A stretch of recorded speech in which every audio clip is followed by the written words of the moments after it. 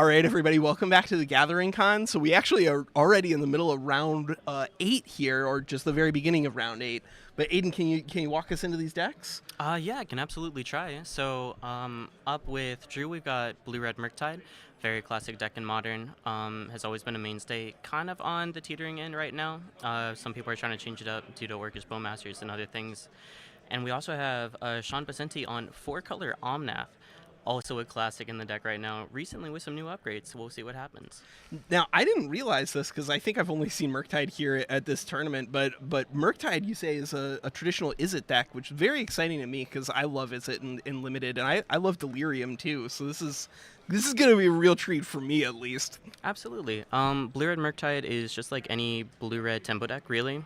They have a good graveyard game plan, and now with Modern Horizons 2, getting cards like Mishra's Bauble, Dragon Rage Channeler, and Murktide Regent, the namesake of the deck, as their like really big win con, 2 mana, like 6/6, 7/7 more often than not. Yeah. They're gonna win through that. Now, have you seen a play out here between Murktide and 4-color Omnath? I can't say I've really seen it before. I think mostly what Drew's going to try to do is slow down the Omnath game plan. Being on the play really helps out with that. Yeah. Also, Omnath's trying to play big 4-mana spells and actually play them. Get is hopefully through all going to that cost counter it. fight, yeah. Yeah.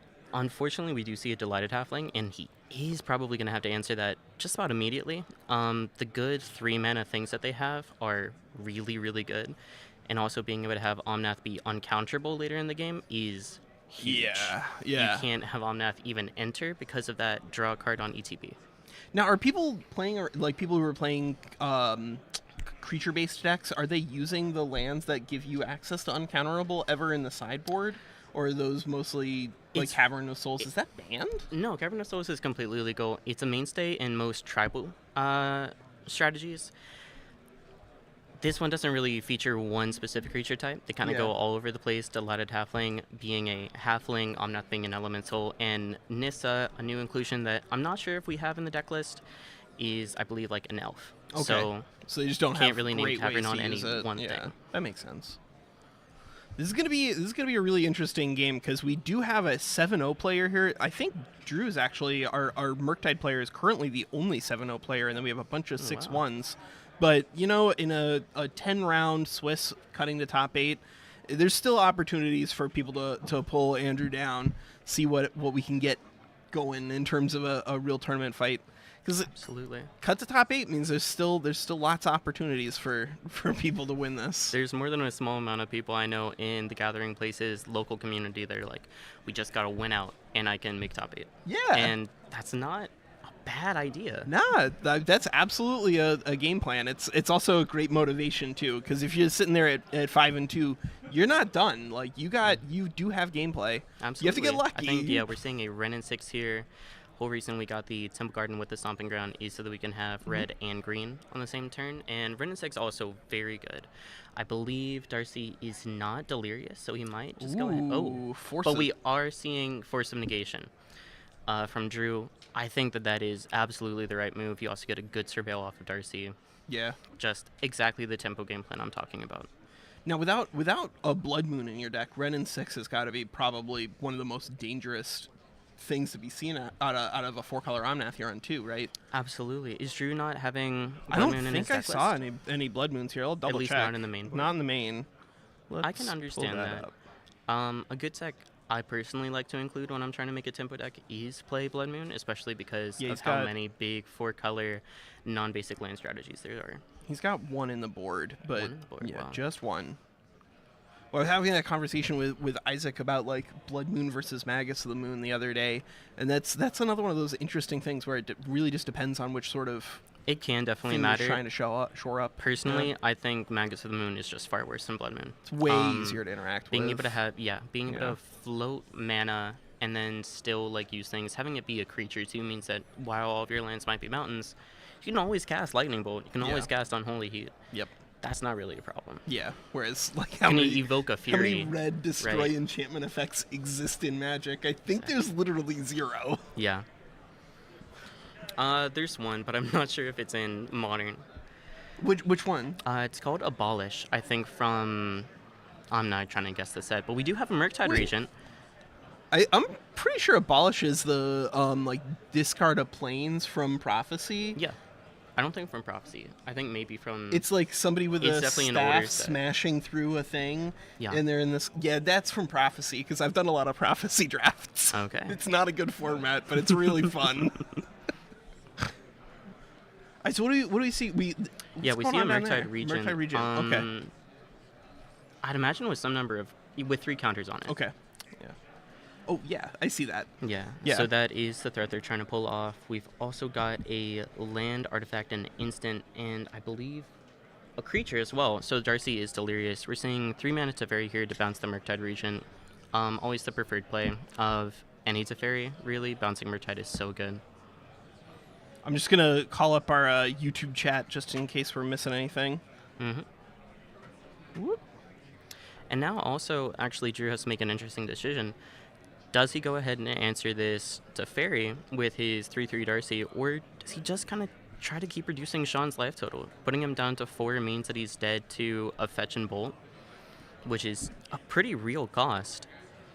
I'm just kind of surprised But we here are because seeing like Teferi. seen a lot of four color Omnath decks claw back their life totals, but I guess if They you get it easily going, can with an Omnath. Yeah. One Omnath with a fetch land too means that you're gaining Gain 7 total life over the course of your and your opponent's turn. yeah. And it's very difficult to interact with. But we do see the Darcy being answered with Solitude pitching an Omnath, as a matter of fact.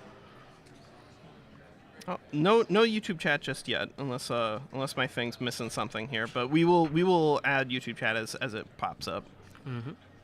Okay, so he's upticked on Teferi. Could have any number of things. I'm guessing he's holding a Prismatic Ending.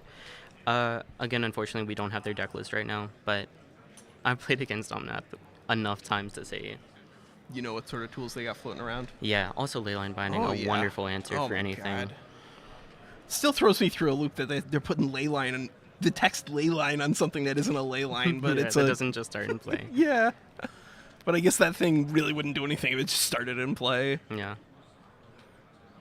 All right, bolt the Teferi.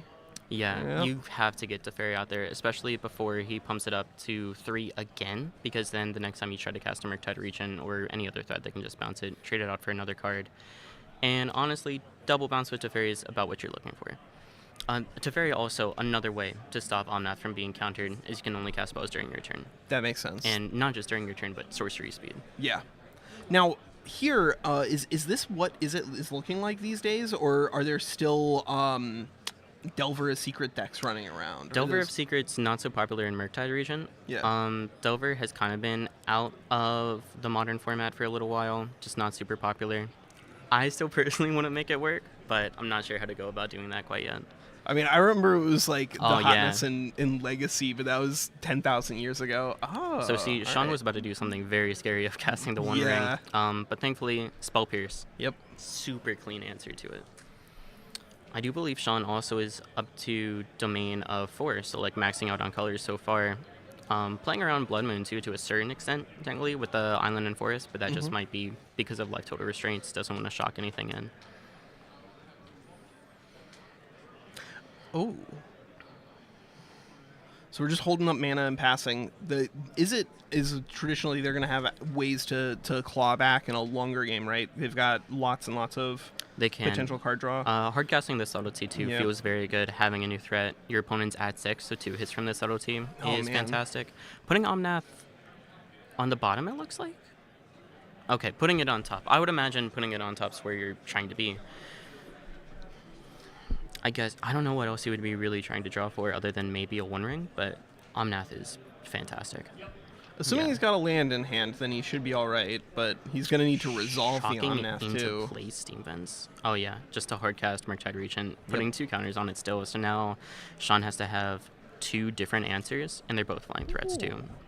So even if they do land Omnath now, they have to have exactly a fetch land, and even then I'm not sure if it really takes them out of lethal range.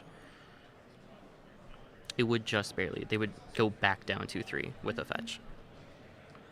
Actually, they'd go back down to 2 because of the 1 life from this fetch land, but we'll see what happens.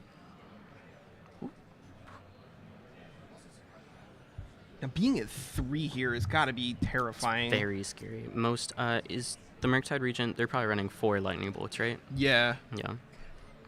Let's pull that up again, but I believe that's what I saw.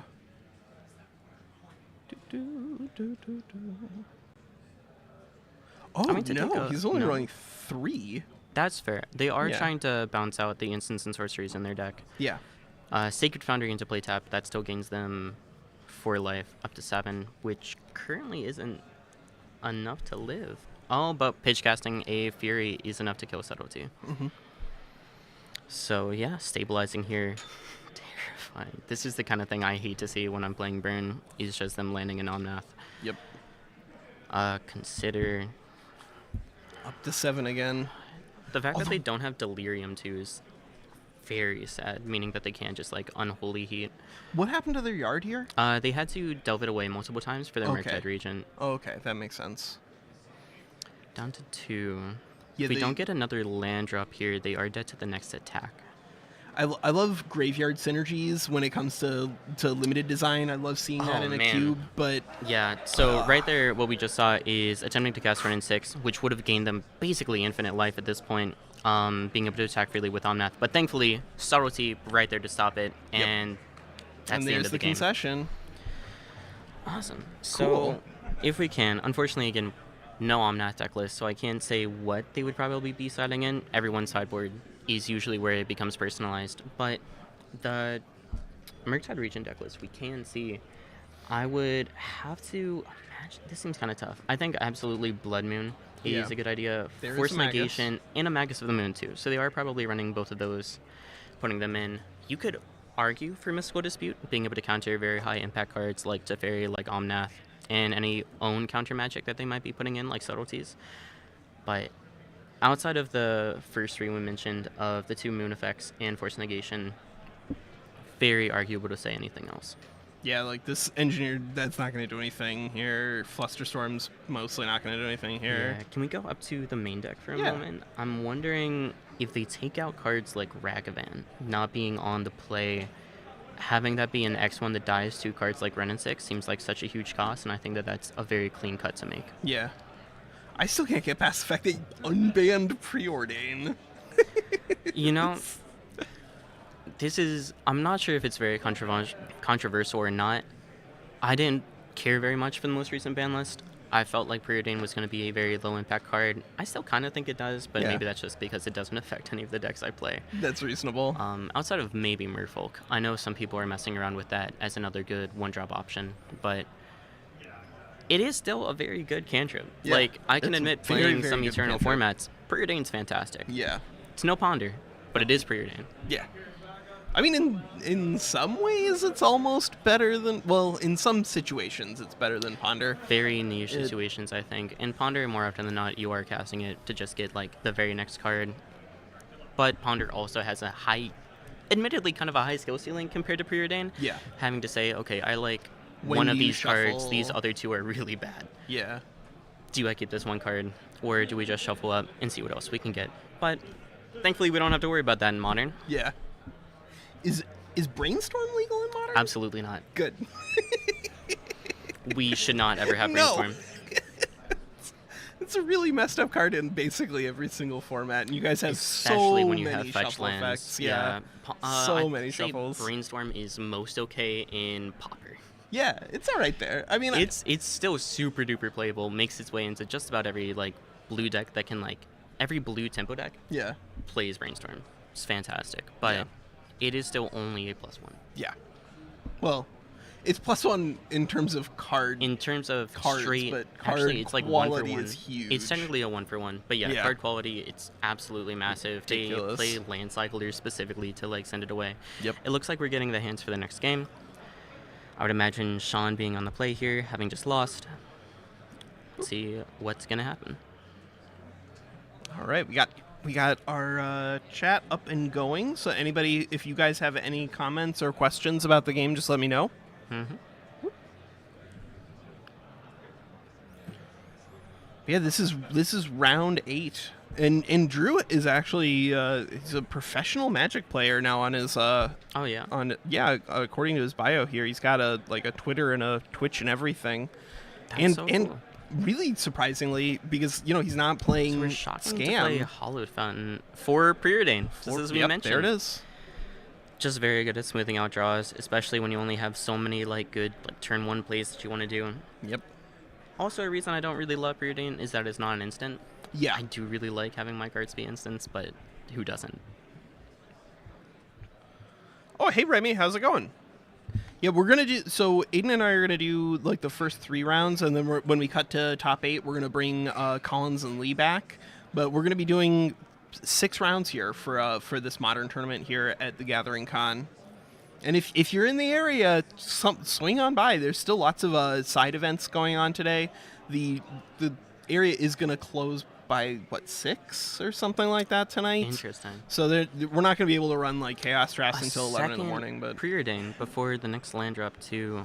It's possible they just kept this hand expecting both Preordains to be able to get there, digging potentially 6 cards deep for a second land, which it's a very easy mistake to make. Drew is letting it go. I'd imagine he has some combination of different things to do on turn 1. I think the first turn from Izzet Murktide, when they don't just play out a creature, is the scariest thing, because they could have Spell Pierce, Unholy Heat, Lightning Bolt, or if you don't do anything, consider. Was Drew thinking about Spell Piercing that? I think so. Yeah. Because of the way that Sean played it out, even if he did already have a second land in hand, it can kind of bait out a Spell Pierce. Okay. Just saying, hey, maybe you're going to get me. Yeah, that's clever. Is Stifle legal in Modern? Absolutely not. No. Cool. Best Stifle we have is at 2 mana. Yeah, it's nonsense. Dragon Rage Channeler coming down. I that's one of my favorite cards. I love that. It's such a clean card. And Yeah, double Darcy too. double. Sean's gonna want to answer this at his earliest convenience. Double Darcy is so much better than just one. Yeah, that's real pressure. And of course, really rapid powering. You it might up. think it's twice as good. I'd reckon a bargain it's at least 2.5 times as good. Yeah, because they funnel each other, they fuel each other growing. Yeah. So Now, we what's see 3 your mana cut here strategy for here, Teferi. Aiden? For how I cut decks. Yeah, how you cut decks? I really hate doing just the take the top half, put it over, put the bottom half on top. Mm-hmm. I usually take the top half, take the middle half, put that to the side, top back on, middle on top. I like that's just for mash fun. shuffling. And then if also if they're sometimes, sleeved. if I'm really trying to be cute, I just do 5 different times. Oh, good. We did see Force Negation from Teferi though, and that's really huge. Oh. So these players apparently are on a team together. Yeah, Apparently. no, I kind of noticed that from the shirts, but I wasn't sure if it was anything really to mention. But That's cool. it is a very cool thing. So they've probably played this matchup actually many, many times, Yeah, practicing. for sure. We see a Dash Dragavan probably just trying to get the aggro in before anything happens. Also, Ooh. unfortunately, he does not have the mana to cast that. But if But he that's did, still- he would That's absolutely getting go for it. the Teferi out. That's still Yeah, worth it's still something. really huge. We see a third Teferi into another piece of counter magic, Oh my god. which is just lovely for him. And this is exactly when the Depper Severo is coming in, getting 2 lands off the top, basically the same as drawing a card. and even better, it's powering up the Delirium there. Absolutely, they didn't have land before. We've got 2 instants and lands, so still halfway there. Mm-hmm. But the moment he kills a creature, and Preordain there's is Preordain. going to add to that as well. Preordain very good for getting to Delirium. Just getting everything out of the way. And then there there's he a goes. creature, so he's getting it Delirium for achieved. 6. I know that he does have a Solitude in hand, so he might be considering doing that. Possibly regrets not doing it earlier, but he could also be holding it for a Ragavan that was dashed out the turn before. Now Drew's already up 1 game, so this could be potentially a very quick. I think it might game. be. Drew seems in a very commanding position here. Although he does only seem to have 3 cards in hand, being able to do Dash Out Ragavan again, if it connects, making another treasure, holding up a hard counterspell, another Spell Pierce, anything. And just being at 2 life, playing against a deck that has Lightning Bolt is not Yeah. ideal. And even next turn, say Sean plays another land, plays out Omnath, he still has to wait a whole nother turn in order Yeah. to get out the life Sean gain. would have to be playing 1 ring in order to keep it alive. Yeah. And that's a I 4 think mana his fog at that ideal point. thing. I mean, that's still good enough. Yeah, pitch casting a Solitude here, getting rid of one of the Darcys, taking 5 here still. And Drew going back up to 21 too, very funny. Oh my goodness. And now, yeah, he's got 3 mana available too. He could just hardcast Force Negation. I'd imagine that might be what's coming up. Interestingly, Drew's only running 1 copy of Force and then the other one in the sideboard. Is that Yeah. standard for? I think Murktide? recently it's become standard, especially for scam decks. Yeah. Just having subtleties instead and having an easier balance. You also don't necessarily also want to go down on cards. All of your cantrips actually just go 1 for 1. So it's very tough to actually get card advantage outside of Ragavan and card selection due to Yeah. Darcy. Yeah. And yeah, we're pitch casting Fury on 1 Darcy Okay. just so that he can't Yep. like dash Ragavan and kill us. Might still happen with like a lightning bolt, but we'll see. I doubt that he would have Omnath is taken out Lightning missing Bolt. land drops. Yeah. That's rough. I kind of figured that was happening when we went double Preordain, just Yeah. keeping like Hallowed Fountain, Yep. which is. I'm not going to say that I'm a better Magic player than either of them. They're obviously, one of them's a professional, one's on the same team as a professional. I've only been playing for over a year, haven't played Omnath, but having to rely on cantrips to get your land drops, I think, is a very easy trap to put yourself into. I mean, it's hard because like if you're mathematically favored to hit something, is it wrong to do it if in the event that things go wrong you lose? Yes. I mean, I think so. That's it's how- a that's how I risk-reward value it. balancing. It's You are in it's the top tricky. 8. Sometimes It's you have to tricky. take risks. Yeah. Um, There's a force and a absolutely. concession. I figured Oh, he had to have boy. Force Negation in there. And then that's the game. Clean Yeah. 2-0 from Murktide. Glad to see it take it down. Honestly, if Murktide wasn't so expensive, that's probably what I would be playing right now. Yeah. I love a good tempo deck. Yeah. Now, Tanner, are we gonna have table 2 set up right now? Yeah, that was table 2 stop. So we were gonna see if we got that was the end of the game for Drew versus Sean, but we might have the opportunity to kick over to table 2. Yeah, That's we exactly do. what's happening. It looks We have like OG Wall of Yawgmoth Roots. versus Rhinos. Perfect. Cascade Rhinos. I love the OG Wall of Roots art. I loved Mirage art across the board. Honestly, I'm a fan of the other side of the board with the 2 Mews. The Oh 2 yeah, ancient two Mews ancient being Mews. What's going up happening against here? Rhinos. It's the best thing in the world seeing what Rhino token they've chosen to play instead of actual factual Rhinos. What the hell is this? It's actually the Ancient Mew promo art from when they did the first Pokemon movie in theaters. Yeah. I'm trying to get a hold of some actually. What card is this though? It's literally Mew. It's It is literally just the Mew. Pokemon Mew. I think they've translated it at some point to have actual text, but who cares? I So see, feel like we were I'm thinking about having a us swinging fever in dream. for 10. A Wall of Roots can easily just shump that, and having another tap creature to possibly get hit with Strangleroot Geist for 3 is probably not the right idea. Probably not where you're trying to be. Is Looks this like- is this Golgari Yawgmoth? Yeah, this is Golgari Yawgmoth, I believe. Okay. Could be some weird thing. I think it's Golgari Yawgmoth. Let's see. We're swinging in for 10, it seems.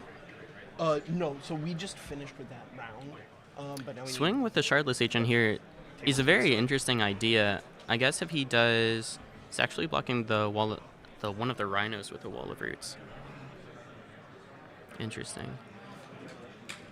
He could be considering trading out Strangleroot Geist for the Shardless Agent, bringing back it as a 3/2, which would be interesting. You usually want your Undying creatures, though, to not have any counters on them as you're trying to go for the combo, but with 1 card in hand.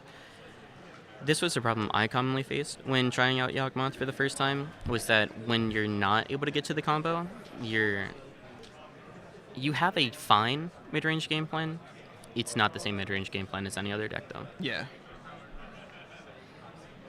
I'm surprised to be seeing Strangleroot guys doing this well. Like that's one of those cards that I traditionally think of being great and limited, not traditionally That's the strong thing. enough for It's constructed. fantastic and limited, but exactly in Yawgmoth combo. So are you familiar with the deck? No, not at all. Okay, so within Yawgmoth combo, you're playing Yawgmoth Thran Position from one of the Modern Horizon sets. That one you can sacrifice a creature, pay a life, put a -1 counter on a creature, and draw a card. Oh my So you get to God. combo with 2 Undying creatures Yeah. and him constantly being able to... And there we see a Yawgmoth exactly. is. Being able to treat them out, get some card advantage, and then once you land a Blood Artist, you're going net neutral on life, but your opponent's losing 1. Cool. So cool. that is the combo they're trying to get to.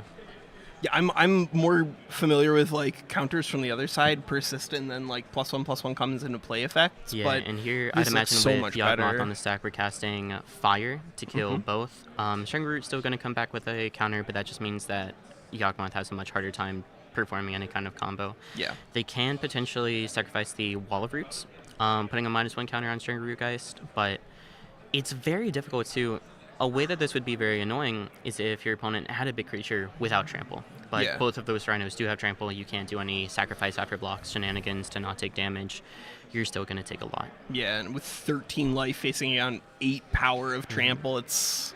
It is funny, though. Yawgmoth does have protection from humans, so it can always block the Shardless Agent and not really have to worry about dying to that with, like, a fire on the stack. Yeah, and here he does put a -1 counter on String Rootgeist.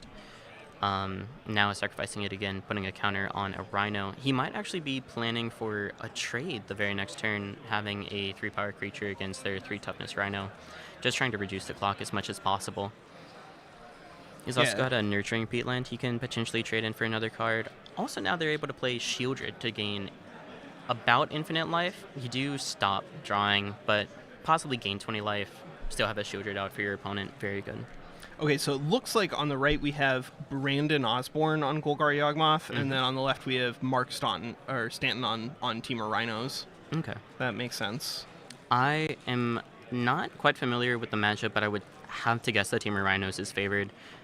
Having a lot of very clean instant speed interaction to interrupt the combo is absolutely what you want. Yeah. And having quite the clock, too, of 2 4/4s. Yeah.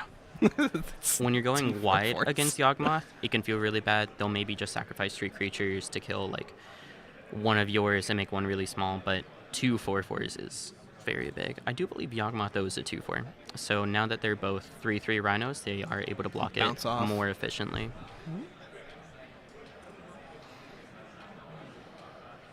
Also, Yawgmoth isn't really losing cards anymore. Just playing out creatures, trading those out for cards. Very good to see. Now, how often do people actually proliferate here? Yeah, that's... Proliferate's not the main idea on what you're doing, but it could be exactly why he's trying to put counters on 2 different Rhinos rather than just on 1, is that potentially later in the game too, especially when you have lands that you're drawing that are mostly dead, you can discard that, proliferate on both. Maybe even, I really doubt it, but proliferate your own Undying creature to add like 2 more power wherever you can. Yeah. That could be very fun. It does also have the mana up to proliferate as well, and since it's only going to cost you a life from Nurturing Peatland, it is still a net gain on life. I mean, that's a great thing to just represent. Anything that you can do to threaten your opponent, make the math a little more complicated. Absolutely. They say And math is for blockers, but honestly, especially it's for making it more attackers complicated too, because Yeah. it's not... I think at such high level, they're not going to be able to miss it, but swinging in with both 3/3s, reducing them both to 2/2s, and then eating one with Yawgmoth Right. seems very good. No, I'm sure they're aware of that, but that also kind of means that what those card? rhinos are blocked. What card is Just he on about board. to play? Oh, the Oh. Flames of Amor, I believe, is a very Oh. good modal charm spell at 3 mana, doing 5 damage here, I believe, to Yawgmoth. In Ouch. response, I do believe we are proliferating. Yeah, Yep. pitching a dead tap land even. Now- Really interesting. I know that he's going to put them both on Rhinos. I wonder Is he if he putting adds one one to on there? Strength Rootgeist. that He turn does have off another feature Yawgmoth in hand, I Yawgmoths, yeah. believe. It is very easy to see with the old border that it has, but it's honestly a pretty decent question. Now, critically, proliferate doesn't actually target these things, right? It chooses them, and so it can get around stuff that has shroud or whatever. Yeah, neither of these do. I do believe he's targeting his own Striker Root, so he's going to He's go ahead and trying try to to kill do that. 2 damage to it. with the proliferate on the stack. Okay. Yeah. And now he's sacrificing it to put a -1 counter on Shardless. And yeah, if it doesn't target, then I believe he can do it on resolution of the ability to also kill off Shardless now. To the registration table. As a note, we will not. Yep. Exactly. There it goes. That is pretty nice. He's still going down to 2, which isn't where you're trying to be, but obviously you want as much life as possible. And this makes it also very difficult to perform the combo. What do they have to claw back on life in Uldari? I'm really not sure. I think he has to start mid-ranging him out, actually. I think he has to play a couple Undying creatures that can block. He has a Fatal Push in hand to kill a Rhino right here, which might be exactly what he needs to do. There's a copy of Blood Artist. There is exactly here. one copy. You don't need to see multiple, but one Blood Artist here. If he plays out Blood Artist first, he does get to gain a life off of a Rhino dying. I don't believe he has one in hand, unfortunately. He also needs to kill the Rhino. Yeah, he does get to kill a Rhino, which is really big. But here he has to kill both Rhinos, or at least block another, which is possible. He does have a Yawgmoth out, so we can play that out, go down to 1, playing out Fatal Push. Being at 1, I think, is about the same to him right now. There's no difference between 1 and 2 against Rhinos. Dead and Gone does the same thing already of being able to shock anybody, but we'll have to see. Some decks also are still on Bonecrusher Giant, I believe, too, especially now for the One Ring. So 2 and 1, no difference outside of not being able to tap Nurturing Pea land or fetch anymore. But he has enough mana as is. Now, have you seen this Yawgmoth combo deck at the FNM? Absolutely. We've had one person, Noah, he plays it a lot. He's starting to get off now. He's actually in the event today playing Burn. Cool. Inspired by yours truly, I would hope. But yeah, and I've also played it once or twice before. It's it feels very weird. I think it has a very high skill ceiling, very difficult to master, but when you do get to make top 8s. Is that potentially? That's a Young Wolf. And yeah, that's Hapatra Vizier Poisons. Okay. Vizier of Remedies, I Vizier believe. Remedies? Yeah. Okay. You can do a secondary combo too with her, making multiple snakes because Yawgmoth does put -1 counters on things, and then basically being able to trade out 2 snakes with one another constantly, and that also works with Blood Artist. Oh. I think our iPad is making that noise. Fix that. Interesting. I'm not sure what we're seeing from this phone here. Possibly a judge call and showing the ruling on paper. Now, I'm curious if this is game 1 or game 2, because it looks like Yawgmoth has not 1 but 2 chalices in the sideboard, which can be really good here. Care to be able to ask about that, actually? Yeah, I'll check in.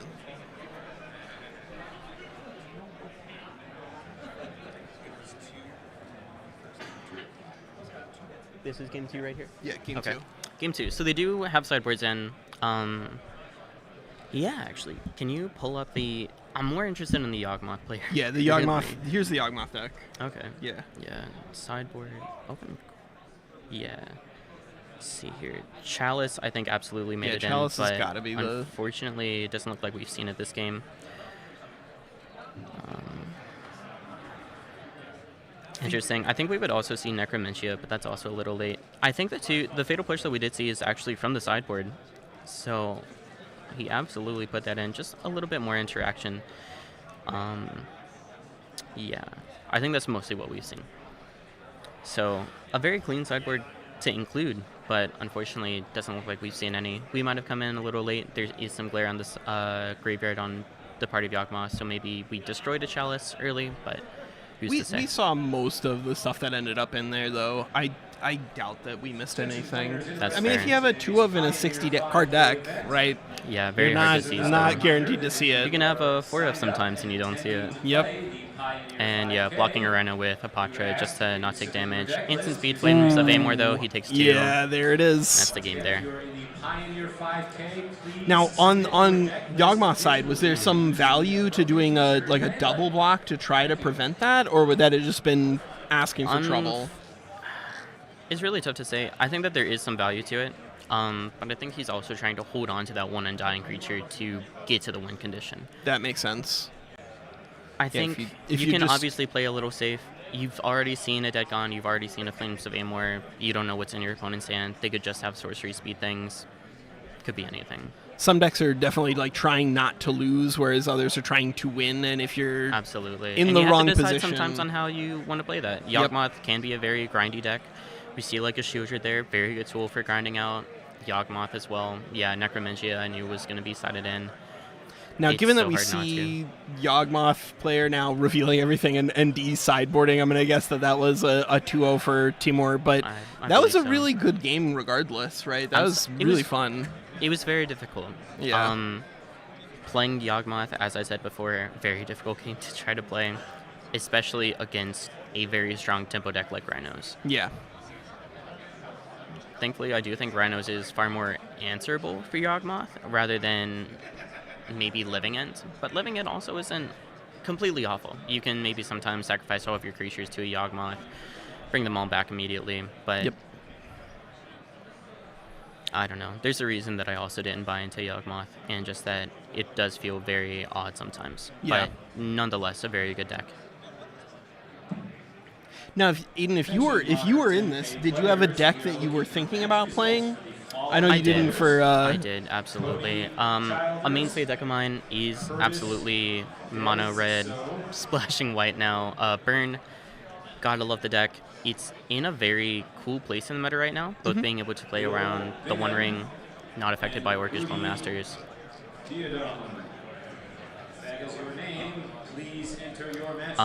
Outside of that, I was actually looking at Domain Zoo, a very cool tempo deck as well. I like to call it a good amount of interaction and good viable threats that isn't one singular pace all the time. There Yeah. aren't just full stop like answers to it outside of Blood Moon, and you already expect to see a Blood Moon. All right, So you everybody. play around it. So that's round 8 here at the Gathering Convention. Just to remind everyone, we're going to drop a link at probably the beginning of the next round, but all proceeds here are going to the Duke Children's Hospital by way of Extra Life.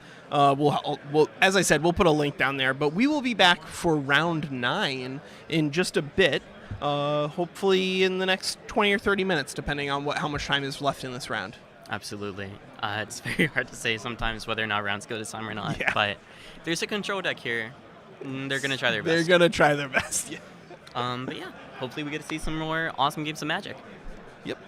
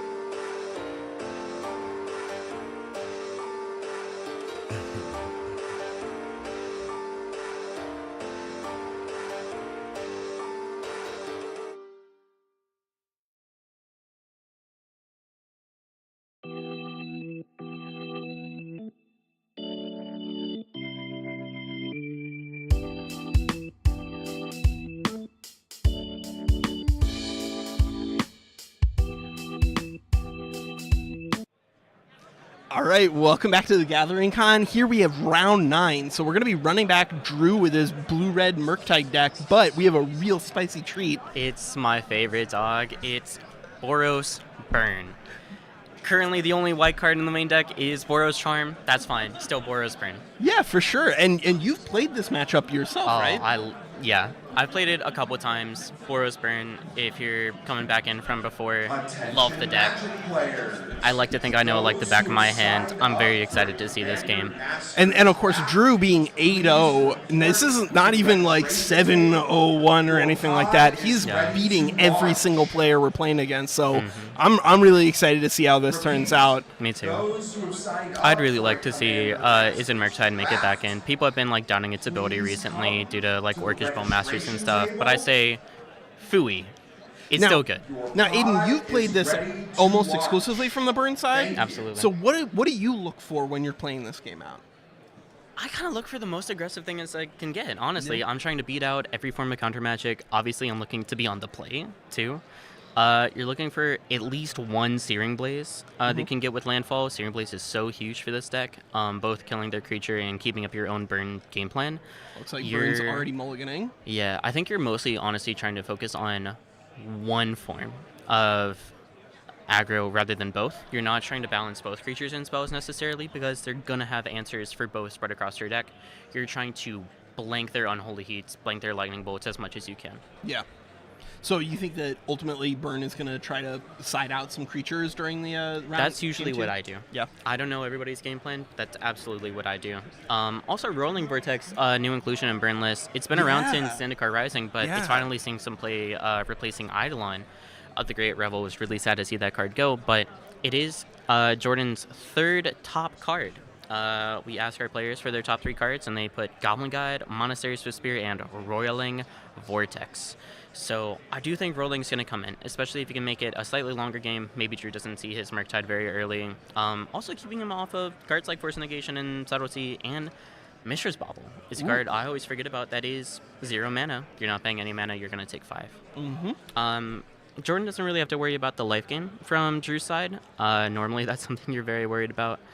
I think we're seeing, fetch into Sacred Foundry. Yep. Just getting both of the colors out very early seems good. This deck not really hit by Blood Moon, but as we've mentioned before, Drew does not have any Blood Moon effects in the main board. Here we see a Goblin Guide.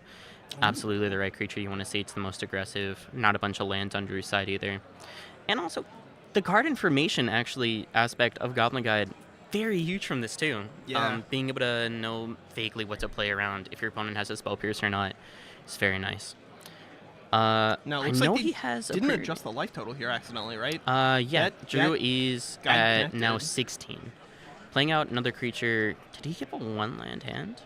Double Murktides from the top. Very good for the card advantage side from Jordan. And we're Unholy Heating. The Monastery Swift Spear is interesting. I guess Goblin Guide's always a 2 toughness creature, so it can always be hit with Unholy Heat. But that's interesting. Drew now currently at 14 from this, and Jordan did keep a 1-land hand. Preordain is an expensive land to be playing here, I guess. True. Holy cow. He was maybe kind of hoping for some Goblin Guides to get him a land here or there. They're both kept 1-land hands. Oh my god. And I'm not going to lie, Jordan can play under that way better than Drew can. Just having such... Another miss. And gosh, this is... And now he's got a second land too, which is absolutely what you need. I like to think Burn cannot play with 1-land hands. If you are relying on saying 1 land for the entire game, you're going to lose. But this way is absolutely great. Suspending a Rift Bolt here.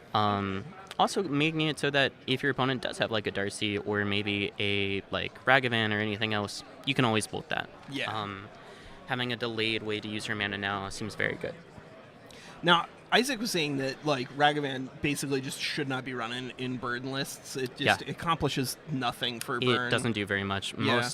Your whole game plan is about doing damage to your opponent, and if your opponent doesn't have like the deck also only has 4 lightning bolts. Yeah. You're gonna have a tough time hitting that. You don't really need to hit anything else. Ragavan not coming with haste, being an X1, it's very bad into the current meta. Now, in the event that Burn grabs this first game here, which it's It looks far, like he is. I was gonna say it's far Opponents, from sure, having to but bolt this Goblin Guide, but he's only at 9. Any like 3 burn spells does it here. Yeah. There's a Lava Spike. We might even just see it this turn. 2 probably for Skullcrack. Skullcrack, yep, and yeah. Scoop. All and right. right here, right now. Awesome. So what can that obviously like a lot of this is just going to be what are the top 12 cards of your deck are going to look like. Yeah. But is there going to be anything out of Murktide that they might try to side in So here? from Murktide, Engineered Explosives, honestly, a lot of things can potentially golden. Stern Scolding does counter every single creature that Burn's trying to play. Engineered Explosives can wipe the board of 1-drops and even 2-drops later. You're probably putting it on 2 even for Engineered Explosives and any potential hate pieces Burn might have. But it's really tough. Engineer doesn't hit like anything. Stern Scolding can be a dead card. Unlicensed Terse hates on graveyards, and it doesn't really need that. You're maybe putting in Flusterstorms as extra counter spells, and then you can argue more for like any more force negations, stuff like that. What is Unlicensed Hearse? Unlicensed Hearse is a really cool graveyard interaction piece. You exile up to 2 cards from a single graveyard. Can be your own, can be your opponent's. And then it can crew later on for 2. So you can tap a Ragavan to crew like a 6/6 Hearse, attacking with that. And it's a very good piece of graveyard hate that constantly happens. It's not a one-time use, which is usually better. You don't really need to cast like Tormod Script in particular, and you get to choose the cards over something like Relic of Progenitus, while not also hating out your own graveyard. Yeah. Like a card like Rest in Peace would, even though it's not in his colors, just being a very good generic source of graveyard hate, which a blue-red deck needs. Now this is something that is like limited exclusive, but in limited I like siding in like one basic land of the same type for another one. Just so you're like, look at me, I'm doing 3 sideboards. True. But here they don't quite have to like.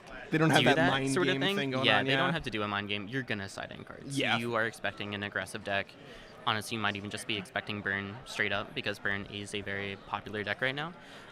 Burn also has a couple of things they can put in. They can put in another Roiling Vortex. They're only running 3 in the main board, which is a thing I hadn't actually thought about. I haven't seen, but I do very much like. They have 2 Exquisite Firecraft as well, which, as long as you have Spell Mastery, 2 instants or sorceries in your graveyard, is uncounterable. Oof. So while Drew might be feeling safe, they're like, okay, we'll Spell Pierce the next thing he has. Exquisite Firecraft. Not a darn thing you can do about that. Yeah. He also might be considering cards like Path to Exile to answer a very large Murktide, or even maybe Chalice. Although it's very tough to play Chalice as Burn, you're usually doing Chalice on 0 for Cascade decks and nothing else. Playing it on 1 feels bad, playing it on 2 feels bad. Now, why do you like Roiling Vortex in this match in particular? Because I usually think can of Roiling as imagine- being good against life gain, and Murk's normally it's not good gonna against do life that. gain. That's not the thing you really need it for here. I think it's because you're kind of planning out on going for a longer game. If your opponent does put in cards like Force and Negations to counter your spells, that's a free thing they can't do anymore. Mishra's Bauble is a very good consistency tool, which maybe you don't necessarily want on the draw, but on the play field is totally fine. It's just an argument that you can do. Also, Murktide's not a very aggressive deck more often Right. than not. They're hitting you over the course of many, many turns with a Darcy that has Delirium, maybe like a Darcy and a Ragavan, but that's still a lot of damage that you get to do. Also, just like, they don't have a good answer for it. Being blue-red, they don't have a good answer for an enchantment, and if you can play that on turn 2 when they were maybe hoping for a creature to kill, doesn't work out as well. Yep. We're going to game 2 now with Burn Yes. up. Yeah. So this is going to be interesting if them playing on the play or on the draw. What's your win like on the draw here as Burn? It's got to be After lower, having gotten right? game 1, it's very good. Very, very good.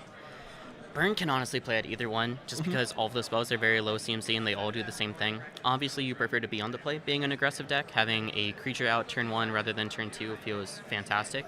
Creatures feel way worse on the draw, but they all have haste. Yeah. So it's still pretty Yeah. fine. having that additional card means you can sideboard more aggressively, because you still only play 20 lands, which is a vaguely fair number for Modern these days, but it still feels pretty low. We saw some crazy person with 17 yesterday. People which will is, do that. I mean, Do you remember what deck they were on? no, but I do remember they were running 4 Mishra's Baubles and 3 or 4 Preordains and like some other, and a couple of Besejus and stuff like that. So like, Sage doesn't quite help you with they were ramp, but I yeah. can imagine. Definitely, I know Living End currently is on a plan like that because they have so many if they land cycle cyclers. a bunch of stuff, Yeah. Meaning a Ragavan with a Goblin Guide, they're probably not blocking. Yeah, Ooh. Darcy on top, no drawing. Yeah, Fetch Shock as well from Drew means that they go to 15 by their second Yowza. turn, which is fantastic. You love to see. So it's really interesting, actually, the math that goes into it. Say you have just a hand of 3 damage burn spells, right? That means you go 3, 6, 9, 18, and that's over the course of 6. This reduces the amount of spells you need by an entire one, and the more he fetches and shocks, the more this Goblin Guide also adds up to effectively another Lightning Bolt. Yep. Darcy's Ragavan is very scary in this matchup, though. If they can pick up some of your own burn, Yeah, point they it can at your pick up creatures. any amount of burn, point it yeah. at your creatures, have a far more aggressive clock. Before, the whole reason we're not playing Lightning Helix anymore is actually exactly because of Ragavan. Oh, fascinating. Hitting a Lightning Helix from Ragavan takes you kind of out of the game. They gain 3 life, they kill your creature. That's so much tempo loss. There are also other probably external factors. The life gain not mattering very much, being a 2-color, 2-mana card. But it's still also very nice to have an instant speed. I remember this being like one of the debates from Invasion. So in Invasion, there were 2 like counterspell pluses. One of them was Absorb, and one of them one was Undermine? Yeah, Undermine. And Yeah. people were like, "Oh, well, Undermine's better because it hits your opponent's life total." But it And really is not a quite. game plan thing, and gaining life as an aggressive deck is just not as good as you'd expect. Absolutely not. I think if there was maybe a blue-black tempo deck that could play Undermine, and there's another 2-mana one from Shards of Alara that counters non-creatures and makes them lose 2 life. Yeah. That could be a very interesting game plan, but I don't think all of the parts are quite there yet. Yeah. It could maybe show up in other lower power formats, maybe a like Pioneer or Prince, maybe like commons and uncommons, but Yeah. Undermine, I believe, are rare, which is unfortunate. We're seeing a very common game plan here. He's just casting Lava Spike. He is responding with a Flusterstorm here, which is going to effectively be another copy of Spell Pierce, which is very nice. Just doesn't counter enchantments, but you don't care about that whatsoever. And now Skewer the Critics, after having connected, I believe, with a Goblin Guide. You're probably not blocking with the Darcy at this point. I don't believe Drew's at 15, though. Do you believe he's No. lower than that? I think he's at 10 now, isn't he? I would imagine. I think he's actually at 9 from the fetch. So, Michael, we have currently Walker and Aiden, and we're going to be here for this round and the next round, and then when we cut to top 8, we're going to bring Lee and Collins back in. Yeah. But Aiden is an old burn master, so this is really exciting here. It is normally what I do. We see a Lightning Bolt off the Expressive iteration. Obviously going to be casting it this turn since it's in exile. Question is, I'm sure it hits Goblin Guide. Yeah, there Yeah. wasn't a shot in the world that it hits anything else. He's not in the aggressive seat quite yet. We do have land instant sorcery currently in the graveyard too, so just Getting one more close card. to Delirium. Yeah, need a Mishra's Bauble, Subtlety, one of his creatures to die. Ragavan also getting enough treasures is really bad. And see, there's another Goblin Guide, which he Ooh. could just go ahead and cast. He has 2 treasures up, I believe. No, he went back down to 1 treasure to cast the bolt, but yeah, he's choosing not to. Just saying we do want to play the tempo game plan rather than turn into the aggressive deck. Now, Drew at 9, things are looking a little scary here, but Yeah, as 9's still a pretty healthy life total. I'm not gonna lie. Yeah. I think once you get down to 6, maybe 7, that's when you have to really get scared. Also, he didn't know before, but he's kind of already playing in it. Oh yeah, Searing Blaze, love that card. Ooh. It's gonna be met with the counterspell, of Hey. course. But yeah, do you have a favorite art for Counterspell? for counterspell, I do actually. I'm currently of the game plan of I want a lot of different arts, actually, for a lot of my decks. That's currently what I'm doing with Burn whenever I can. See a Lightning Bolt, putting him down to 6 now, which is a good life total, certainly, but I believe Jordan has no cards in hand, which... Oh, no, he has 2. He's got... Okay, Yep. that makes me feel way better about his position. I believe for Counterspell, 7th edition. Really like the art on that. Jordan's down to 9 now.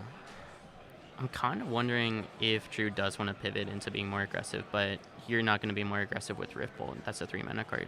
Now, I got a rules question here for you, Aiden. How does Ragavan interact with Riftbolt? Can you suspend it? No, unfortunately. No. Okay. You can only cast it Okay. and suspend like activated An ability in the activate hand. Okay. I believe it's maybe even a special game action. Like, you can't respond to your Oh. opponent suspending it, but Okay. I'm no judge. I could be wrong about that. We got the Murktide Regent, finally. Also, while we're still kind of within the time frame for it, if I can spend more money and get like fancy counter spells, I like Modern Horizon. No wait, Modern Horizons 2 alternate art foils. Oh, cool, cool. Want to pick up a playset of that at some point. Swift Spear coming down, but Yeah, that's really can't do not- anything here. Well, yeah, it can because of the Murktide Regent. yeah. Murktide, I think, also might just be killing him the very next turn.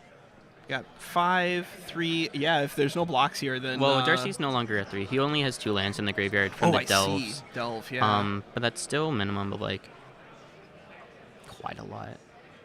Yeah, how many counters does Murktide? It looks I like believe 5. It has 5. So yeah, which, that's.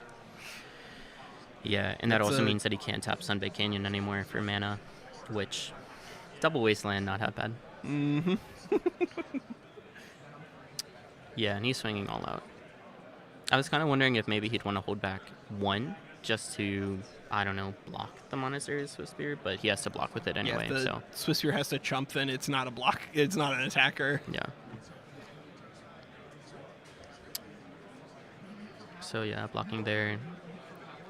Now, if there's an instant Oh. speed effect here, Which it maybe. seems that there yeah, is. yeah. Oh, yeah, Oh and there my is a lightning God. helix from this one. Okay. Oh, but he then does there was have, a- I believe, a number of lightning helixes. Yeah, he's playing 2 lightning helix still. Reducing the number of those so that a Ragavan doesn't hit it, I suppose, and just not having enough else that he wants to play. Being able to hit creatures is very big, I'll admit. I you am saw- struggling with my own list. I'm like, there's got to be like one more card we can play that doesn't just go face. Like Yeah. we have Skullcrack and we already have Lava Spike. Those don't interact with creatures whatsoever. You do want some. But like they haven't printed a lot of 3 damage stuff. If you really They dig have down not. in the Burn dirt, has not gone Yeah. a darn thing for quite a long time. I think the last thing we got was Sunbaked Canyon. you guys do have access to sudden shock as a potential weird do. thing. But It's that's 2 so mana for 2 expensive. damage. Yeah. Recently, some people were messing around with cards like Play with Fire. Okay. I'm personally trying that out. Just trying out a bunch of different tech options that I've seen recently. It feels good. I don't think we have enough open slots that we necessarily want to play it. Yeah. That would, like sideboard tools at best. It doesn't even fit in the sideboard, really. It's No. just, it's a good main deck card, but Yeah. I'm not sure if it really fits. I might be cutting out some Rift Bolts, exactly, especially because it does mess with your own enchantment now. Yeah. Taking 5 is like a pretty high cost. There's a lot of interesting tech cards that you can play in Burn that you just don't see because they're not it.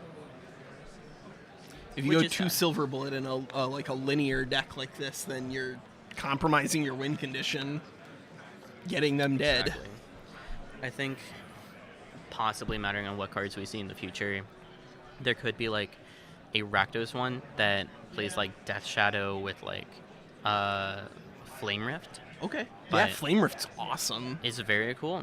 I've seen some decks play like exactly one as what was like that a printed in? Because like it was in I Modern remember Horizons in too. Nemesis. Yeah, it was originally printed in Nemesis. They reprinted it into Modern through Okay. a Modern Horizons set, Cool. which I really like Modern Horizons for being able to do, bringing in old cards that wouldn't like exactly mess up the format, but are good to see. Cool. Nemesis was a really fun set. That was like the conflict between Airtie and Krovax to see who was going to become the next Evinkar of Wrath, Yeah. and then Volrath shows up, and there's also Grevenilvek running around. Looks like they had an interesting chat before starting off with this next game. It's always good to see they're people being ready to friendly in go. these high-risk, high-stake competitions. So this is Snapcast is the team for Drew based off of the text that we saw there on the back of their I think shirts. So yeah, Jordan's going ahead and mulliganing, doing the thing where you see the couple next cards, see if it would have worked out or not.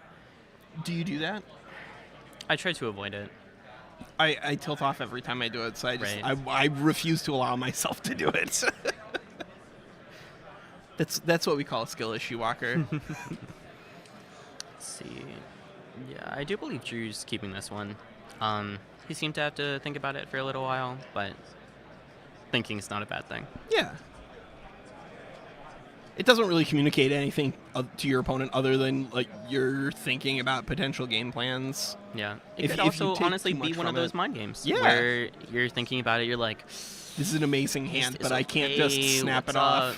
And then if your opponent keeps a riskier hand because you have a riskier hand, then you win, Yep. right? Yeah, going to 6 isn't the preferred thing, but in Burn you're definitely allowed to. It's much better to have a very playable 6 than a very like mid bad 7. Especially on the play. We have a very clean one here, again, of Goblin Guide with Inspiring Vantage. And he actually gets to see Spell Pierce, which is a good piece of interaction to know that he can play around, maybe focusing on the creatures out earlier, rather than just playing into a Spell Pierce revealed off Goblin Guide. Yeah, another Ooh. Inspiring Vantage, just swinging in for another clean 2, counterspell on top, so he's going to have some stuff to play around, but that also means that Drew might be fooled into not playing out some cards like Darcy and Ragavan now. And a Sanctifier on Vec is a card. Yeah, and he did bring in Stern Scolding. Whoa. So Sanctifier on Vec, a card that can absolutely see play, especially when the 2 main threats are red now, rather than having to worry about like Ledger Shredder 2, taking them a little off of Delirium, hopefully too, means a lot. But yeah, Stern Scolding, very cool newer card as well. I was really hoping it would see more play when it was first revealed. Just a really nice like tempo card. This is the first land revealed off of Goblin Guide too. Very cool to see.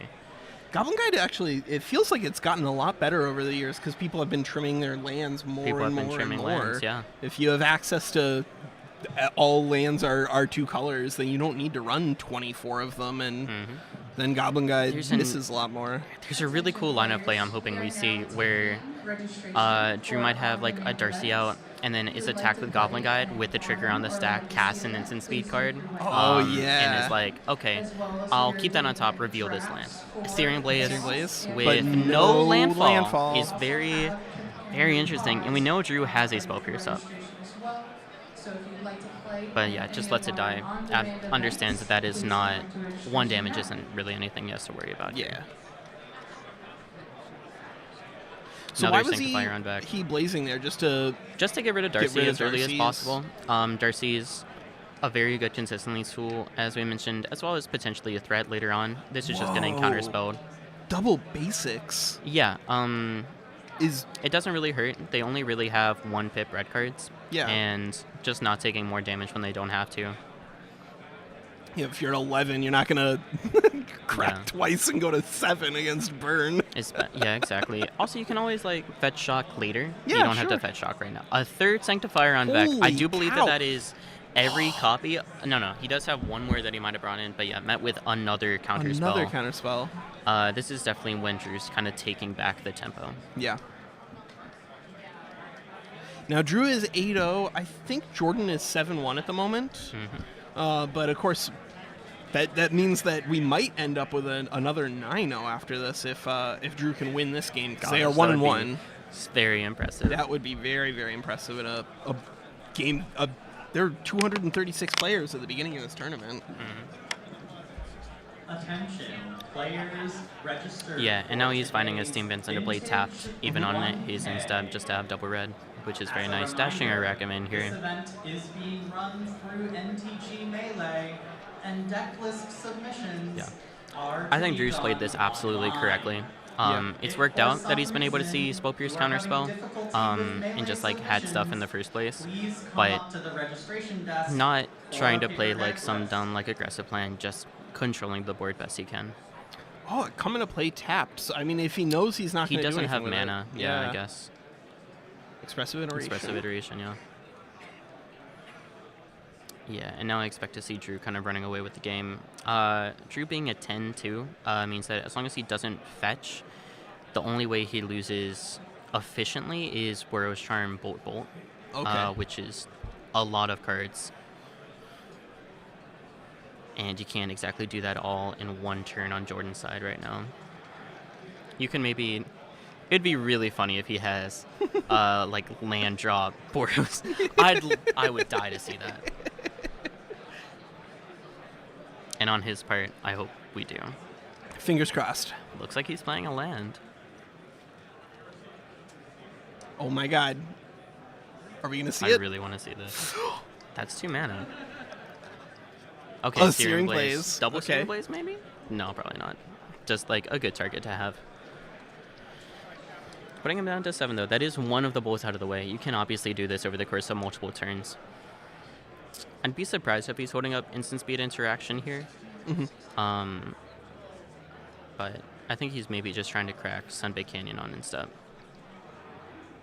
Yeah, and that one hit puts him down to 9. Murktide Regent's He's actually really casting a messed up. Monastery Oh, Swift Spirit, man. which is honestly not a bad idea. Now Yeah. Jordan can't play out like a Goblin Guide and expect to get in. Yeah, and cracking Sunbaked Canyon just probably doesn't have enough gas in the tank right now. But now Burrow's Charm Bolt does it too, but yeah, Yep, he doesn't. There it goes. Damn shame. So Drew has won that game. That was a really close one, though, 2-1. And we do have our second table here. We have Mark and Jake. We have Mark Stanton with Timber Rhinos from our last game, and then Jake Beardsley from, like, 15 games yesterday. Which one of these do you want, man? I mean, I'm starting to actually understand what's going on in Rakdos Scam? In Rakdos Yeah. Scam. It's a I very, think I've it's seen a it very enough cool, pretty times. straightforward deck here. We've got a couple. Yeah, Flip? This way? yeah, Yeah. that's the Yeah, matchup right that's here. theirs. He suspended 2 Rhinos rather than being able to hit into any Cascade spells, which is very interesting. Okay. So we are on game 2 here, and Jake is up 1. Okay. So Yeah, Rakdos Scam, heck of a deck right now. Being able to like double grief, take 2 different Cascade spells out of the hand. Also, he has a very interesting line of play that he can do here. Of once one of these Rhinos come off of suspend, it'll go into exile under Dothy Voidwalker, and then Dothy can just cast it for free. oh my god. So they would both have 2/2/2 Rhinos. He might just hold it on because it's 3 power, unblockable effectively, which is exactly what he wants. But especially with your opponent at 7. But yeah, he's casting 1 off of suspend here. Also, yeah, Flashed Endurance on the insta targeting himself, I believe. We see the Ancient Muse come back. If you are interested in playing, please What, go are those to your favorite representation of the Rhinos?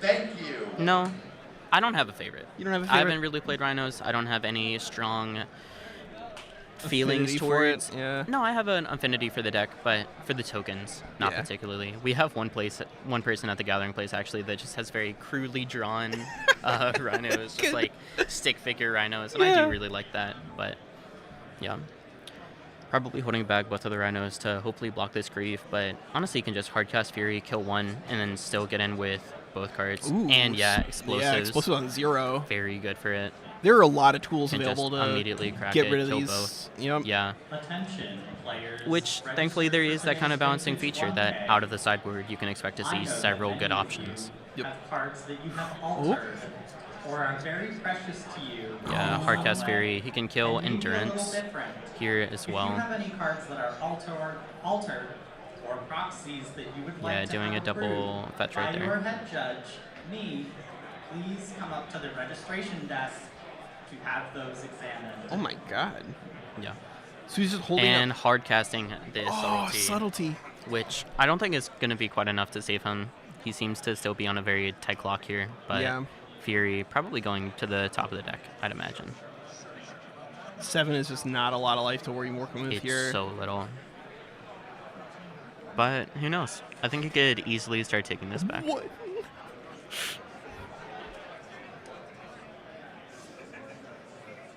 I do think that he needs specifically Dead Gone, Fire Ice, something like that. Yeah. Nope. But There we doesn't go. see it. Get the concession. Yeah. Rhinos doesn't necessarily want to have to actually cast the Rhinos fairly. They're really trying to cascade into it, but it doesn't seem like that worked out. And that's a clean 2-0 for Jake. Yeah. Holy cow. That was quite the table two that we got to Rakdos pick Stam, up. a very commanding deck right now. Won Pro Tour Barcelona. It's incredible. This is the player who won Pro Tour Barcelona. I believe Running it. it back. Running it back. Seems to know it pretty darn well. I'm going to be really excited to see how this meta shapes out in regards to that Pro Tour, because right now we have Murktide Region as the number one player still. Now, mind you, That we might do have come down to skill and also like seeing the right cards when you want to. Yeah. Or just running Murktide hot. still, Sometimes you have yeah, just a every really deck hot can tournament. just run hot. Yep. We got Jake kind of just talking through his thought process here. This is one of these things that hopefully in future iterations of the Gathering Convention, we can bring in players for I'm interviews. really looking forward to being able to do that. That would be so much fun, because hearing from the people on the ground, their thought process, what they're trying to do, like it looks like a lot of the boarding here was pretty standard, but Yeah. hey, every time you're making these decisions, it's going to affect your win condition, your Yeah. win It percentage. seems like Mark had taken out Flames of Amor and Furious, bringing in Endurance and Besagers. Mhm. I do like Endurance. It's a very high, big brain kind of move against this, rather than just having to do subtlety. You can also, when it goes to the graveyard, to get Undying Malice, you can go ahead with Endurance. It's very difficult to use it like that, though, because if it is a grief, they can be like, okay, well, we're going to take the Endurance, and then we're going to take the next best card you have. Yeah. Which is, again, why a scammed grief is so impactful. So much better than a scammed Inferi, Yeah. in most cases. So we are going to have one more round here, round 10, before we do our cut to top 8, and then we'll flip over to Lee and Collins for commentary for that top 8. But Aiden, how are you feeling about this tournament so far? Have you watched any of the I other haven't been coverage? able to, no. I've been pretty busy the Yeah. previous day, just like with general events. I was Yeah. still here messing around with some cubes. Even today, I'm signed up for another event immediately after this coverage ends. Good. It's Good. such a great time being at a con. Yeah. I'd considered playing in the modern event, but I figured it was very early. I knew I wouldn't be able to make it there. But yeah, everyone seems very good. Of course, these are at the top tables, so Yeah. everyone is good. I but sure hope so. watching it myself, very that's nice. round 9. So we're gonna be, given that both of those guys, those tables finished really early. It's probably going to be around 20 or 30 minutes before the next round fires. Yeah, but we multiple will. very aggressive decks there. Yeah, very aggressive decks. And of course, when playing Baron, you either win really fast or lose really fast. Yeah. I remember yesterday we had we're gonna get a 3-minute extension. So time for round end is 10:53, and then we'll see where we are in terms of going to time. Awesome. All right. Well, we are gonna be here whenever round 10 gets back. In the meantime, I'm gonna try to find a link here for the gathering place. They do have this Duke's Children's Hospital thing, but any and all proceeds from this event are going to be going to charity.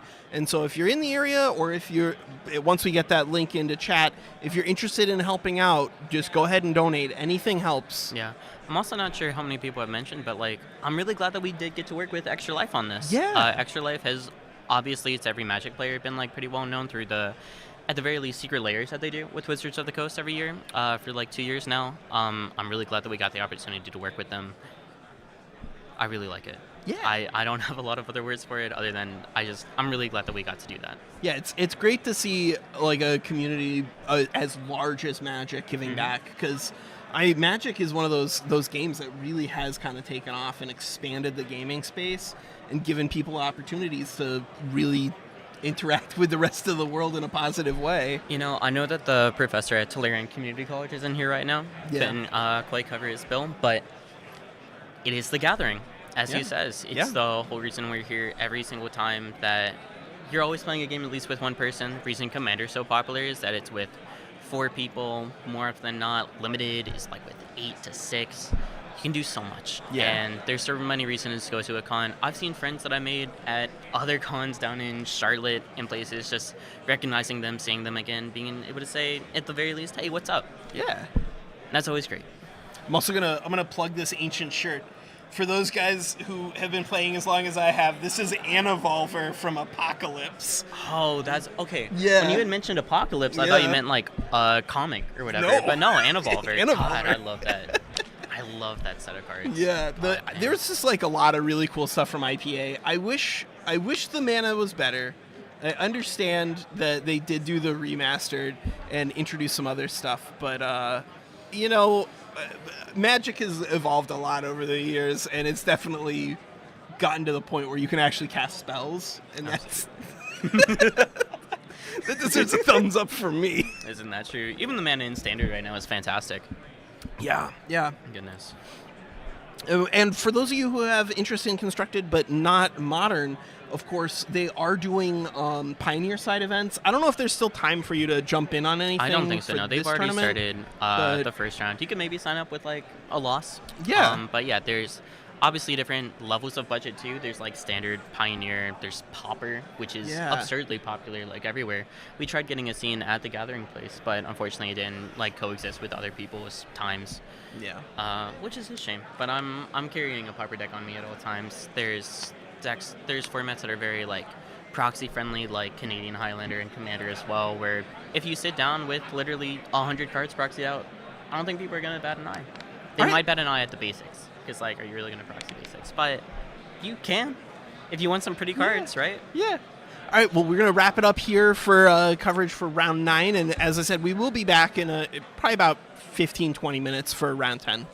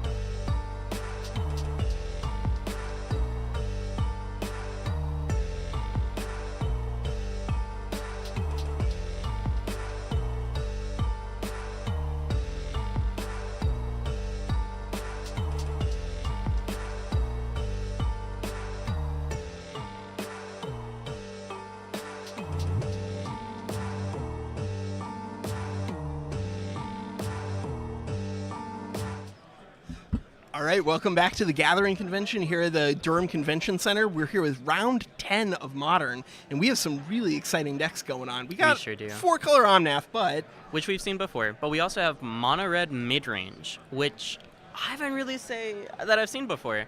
I've seen never some even deck heard of it. lists. You know, I'm in a couple discords for like mono red stuff. There's a channel for that. Haven't perused it yet. But man, it does seem interesting. Using Omnath as a companion, focusing around odd-colored cards, can expect to see their top 3 cards were Blood Moon, excellent start, Yeah. and Ragavan and Fury, which work very well with Obosh. I remember Obosh, like, I actually did play Standard online, and I had Obosh as a companion prior to the companion change, but I imagine that we're just not going to see a lot of companions just due to the extra cost of deck building now that Honestly, it costs 3. It's a kind of big deal. weird, right? A Yeah. lot of deck lists are kind of just running companions as a worst case scenario thing. If you're Yeah. in a top deck war, having even like an 8 mana Gigantha, That's it's yeah, still a that's 8 mana card. 5/5 That is that a you've real always got card. access to. And you get to break it into 2 different things, and that's a big deal, Also, actually. you don't normally need all 15 sideboard slots. You can usually cut down on 1 Yeah. and feel like totally fine. But given that we see mono red control, or mono red mid range, Charles has highlighted Blood Moon as being one of his top cards. So it's going to Absolutely. be really exciting to see how Omnath fights through that. Traditionally, 4-color decks We have a see, little bit of actually, I'm expecting difficulty. to see 4 Blood Yep, Moon. 4 Blood Absolutely. Moons. Sounds phenomenal. And we got a bunch of Flame Slash, Lightning Bolt, Spikefield Hazard. Absolutely. Oh, That's wow. another one mana spell that can do 1 damage or just be a tap land. Yeah. If you don't have one of like your many 1-drop cards, or maybe you just like start off with a Flame Slash and you're going first, it's not a bad idea to run. Also means you get to play just 20 lands, but potentially have more, Yep.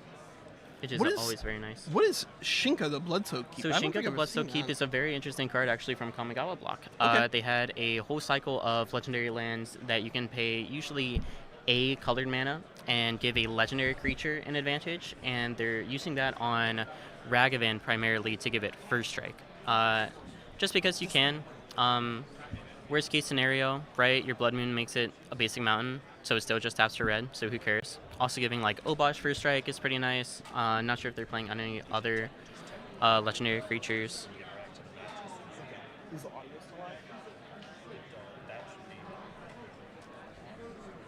We don't know if the audio is still live or not. Okay. We're still live? Okay.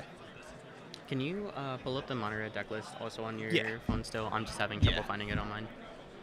Yeah, so here's our mono guess, red yeah. deck list that we can talk through. So at the moment, we're having a little bit of technical difficulty with the cameras on the ground, but the audio's still here. So we're going to give whatever commentary we can on the concept of the mono red deck, and then we'll see Yeah. what it looks like on the The ground. only when thing we get over there. Shinga can really help out with is Ragavan and Obosh, but that's fine. As just a Oh. utility land. They also have 4 Blast Zone, which being a mono-colored deck is like very nice to be able to use.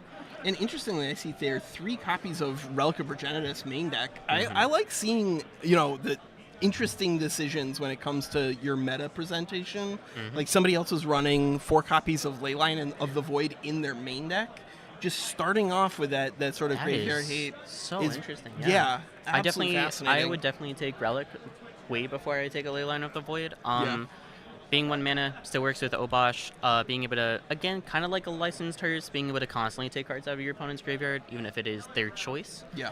And trades out for a card, exiles your entire graveyard. Once Murktide hits, it'd be like 3 instants and sorceries, interrupts a Yawgmoth combo, stops a Living In deck. Maybe even just like takes Renetics kind of off of their value. It's very nice. If your opponent tries to like recycle some stuff, can stop that. I even hear that like Mill cares about the number of cards in your own graveyard. And since you don't have a lot of recursion, you can kind of take cards out of yours to stop their Their what's payoffs, like the 8. not quite payoffs necessarily, but like take them off of their Jace Planeswalker, which is certainly a payoff, absolutely. But also Drown in the Lock, Yeah. being an excellent answer and counter spell to just about everything, means that suddenly you actually have 0 cards in your graveyard. Yeah. And who cares? Okay, well, the main display is out, but we do have the stream that we can feed off of here, so we can see that Jerry's down to 17. That's pretty standard. Just Seeing Shock. Spikefield Hazard now. It started off with the Lightning Bolt, and now casting exactly that Relic of Progenitus we were talking about. Very nice. I'm not sure exactly. I don't think it's going to hit a lot against Omnath. That's not really the important part. Maybe blank some like Ren and 6s if you really want. But also, worst case scenario, would you create it out for another card? 2 mana, thing. Stuck Now- on 2 lands here. Yeah, now normally But I would be also inclined. Olaf seems to be stuck on Ooh, 1. One. Oh no. Which is crazy, yeah. And this is exactly where being a cantrip comes into play. Hopefully getting a 3rd land drop. You don't have any 2-drops outside maybe Dashing or Ragavan. But yeah, All right. and here we are. There we we have go. a Fable of the Mirror Breaker, which is going to let him get an even greater mana advantage over this Omnath player who seems to still just be stuck at 1 land. To be fair, though, keeping a green source into Delighted Halfling, that can usually work out. Yeah. But not against a Bolt. This is also interesting for me just from like a meta perspective because usually I'd be inclined to think that, an Omnath player, if Okay, they can wow. just survive, they'll win in a longer game. Yeah. But with the complication of this being a mono red mid-range deck, they're going to exist in a different space, right? Yeah. They're not, this They're isn't both Burn. arguably mid-range decks. Yeah. So mid-range versus mid-range is just a better plan. The Hollowed Fountain after the Stomping Ground is actually really clean. While it means no Ren and 6, it does mean Leyline Binding being only 2 mana. Yeah. Having all of your land types available, very clean. I think we're currently resolving this Fable of the Mirror Breaker trigger. Now, Discarding. Fable of the Mirror Breaker, you discarding- We're discarding Lightning Bolt and Spikefield Hazard. ooh. Spikefield Hazard, I absolutely understand. We've already dealt with the Delighted Halfling. We're maybe not too worried about another one, especially having a 2/2 on field. I pretty much like it. You're probably trying to get into the more aggressive seat now that you have the mana advantage, so I definitely understand it. Is Gutshot banned in Modern? Or is it just It's not playable? banned, it's just not very played. It's Yeah. not widely played. You could argue it's playable in something like Prowess, but Okay. outside of that, Yeah. just like 1 damage isn't a lot nowadays. Critically, getting 1 damage off of a come into play And tap land. Yeah, we're That's hard nice. casting a Fury here too, Whoop. which absolutely I expected it to Leyline? get met with that Leyline Binding. But I also can't argue that that was the wrong play off of Charles. It's still another 6 damage being added to the board. Yeah. Yeah. Which is a lot. You get to copy it with Fable of the Mirror Breaker turn after next, which is insane. That's like 6. That's so much damage. Yeah, that would be a very, very, very fast clock. And also, I'm sure he expects Leyline Binding, so he could have any number of other things. He does have a lot of stuff at sorcery speed, which is really quite interesting, coming from a burn perspective of always being able to kind of play on your opponent's turn. Wonder what he's fetching here for basic planes. I'm expecting we're going to see 3 mana Teferi the next turn. Probably bouncing Goblin Shaman. Now, I am curious if Jerry knows what he's playing against here, because I think going for these basic lands, obviously against an open red deck, you want to preserve your life total, but Yeah, critically absolutely. here, that's going to be really good against so many copies of Blood Moon. I think he knows that he's not playing against burn. Yeah. At the very least. Not even like a mono red burn deck. He knows it's not creativity because he's not seeing a bunch of actual red sources. He might be privy to the fact that it is a mid-range deck. Mono red mid-range isn't out of this world. It's still like understood to be maybe a tier 3, maybe tier 4 like rogue option. It's not out of left field. This But- isn't like some completely unique option. Both these players are 8-1, I think, right now. So if for a tier 3 or tier 4 deck, Charles definitely knows how to pilot it. I could also kind of be talking out of my butt on that. I'm not super familiar with mono red midrange. It does definitely have its fans. I know there are some people who champion it as a deck, and it clearly isn't bad either. They play a bunch of good cards. I do want to correct myself. Both these players are now 7-2, so this is actually going to be a very, very important match because Is this this is them gonna fighting into be top 8? Fighting into top 8, Yeah. almost certainly. There are going to be some players Pretty who much. were guaranteed more or less to make top 8, like Yeah. Andrew with that Is It People- Murktide yeah. deck. He's currently 9-0, so Going crazy with it. it would People be who are virtually already impossible, 8-1 but are looking very 8-1 good here too. looks like Jake Beardsley's going to be guaranteed, but this is an important match. Unfortunately, Thompson didn't have another thing to do after this. He's not stabilizing yet, and he is going to be hit very hard by everything happening here.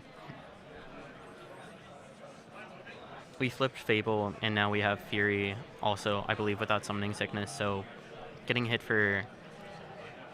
Oh, man, what is that? 12? That's lethal? Yeah, Yeah, a unless he bolt got in response. bolt. Yeah. A bolt to save 6. Oh my god. I mean, that's really huge. That's Yeah. a really nice tempo play. Saves technically even more than that, because if he had just like attacked with Fable instead, it's still a lot. Really saves 12. Yeah. He's got a Den of the Bugbear that I believe he could have played, but he just went for another Ruins, and yeah, he has yet another Fury to Fury. hit him up on the next turn. Keep the pressure on. Hopefully, I'm kind of hoping that Thompson has another answer for that. I'm sure he's hoping that too. Unfortunately, just landing a creature here, isn't it? You could play land Omnath, but that wouldn't do it. Obviously, he's hoping for a 4th land. I think that's absolutely what he's looking for. But seems like he doesn't have it. Oh, no, he does. He's fetching and Whoop. shocking. I guess weighing what he wanted to do with it. Now, I mean, for the Omnath player, being able to preserve fetch lands is very critical. Just for Fetch lands are the hugest thing in the world for Yep. an Omnath. get that double Shocking activation. in, second green, second blue source. Pretty nice here. Kind of Nice. wondering what the game plan is. I think a One Ring would go hard, but yeah, The exactly. One Ring. Nice call there, kid. It's a casual gain 12, or I guess I'll gain 11 after the damage. But oh Yeah. boy, Also, Omnath is like, while it's argued what the best deck playing the One Ring is, I do think Omnath is definitely up there for the amount of life that it can gain to kind of fight back against the ring. They still have their own Teferis to bounce it back to their hand. They have a couple of things to do about it. yeah. If your Potentially playing deck is Beseiju. However, we are going to see a Bone Crusher Oh. Giant stomping our own Fury so Oh. that damage cannot be prevented this turn. Believe he's now going to copy the Fury. This is so huge. my We've got to God. see a like Solitude, and And we a do scoop. not. So there it is, baby. Oh my god. Bone Crusher Giant, the amount of cards now that are being played between Wild Slash, Skullcrack, and now Bone Crusher Giant, we see of ways to prevent the like The damage extra turn, prevention, basically, yeah. of the One Ring is so nice. I love that you called that interaction like 45 minutes ago, and then we Pretty got much. to see it here on stream. That was awesome. Hey, I know a thing or two because I've seen a thing or two. Now, I'm kind of interested in what what like Thompson's going to be bringing in. We're seeing his kind of sideboard options right now. He has Owen Vetoes. Don't think he's bringing that in. He's got like a couple different things that he can look at. Honestly, the like CMC of Charles's cards is pretty darn high too. So like Prismatic Ending probably doesn't feel very good. I think he's kind of just siding cards in even, which is no. He's definitely taking cards out. So here's the Omnath in terms of what he's got. Celestial Purge seems like a very good option. Yep. That seems more there for a scam, but definitely will be helpful here God, against mono red. I think it's maybe just Celestial Purge. Yeah. You could maybe Beseiju, I think, feels really bad. I mean, depending on what he's looking at, you don't think Explosives has any play here? I mean, don't there's think not so. a lot of one drops on that. He in might that red like red. not know it, but the only actual one drop that he's playing is Ragavan exactly. Yeah. The only 0 drop we saw was the Fable token. Like, there's really not enough to Not enough hit, targets, as far as yeah. he knows. He would have to play it on 3 Three? with Sunburst to hit a majority of the cards. Like, he would be able to hit Blood Moon, he'd be able to hit Fable at that point. But, like, you're not playing it on 1 to hit, like, Relic of Progenitus and Pyrite Spellbomb. That's not what you're looking for at all. But he would maybe go for that. 3 is the most impactful, but 3 is really late in the Really game. expensive. Let's actually see Charles' sideboard while we're Oh, on his deck list. Yeah, wait. Walker, why did you click back?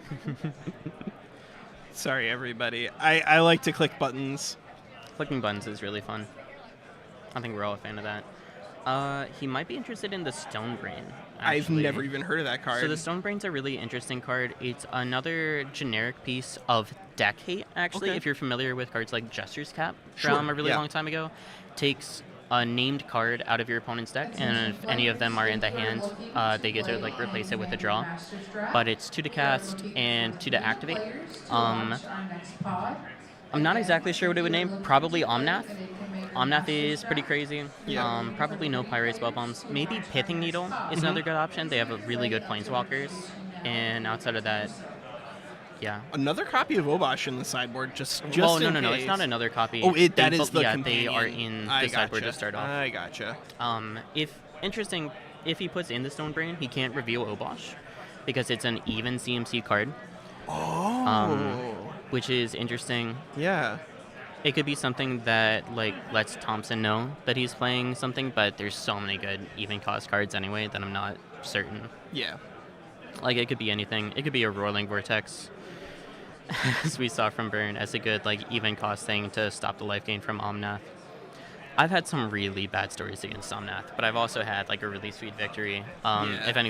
If anyone's been watching 3-Attic Entertainment, I've been on coverage a couple of times myself. The last time I was there, Omnath tried gaining, I think, a total of like 20 life throughout the Oh game, my and I don't God. think they gained any. Oh my god. So I was really happy about that. Yeah, that's awesome. Yeah, just for those of you guys who are here watching this, it sounds like there's going to be a continued representation of Modern. We're going to see what the pace ends up being like at the Gathering Place, but it sounds like we're going to keep doing casting. And so if you like this content, like and subscribe. I think Very, so. very important. I was really hoping to like do a trial run at a smaller The Gathering place like FNM. Yeah. But they were like, "Hey, we got an opening at the convention," and I'm like, Do it. "Yeah, absolutely." Yeah. Okay, starting off with clean Windswept Teeth, getting an untapped shock, probably. No, maybe just a forest for Delighted Halfling. Mhm. I think he can probably be worried about Blood Moon post side. Wasn't so much earlier. Yep, See. you're Yeah, this exactly is a right. new There's a land from forest. Lord of the Rings, the one that can exile cards from your graveyards to make some treasures, I believe. And it's going to be met basically same way as before with a Flame Slash. Even kind of arguably better on Charos' side. Omnath comes out way later, and you would use a Flame Slash on that, but gotta take what you can get to kill a Delighted Halfling. Then it seems like next turn we're going to have untap land, dash Ragavan, hold up Lightning Bolt, which is such a clean play.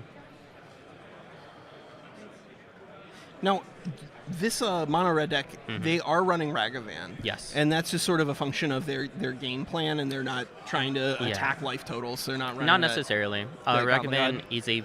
it's both somehow ramp and card advantage on the same thing, Yeah. which is extremely unfair. It's a reason it's like the most powerful card from MH2. Still commands a high price tag after everybody opened them up from March of the Machines. And even then, it's $40, Yeah. like per card. Ooh. All right. Getting rid of lands is actually a critical part of attacking Omnath. Yeah, especially a fetch. A fetch. Also being evasive somehow, like Yeah. not having to worry about sorcery speed pieces of interaction because you're dashing it out. Yep. And dashing, as long as it connects, is effectively 1 mana. It's crazy. Yeah. Now, what with this treasure? It doesn't look like. Do we see We see a Obosh lightning anywhere? bolt. I don't think Or we is it just gonna be off to the see side? It could just be off to the side. I don't think we saw it last game anywhere Yeah. in the space either, but it could still be there. I'm willing to. My bet is that he's not revealing it. Yeah. I'm willing to bet Stonebrain is a high enough impact card that he put that in. And normally those decade cards are like traditionally not played in constructed just because they.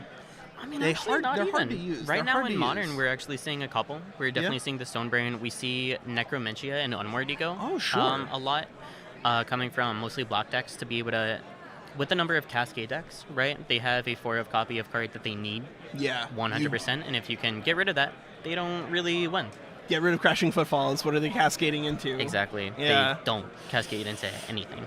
Where you're going to see 3 mana to Fairy. Yeah. I don't believe they're on the new Nissa anymore, which is really interesting. He's going to respond probably with Bolt Face. Yeah. Kind of playing a more aggressive Ooh. strategy, I guess, this time. Not wanting to hold up Bolt to answer to Fairy with the Dash Dragavan, but that's just not where he wants to be, I guess. Also, he maybe doesn't care. Like, he only has so much instant speed interaction in the first place. He's trying to play on his turn. And now he can still dash out a Ragavan to kill Teferi if he wants. Now, as a mono red player here, this is obviously very, very different from the mono reds that you've played against. But how threatening is Teferi?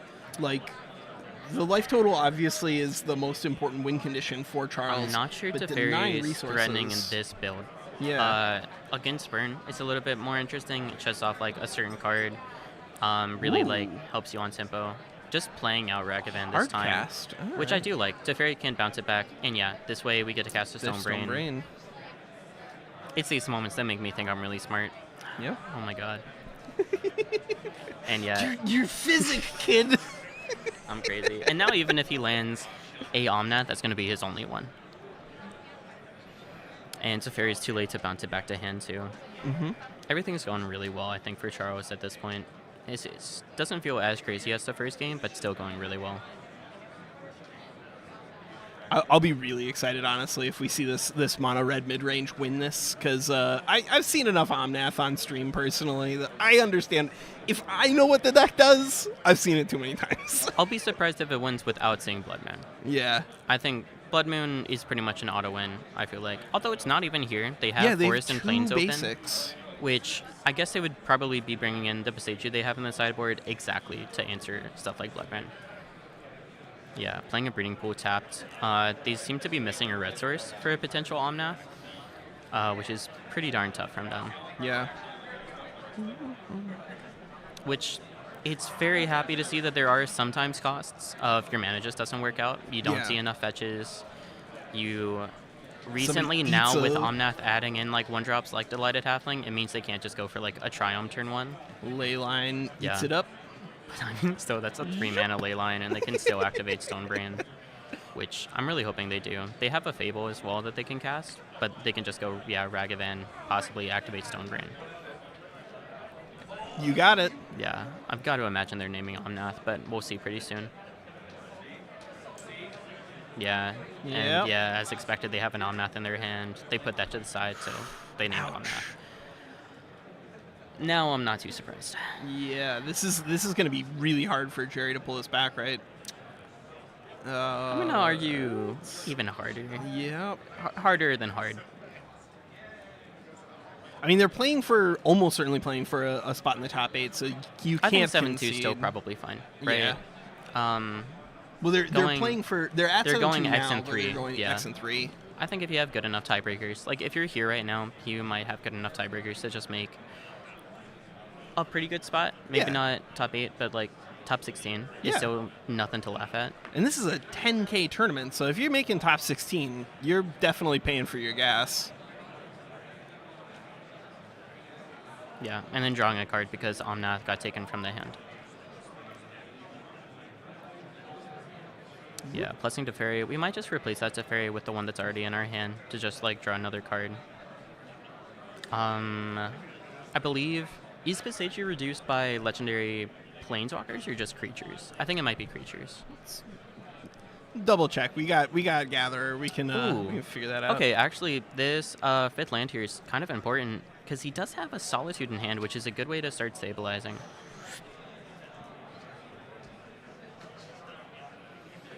I'm down the Omnath. His life total is going to be a little more pressured. I think in the Boseiju, yeah. which is also really good with Ren. Ability cost for Basically. each legendary creature you control. Gotcha. So that still would be full cost, but yeah, casting Solitude, eating Ragavan. They're still at 12. Charos still at a healthy 22, but this Solitude is going to help change that. Charos also seems to be stuck at 3 mana for a little while here, which he can absolutely operate at. He has a very, like, he has a good amount of 1-drops, very good amount of 3-drops, and then I think, like, the 1/5 drop is Fury. But I'd imagine he's pretty happy with that. How many 5 CMC cards really exist in the modern meta? Because 4 is Well, like traditionally identified. Fury is as- not really a 5 Fury is drop. not 5. Fury is card. Yeah, Scam will tell you it's not a 5-drop. Yeah. Really not any. Yeah. Not any that you're actually trying to cast for 5 mana. You've got cards like Archon of Cruelty that you're trying to creativity into. You've got like reanimation targets. Outside of that, Affinity technically plays 5 drops. Yeah, technically. Technically, yeah. Technically. I think that's could say Urza Saga. If you make 2 constructs, is technically 5 mana, right? Yeah, there's certainly ways to spend that much mana. It's just Oh man. Oof. And it's the tough thing for Thompson too, because like that Solitude was pretty darn important. But Yeah. being mono red mid range, you have Bolt, Flame Slash, Fury, Bone Crusher, Giant, Stomps. Like Jesus. you've got so many ways to answer a Solitude. Just like doesn't matter. And Fable is such a good value piece too. Goodness gracious. I'm excited to see the Fury here though, and I mean I'm sure that Scam is like One yep, ring, there's yeah. the one ring. I'm sure Scam Don't think being, it's gonna being matter. so well tuned, they obviously don't need Obosh, but it does play well with some of their Well, they pieces. actually want like a smoother curve. I think Yeah. like Dothy Voidwalker is a very important Oh, card. sure, They play yeah. Terminate as a good thing to pitch to either Fury Either or side. Grief. Yep. Yeah, they can't really. They can't also, afford Grief it. is a 4-drop card, so they They both wouldn't like go wouldn't Griefless. need to play Obosh, but they don't want to. Makes sense. Mono red mid range is just playing it because they can get away with They it. can get away with it.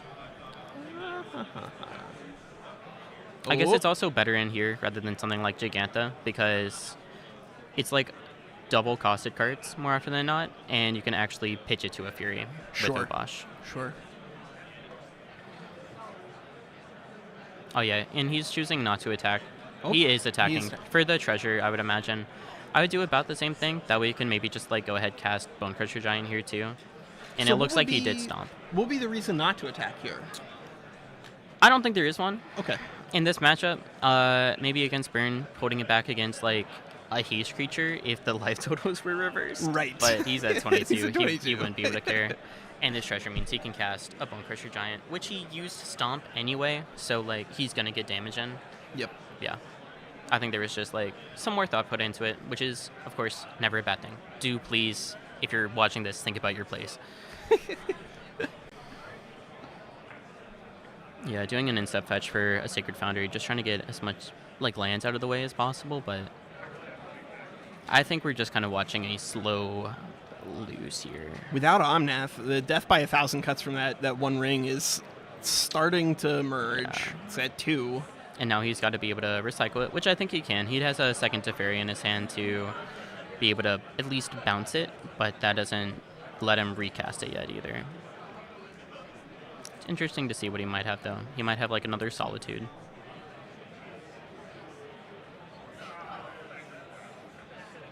Now, how many different arts for, think we're for seeing a Fury Renin 6 here. exist? 2. 2? Okay.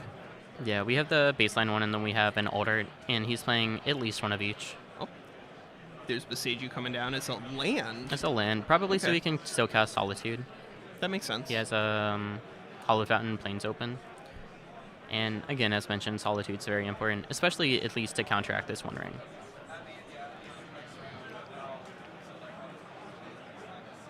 I'm surprised that Wizards printed a 2 CMC Planeswalker. That was good. That was good. Yeah. Yeah.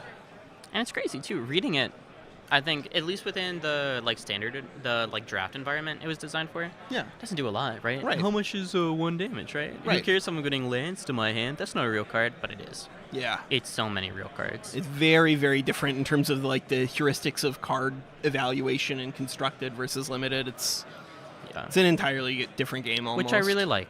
I like Yeah. it when that happens, where a card that was maybe designed to be totally fair for the format it was made for turns out to be crazy. I know a long time ago, True Name Nemesis Yeah. was the Oh, situation there God. for Legacy and Vintage, just having protection from a player. Yep. And yeah, here we are flashing out a Solitude, I guess exiling the token, blocking Bone Crusher Giant. Yeah. Just trying to buy time, which I mean, Well, They- yeah, I mean, not dying is pretty not dying. important, I'd say. I think that's can't probably win if you are the dead. most important thing, as a matter of fact. Yeah, just playing out a basic mountain here. Seems to be empty-handed, which is pretty darn nice for Thompson. But he does need to find an answer to his own One Ring very Yep. immediately, which Oh, is, I boy. think, exactly what he's doing. That's the whole reason he's drawing cards here. I mean, you draw enough, you gotta find it. Also, like, what are somewhere, you going right? to do, right? Yeah. Like, you're not getting to an Omnath. You need to have your secondary condition of your Solitudes, any other Evoke Elementals. It's really surprising what these 4 color decks are allowed to do when their actual game plan is being stifled and they just have mid-range. I know I've played Creativity a couple times before, and yeah, he's targeting, I believe, Kiki-Jiki with his Beseiju, which, it being an enchantment, is really nice. Mm-hmm. No, he's actually targeting Blast Zone. Oh. Interesting. Because he can buy it back with Renin 6, yes. Oh. Okay. Okay. And just Blast Zone is a really good utility piece Wow. of being actually able to be like removal. Yeah, I mean, I've seen Ren and 6 pick up fetch lands over and over and over again, but seeing it pick up a Seiju is just Yeah, those channel lanes are really nice. bananas. I played Bananas. against a Wilderness Reclamation control deck that could like get back Otawara, and that was very terrifying. I think we're seeing Teferi. Yeah, the second Another One Ring, One which Ring? is Yep. a secondary answer to your own One Ring. Yep. Getting to have another extra turn, being able to reset the counters on it is like the most important part. Immediately drawing another. Yeah. I like that change to the legendary rule. I think it was pretty weird when What like change? so you started playing Magic after I know that this. it's changed multiple times. Yeah, I know it- before you could only have, when it first started, you could only have one copy of a legendary card. well, it was And then in sometimes play. you couldn't play another one if you already had one. It There was a bunch. sacrifice based. So if you had a copy of the legendary creature and your opponent played another one, it was just sort of like a Yeah, they terminate. both killed each other. Yeah, they But killed- that's not or what's they killed happening each here at other. all. Yeah, You this is very yourself are different. playing another copy of the same Yep. thing. But it's definitely given players more agency, and I think anything that's a rule change that gives player more agency is generally good. Absolutely. Also, before like Phantasmal Image being able to be Yeah. a removal spell was a Yeah. really cool classic thing that could happen. 1 and a blue, destroy target creature. It's really interesting. Yeah, Thompson has like a really nice value plan going right now, and can maybe potentially mid-range Charos out, but Charos that is life also total- very ahead here. I mean, he is still playing against a red deck. It's a very, very, very different red deck, but he is Yeah. playing against a red deck. Your life total is... But he did suddenly see another Teferi, which means that he's basically got like an extra turn Mm-hmm. now in the tank. Yeah, Teferi bounce the One Ring, play the One Ring. Oh, bouncing. That is bouncing very the brave. Fable. I guess he has another answer for the Fable later, but I don't know why. Weird. Maybe his plan is to just, like, He kill could have it another with the One Ring in Seiju? hand, maybe? But It looks like he actually has a Saga in hand, too. So his Okay. own Fable.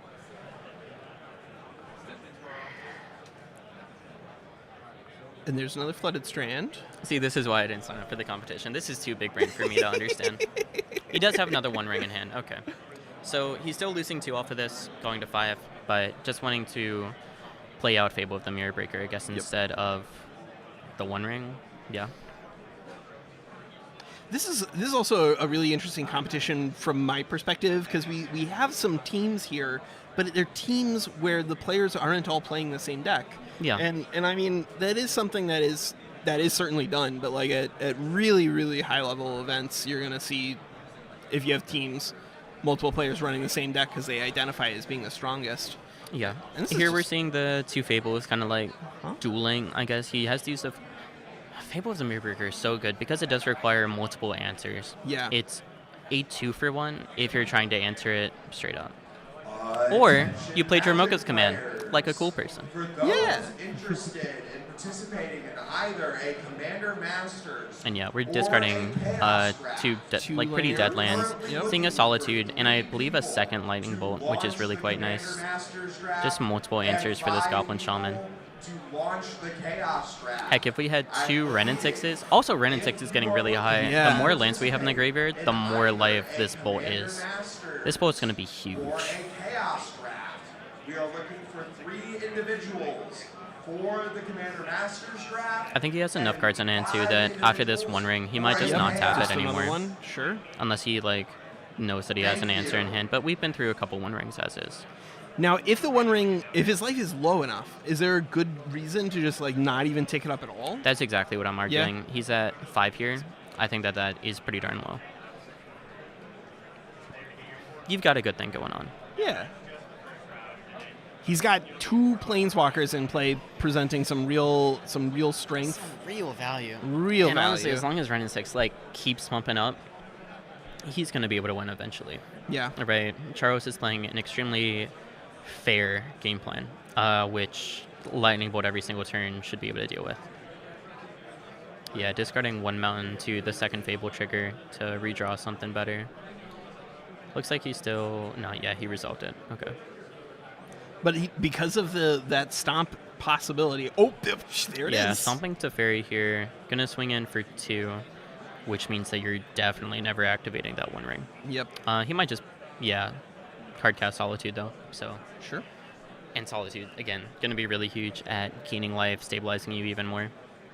Also, the next turn, Fable is going to be able to start activating on Solitude, which Oh, is yeah. also a game-winning play in and Oh of my itself. god. Charles, you can do it. I believe in you. Not that I have any Okay, yeah, particular Ulting dislike to Solitude. Jerry. I just think that his deck's cool. It's so sad that he's had to use these like direct damage spells on Solitudes rather than his opponent. Face, yeah. Otherwise, it's kind of interesting. I think if he had just like not been worried about it, he actually could have just stomped, bolted his opponent. But he can't do that because of Teferi being out. Oh, sure. Yeah. That's such a shame. Ren's buying it back. Yeah.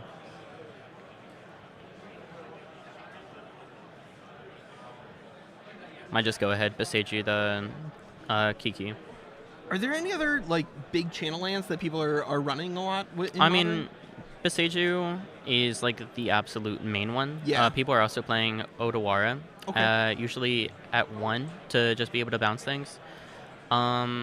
Outside of that, the other three aren't nearly as popular. Yeah. You've got Iganjo, which is a pretty fair white card that I think Death and Taxes is maybe playing, especially considering their legendary creature count. Takanuma is not super duper popular, as far as I know. It's maybe played in... I can't actually think of anything. You have a question? So yeah, we have a question in the chat. So, what is allowing the Flooded Strand to be tapped? Which? How do you mean?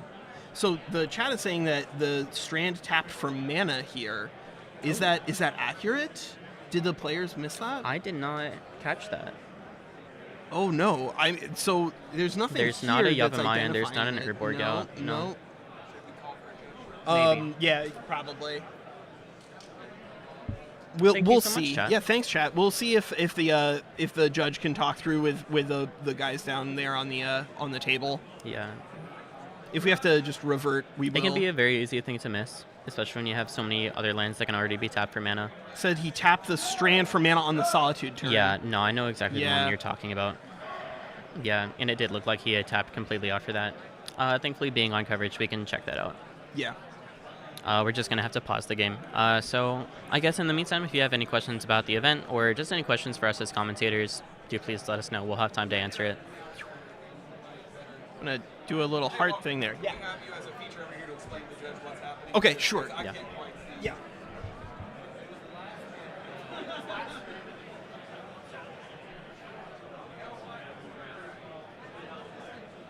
Are y'all able to reverse, like, look at the stream so far and go back to the... Yeah. Okay.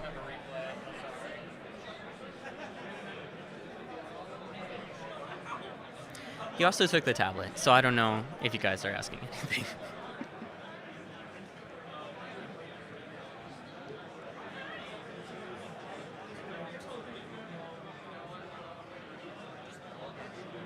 Oh, yeah, sure. Just as a reminder, while we have this stop time, everything that we're doing today, every ounce of money that we're making is going to Extra Life for the Duke Health organization. This isn't a con for like our own kind of like money. We're just trying to give it all to charity, and we've done a lot of other cool events within that as well. A couple like trade up challenges, trading up from like a $1 card all the way up to I think we've gone to like Taigas, and I think we also had the Tundra as well we traded up to, which is really awesome. Here's hoping we can do more of that. Obviously, this whole thing is being done by The Gathering Place, a local shop down here in Chapel Hill, North Carolina. Currently being held at the Durham Convention Center. And that store also is kind of being sponsored, I believe, by... One second. Dean Chicken and Waffles is a sponsor for the event. Okay, I know someone mentioned it earlier, I wasn't sure. But yeah, just The Gathering Place, really nice local game store. We've also obviously got other vendors at any convention hall, but I still can't get over it. It's so nice that we're able to do that.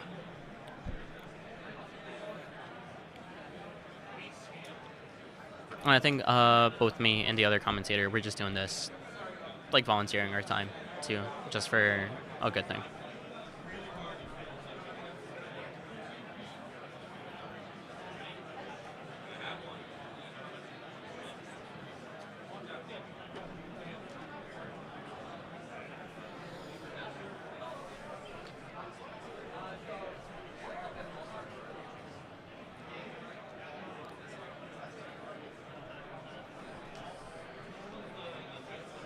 it looks like we're getting some things figured out.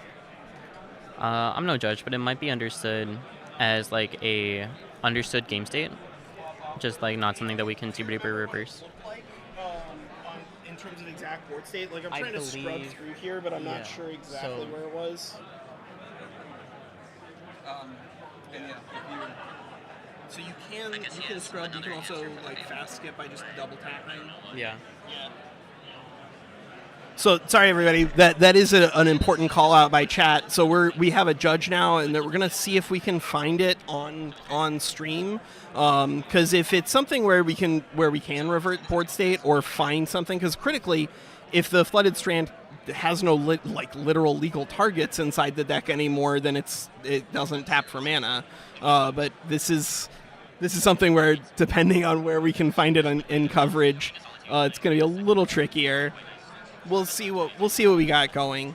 In the meantime, of course, here we have a second table.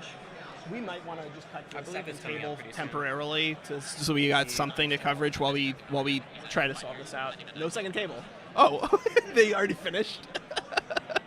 That's okay. It happens. But the game here between 4-color Omnath and Mono Red is almost certainly going to be one of these things that's going to determine top 8. So as much as possible, we are going to do our best to ensure that the game state is representative of the outcome, right? Just because it's a little faster to skip through it doesn't mean it's the right thing to do, especially in a tournament setting this large. But I got to say, like, just watching this gameplay is really, really fun for me, at least. I like seeing these interesting pieces that 4-color Omnath has access to, and critically this Charles deck, mono red Obosh. I'm just fascinated to see how this turns out. So the judge is indeed still reviewing things in terms of board state as. Okay. Yeah, so it is going to be a game rules violation. We did tap that for Flooded Strand for mana. Okay. Thank you so much, guys. Thanks, guys. That was a great call. Wish we'd found that a little earlier, but excellent. Once again, vintage 1K players, that is time in round 1. Excellent. And that just goes to show too, like we're on, I believe, like the 3rd round of today. This is game 2. This is both game 2, day 2, and they had to be here at like 9 in the morning. Yeah, everyone here, I'm sure, is running with a half-empty tank. Yeah, not to mention, dude's got like 12 lands out. Yeah. He's got to be like, these always have for mana, of course. Yeah, I've been exactly. casting spells nonstop. Yeah. But easy thing to miss. Did he tap out when he did that? Yeah, he just like, he put his hands down, tapped out. Tapped I out was on like, yeah. that seems about right That to me. seems That's about what right. I do. As Yeah. long as there's a legal target in the deck, I mean, I'm not a judge. Yeah. So, and this is a I high. think they're just ruling it game rules violation. rules I'm not- violation? I might be accepted game state. Okay. Game rules violation, but I'm no judge either. Is there? I mean, it is important though. If there's nothing to find in the Yeah, deck, and that means that he given how could not many have lands, cast he it. couldn't have cast it. Yeah, I'm not sure what we're doing about that. Oof. I know he could have like had the opportunity maybe to pitch cast it, but there's no way to really pull it back from that either, because now we Yeah. have revealed information of Lightning Bolt as like an answer for it. Yeah. So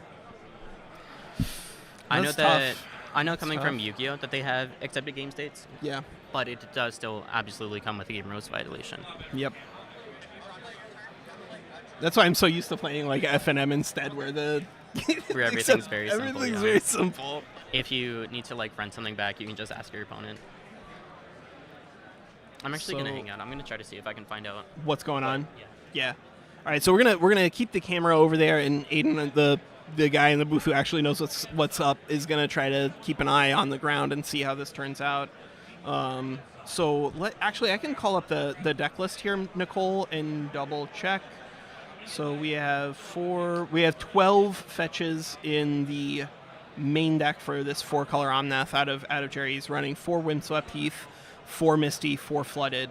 Now, I don't know what that's going to look like after board, but I'm going to assume that an Omnath deck is probably not going to be cutting any of those.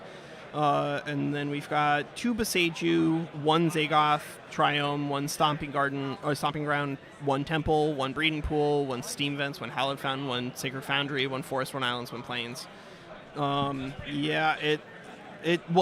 it's a game rules violation. Well, if there was nothing to find, then it might not. it may have been an accident, but it might be an accident that actually. Yeah, so they're still consulting. Yeah.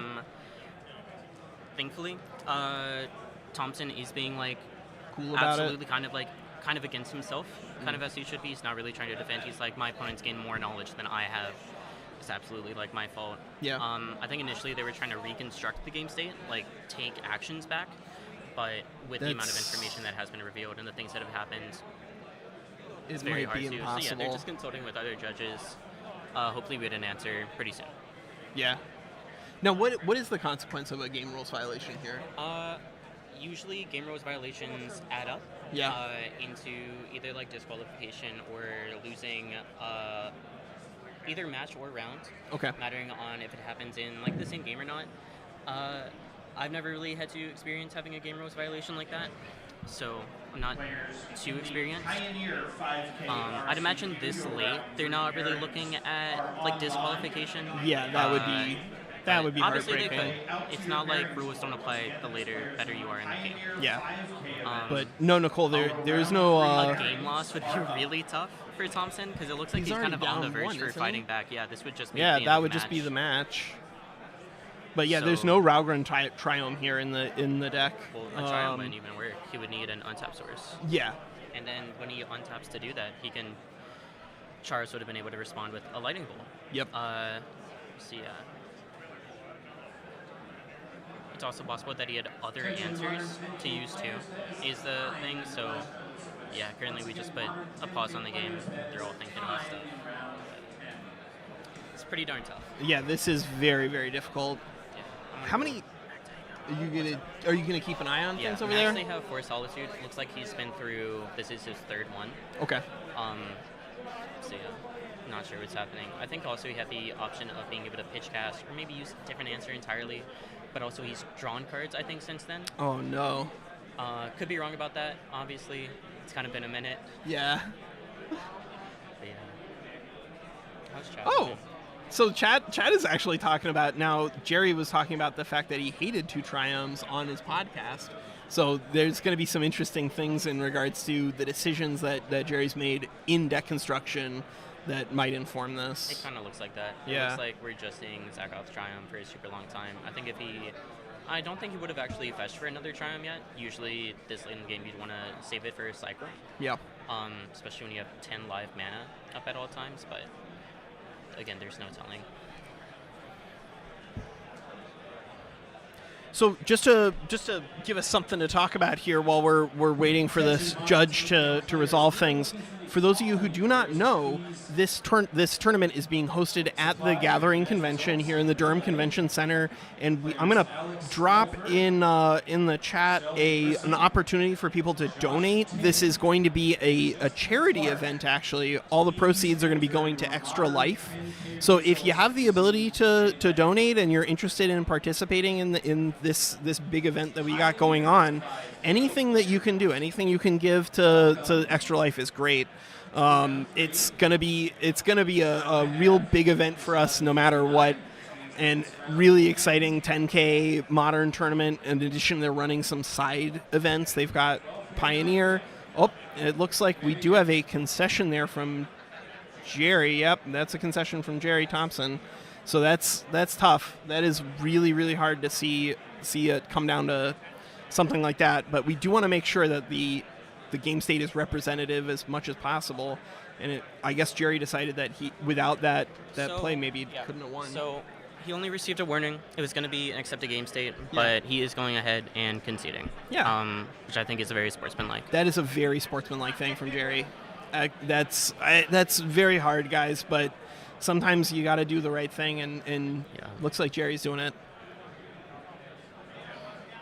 Now, But he gosh, is- it's a heck of a game to that's leave off on, so- though. Oh my yeah, god. oh man, heartbreaking.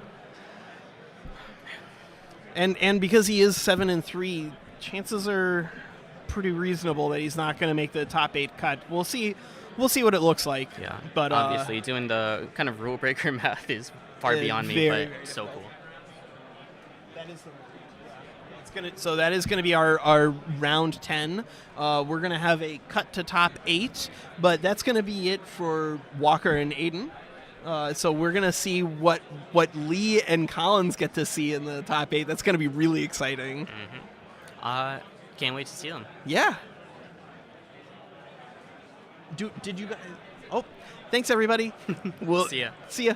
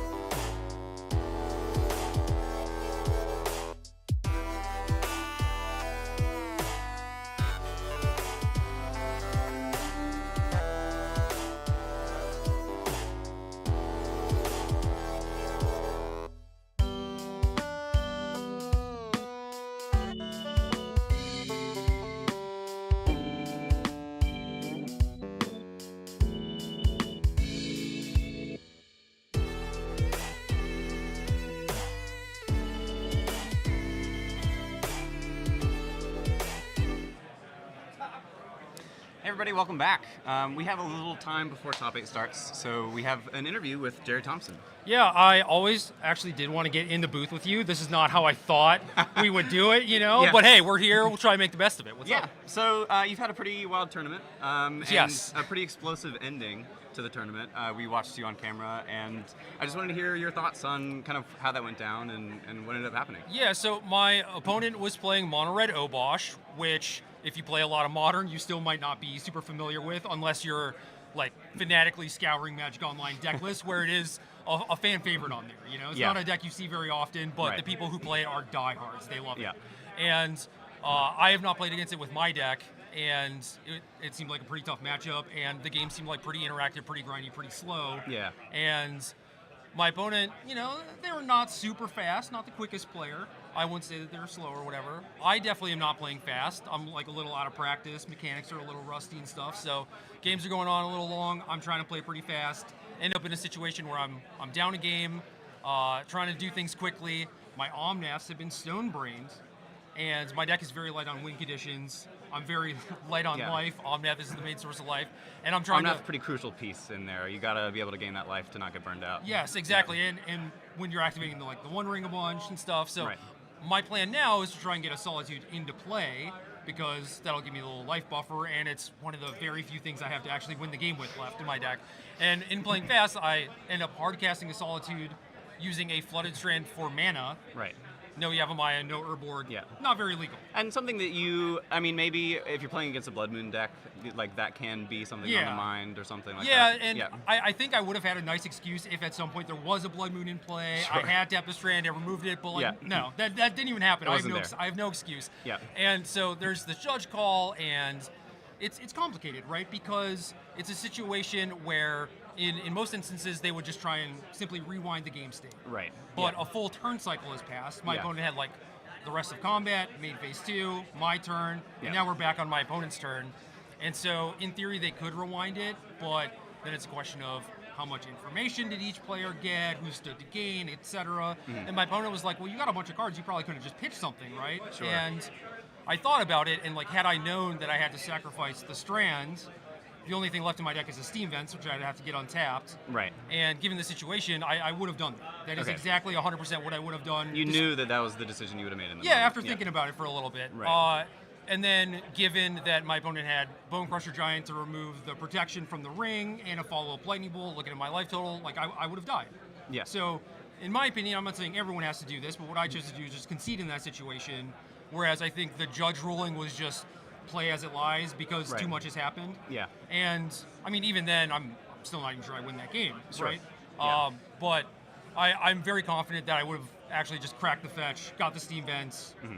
cast a Solitude, and ended up losing. So it's just that is what should have happened in the game. So Yeah. that's what I'm going to do. Well, yeah, it takes a lot of integrity to do something like that. So I think that the tournament rules of Magic aren't perfect, and there aren't Yes. always going to be ideal fixes. So being able to kind of recognize a situation where had things gone the way that they were supposed to go, this would have been the result, and then sticking to that, I think that's a really good thing to do. Yeah, you say it's it takes a lot of integrity, but in my mind, it takes more integrity to make sure that you don't tap a Flooded String for mana, Well, So, we all make mistakes. yeah, true, but, So- I hold myself to a higher standard. I try to. And, That's good. Yeah. Also, this event's for charity, right? It's for a good cause. I'm not out here trying to, super Squeak spike every people advantage. or whatever. Yeah. Right. So- And you've been around, so it's a good thing to be able to give back a little bit. Yeah, we're just here having fun, having a good time. Yeah. Wish my opponent the best in top 8. Their deck was cool. Looked like they were having a lot of fun. Yeah. And that's exactly what this should be, Well, I hope you had a good time here in the Durham Convention Center. This is my local hometown. I don't know if you know that. But, I knew you were in the area, but I yeah. didn't know it was here. This weekend has been awesome. Yeah. Vibes, awesome. Nice. Yeah. Well, yeah, really appreciate you coming and talking about the situation. Yeah. I always love hearing kind of the details from the players. I always want to know what's happened. So yeah, I think updating the stream and everything is it's a good call. So yeah, appreciate it. Thanks for coming on. Get to cross this off my bucket list. Be Yeah. in the booth with you. So All right, everybody, we are going to come back with top 8 in a moment. So stand by, and we'll be back in a bit.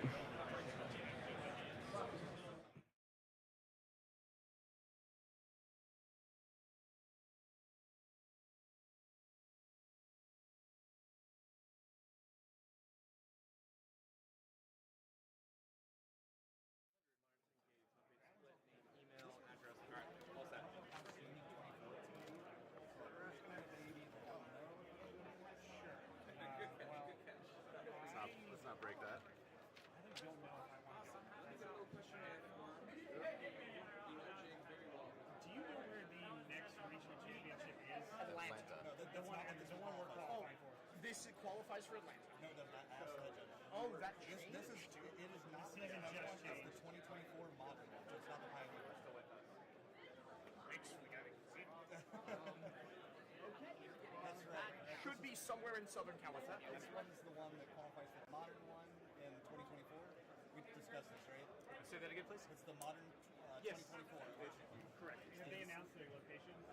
Not publicly. It is likely to be somewhere in Southern California.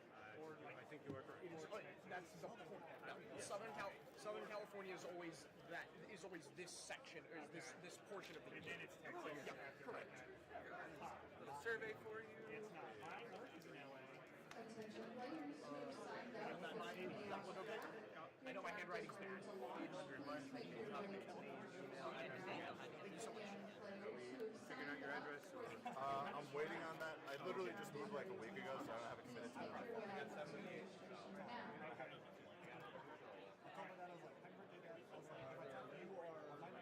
Is this my deck? Yeah, I think that's my deck. Let me update that and see if it'll let me get yours.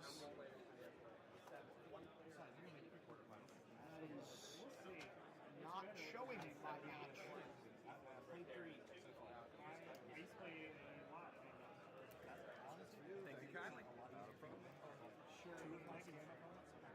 Jerry, can I get my dice? I've got an unholy heat for you. Alright. Where do we find deck lists? I don't want it. Are you sure? I got it right here. Sign it for me later.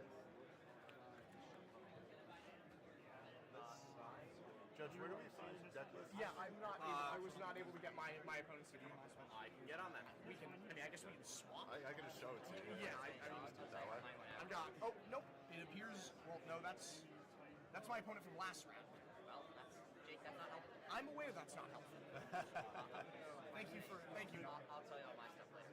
You win or lose? I did win. Nice. Against Doomsday, beat 2 separate tabernacles. I get the Noxious Revival now. I put a Wasteland back at the top of my deck. Oh, good. I also Mind Break trapped Doomsday.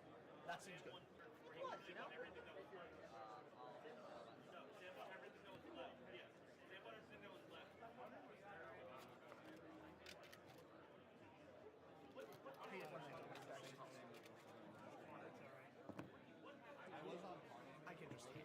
Yeah, I'm fine with that. I have not seen this deck all weekend, and yours is very pretty. Hello everyone. Welcome back to The Gathering 2023. We're about to get into our very first top 8 match. Top 8 has been decided. We had to do a little shuffling around for the players. I believe we have the pleasure again of welcoming Jake Beardsley to the stream. He's been around. Yeah, Rakdos Scam Deck. I don't remember the name of the opponent right now, but we'll get into that shortly. I figure that out. Yeah. I believe the matchup that we have is, you said it was Jake Beardsley. Yeah, I know we've got Jake on the table because the slips we have in front of us, full disclosure, folks, is the backup match, the Amulet versus Yawgmoth. And I know that's not the primary table because players had to move around. Mm-hmm. And I know I see Jake right there. Yeah. Right up front in his famous blue beanie. Yeah. And we'll figure out what the matchup is. I'm trying to see if we can see kind of over this guy's the cards. shoulder. I think that's an Orcish Bowmaster, so I believe this is a Rakdos Scam Mirror. Okay. Right. Yeah. Really kind of seems like the most popular deck for this weekend, and maybe even the most successful. I agree with that. It's certainly both popular and successful with 2 or 3 copies in the top 8. Right.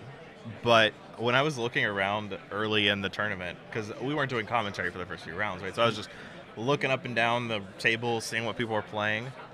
You would not believe how many Amulet Titan decks there were in this room. Really? Okay. There were so many more than I thought would be there. Yeah, and I know that we've got one in the top 8. Yes. Yeah. We have, I believe it was Sam playing Amulet Titan. Mm-hmm. So he's on the backup match. We might get to him if Jake finishes the match. Jake, we've seen him a lot in feature matches this past day. We know he plays at the speed of sound, so we might be able to finish this one up quick. But how does this mirror match go? Like some mirrors can be very grindy, other ones can be very play draw or coin flip dependent. Yeah. How do you kind of gauge the scam mirror? So the mirror is very interesting because of how heavily interactive all of the cards are. And another factor that is very interesting in this deck is that there isn't a ton of raw card advantage in these decks. Some of these decks run like Seasoned Pyromancers or the Escape card, and that's kind of like where you get your card advantage. But other than that, we're mostly going to be see people like trading 1 for 1, and the answers are extremely good in these decks. So I expect these games, as a result of all of this interaction, to go really long, and kind of whoever has the most leftovers after the dust is settled to be able to kind of snowball into a victory. Sure. I do know one thing about Jake's deck in particular. I listened to some interviews he had done. You know, he did the rounds after he won the Pro Tour a few weeks ago, and one of the cards he really liked at the Pro Tour was Kroxa, Titan of Death's Hunger, I think is what it's called. But that's the escape card you mentioned. Yeah. He said it was extremely important in the matchup because it's just that one card whammy. Like when everyone's low on resources, it comes in, it's huge. Right. It strips your opponents of resources, it does a bunch of damage. And it's kind of hard to get rid of it permanently. I mean, you know, so many cards are trading off. There's going to be a lot of cards in the graveyard. So being able to bring that back a couple of times, even if you have the Terminate or the Push or whatever for it, it's not the only time you're going to have to deal with it. Yeah, the only really effective answer you can line up against Kroxa would be something like Dauthi Voidwalker plus another thing. Right. Right? Yeah. And typically, you know, setting up some sort of like 2-card combo to deal with the card is going to be almost impossible when Kroxa is going to be a really late game thing. Probably people are top decking at that point. So, you know, if you have the Dauthi in play already, that's good, but kind of no guarantees for that. And Dauthi's also a value-packed card, right? Anytime your opponent, the whole scam package doesn't work when Dauthi Voidwalker's in play because cards don't go to the graveyard. You can't feign Death of Fury you're evoking. So that doesn't even work with Dauthi Voidwalker itself because the way damage works with Dauthi Voidwalker, if the Fury damages the Voidwalker to kill it, the Fury would still get exiled before the Dauthi Voidwalker dies. Right. That weird quirk of the rules. Right. So Dauthi Voidwalker is already a target to get off the table before you try to do anything graveyard related anyway, just because it provides so much value. Yeah, definitely a really important element of this matchup that we're going to be looking out for. I see the players are lining up their hands. So we're going to get some mulligans here soon and bring everybody some action. How well do these decks mulligan, especially against each other? Yeah, I think that we're probably going to see here we go. Some keeps of some hands that are a little more loose. Oh, here we go. This is not the Scam Mirror. So we've got Jake on Scam, and perhaps we'll see what's saying. But Basic Forest tells Amulet for me. Yes, this could certainly be Amulet. I see a Wall of Roots. I think that's actually Yawgmoth? Okay. Yeah, the card that we saw earlier was a Bowmasters for sure. A Bowmasters. But, yeah. But that's played in Yawgmoth, so that checks out. All right, so we just got a land pass from both players. Jake's gonna have that the Dauthi Voidwalker. Dauthi. Is this the thing that stops the Yawgmoth combo, or how important is it to take off the table? It does. It kind of stops the Yawgmoth combo. Yawgmoth is still able to sacrifice things and give -1/-1 counters, but Yawgmoth players are going to be able to kind of sacrifice the first 2 things and get rid of this Voidwalker, and then potentially start like persisting from there. Sure. So here's a Wall of Roots from Sam, from Brandon, I believe, actually, along with a Young Wolf played off of the Wall of Roots mana. Yeah. So potentially a Young Wolf drawn for turn. Going to be able to get it in there on turn 2 anyways. Yeah, Young Wolf not at its best against the Dauthi Voidwalker, just kind of a green mana 1/1 right now. Right. Yeah, definitely don't want to let it die quite yet. Gotta get rid of this other creature first. Is it just important enough to develop Blood Moon? How good is that against Yawgmoth? There is a Basic Forest and a Wall of Roots in play already. Right, so this Blood Moon is going to be restrictive of only green mana, or only black mana, really, in this matchup. We already have the forest, and then the forest is going to be able to kind of unlock, mana creatures. I think that the only route to Yawgmoth from this point out is going to be through mana creatures that can produce colored mana, or a Court of Calling, we could see. Eldritch Evolution, I think, is another option. Yeah. But yeah, and Jake did take a Wall of Roots off the table there, limiting the green mana even further by evoking a Fury, pitching a Fable of the Mirror Breaker. So Jake is trying to kind of just shrink this game as much as possible and get the game over with his patented, all right, let's get in there with Dauthi Voidwalker as fast as possible. Yeah. Ooh, another Wall of Roots is going to hit the board, and I believe we're considering an attack. If we're not blocking, we gotta attack. It's really hard to block creatures with Shadow. Yeah. Oh, we're not attacking or blocking. Okay, this might be a consideration for something like a Dash Ragavan. Sure. Does the Wall of Roots not cover that? We do cover it with the Wall of Roots, but maybe that 1 point of damage isn't worth playing around Dash Ragavan and Terminate in the same turn. Okay. Fable the Mirror Breaker from Jake there after a quick attack with the Dauthi Voidwalker. Gonna be creating his Goblin Shaman token, get a little more mana advantage. Then he can start hard casting these elementals instead of pitching them. And once you have flipped the Reflection, it can get really silly. Oh yeah. Reflection plus hard cast Fury. That can put these creatures away really quickly. And we see that Brandon here is at 17. How much time do you think he has to assemble what he's trying to do? 17 is a pretty healthy life total. Ignoble Hierarch there is a black mana producing card. Yeah. And interestingly, we see not tapping the forest for that. We're going to go ahead and use the counter. So this indicates to me that we've got something like a Court of Calling that we're trying to set up here on our opponent's turn. Yeah, just be able to... Wall of Roots very good at casting Court of Calling, being able to produce a green mana and tap to reduce the green cost. Right. We've got an attack coming in here, and I'm trying to count up how much we can chord for, and I believe that we can chord for 4 in this situation. Yeah, 3 from the creatures and 4 from the mana. Yep. So we're not trying to ambush quite yet. But this is face up, right? Jake knows that this is possible. You don't just put a counter on your Wall of Roots for no reason. Right. So we've got a second Voidwalker. Okay, things are getting a little more difficult to be able to clear these Voidwalkers. And there's the Court of Calling for 4. Jake has 1 card in hand and 2 mana up. Any Terminate would spell Premature End for this Yawgmoth. Yeah, Terminate we do have access to because of this treasure token. Right.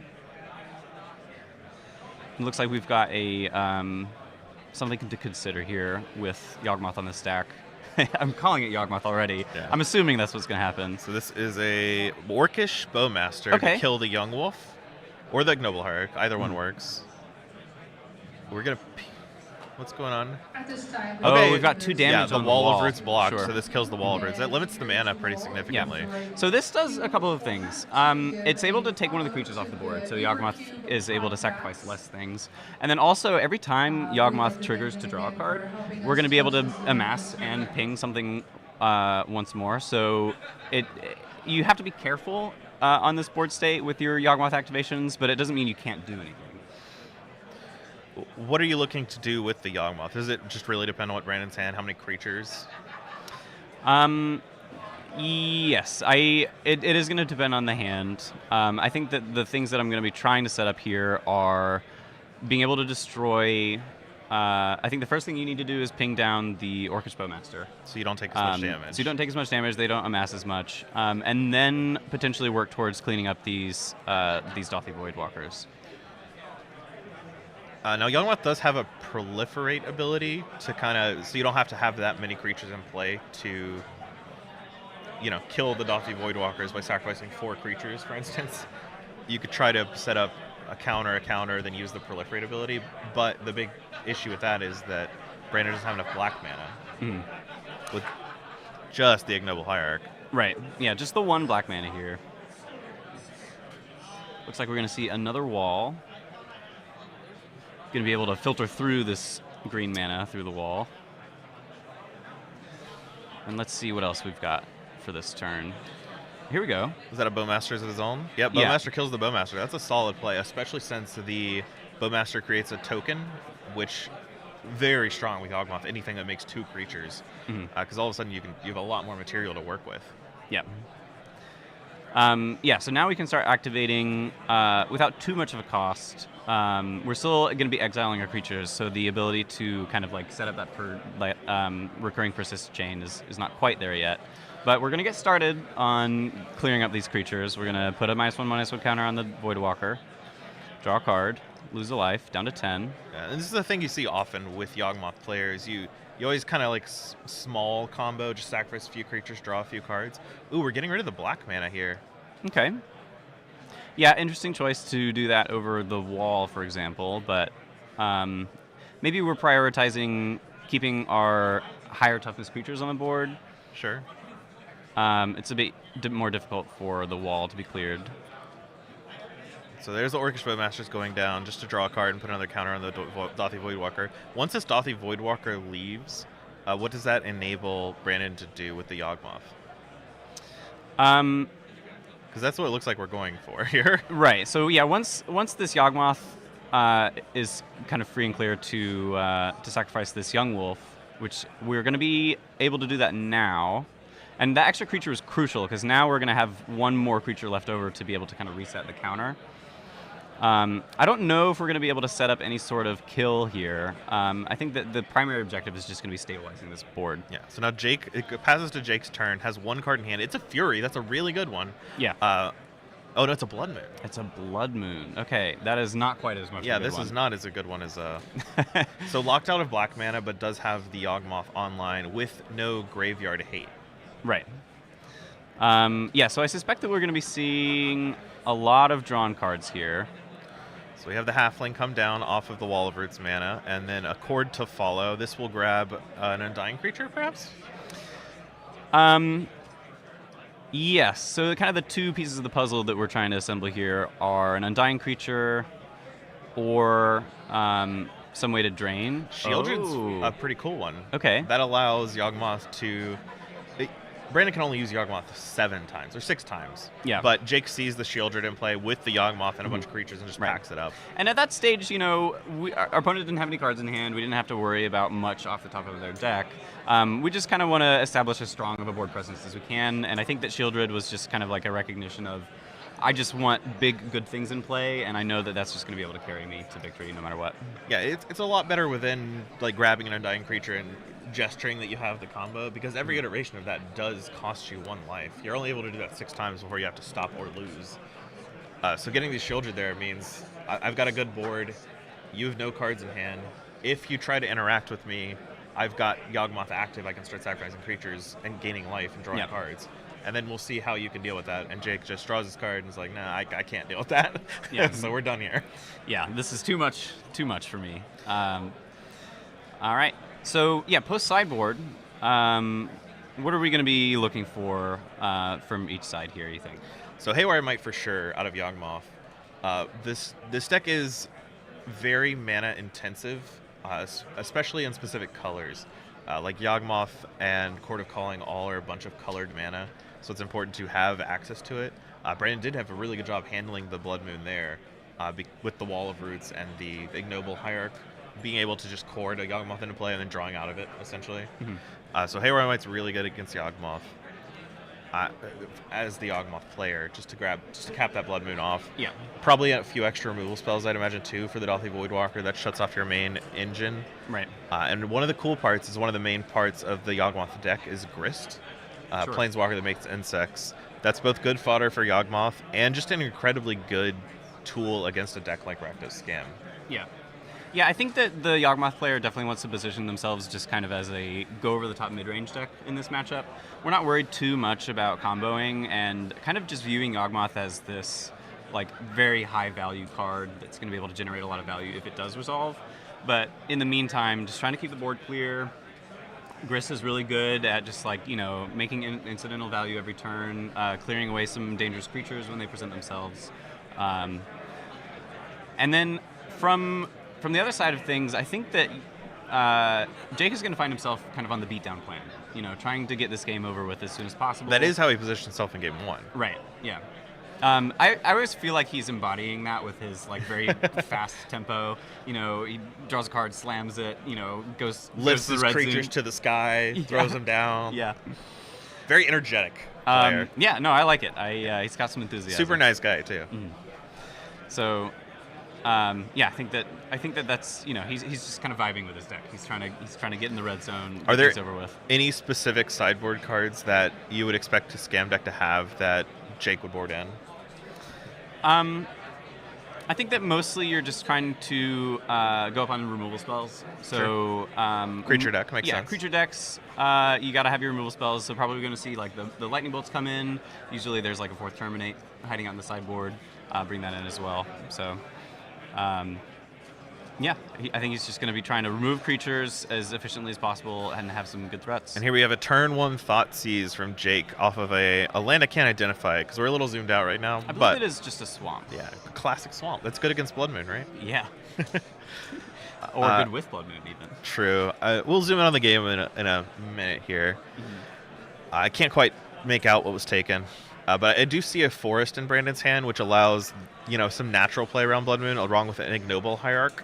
Yeah. And a Boseiju, too. So Right. Blood Moon is pretty covered on the side of Brandon. That was a Canker Bloom, I think. I can't actually... Oh, it's Elven Chorus, a new card from the Lord of the Rings that was taken. It allows you to play creatures from the top of your library. Yeah, so that kind of fits in with the plan of, just trying to play this mid-range game. You play creatures from the top of your library. It's one of those kind of card advantage effects. Sure. Yawgmoth players in the past played One Ring. Looks like Brandon just opted for Elven Chorus this time. Yeah. You can pick your 4-drop Lord of the Rings card. Yeah. Jake answers the turn 1 Ignoble Hierarch from Brandon with an Orcish Bowmaster. Excellent answer. Starts getting pressure on the board, and immediately... It also has that Yawgmoth pressure, too, right? Where we saw last game, Bowmaster's is a card you do need to eventually get rid of. Wall of Roots coming down for Brandon. Yeah. Wall of Root's nice, not really susceptible to kind of these 1-damage pings.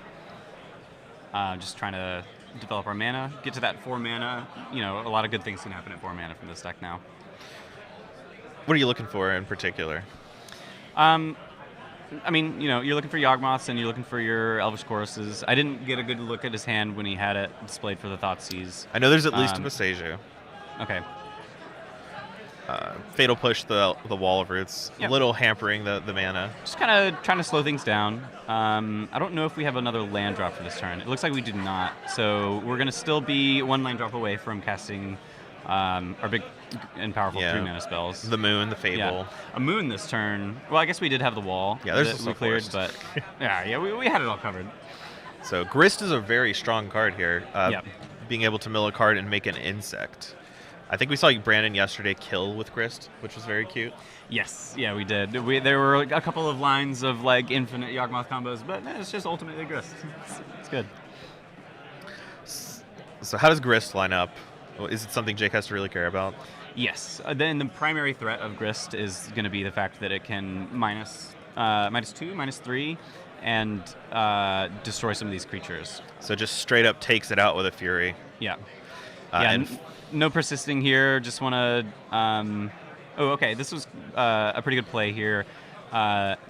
Grist was left at 1 loyalty from the Fury, and the Fury was then able to take care of the creatures, and then the attack step was finishing off the Grist.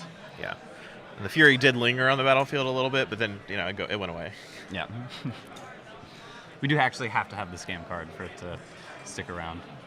Otherwise, it'd be bigger, too, 4/4? Yeah. So now this is Jake's comfort zone. Bunch of creatures on the table. Opponent has nothing.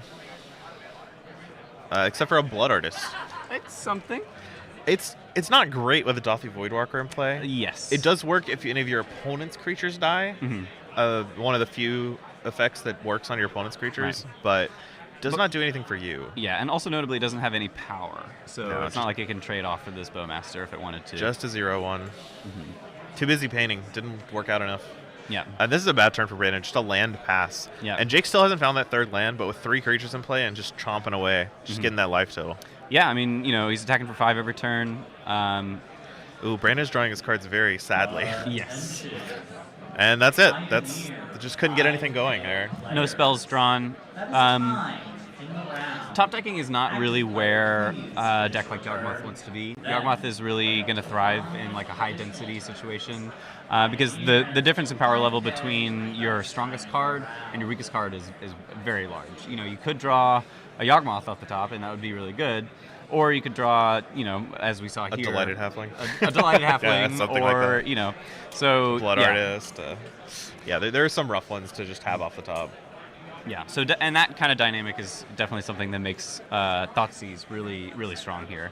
So Grist and Thoughtseize are going to be things that Yawgmoth players not going to want to see. Yeah, Jake chose to take the Elven Chorus in the opener, which is a long-term card advantage card. Right. It just lets you play from the top. but that game turned out so fast. And I think Brandon would have only had one turn with Elvish Chorus with mana. Yeah. So yeah, I think that you kind of want to plan for your opponent to draw and be able to interact and for the game to go long. I think it's going to be very infrequently where you can just be like, I know I'm going to have this game over in 3 turns. I believe I'm going to take the 2-drop. I'm going to take the 2-drop, right. Especially if you have other things like Fatal Push in your hand. You got those covered. I've been noticing a trend with how Jake plays these rounds where he really values having very early pressure and interaction more than lands. Very comfortable just keeping a 2-land hand with a Dauthi Voidwalker and anything that takes a card from his opponent. Is that something that works against Yawgmoth because of the high density that you mentioned? Right. Yeah. We'll see if Jake can keep it up. Add this charity tournament to his resume. Yeah, there we go. Go back to back. Not a far drive from him either. Virginia local. Yeah. Yeah, I'm sure it would feel very good to say, I'm still here. It wasn't just luck. I still got it, baby. I earned this.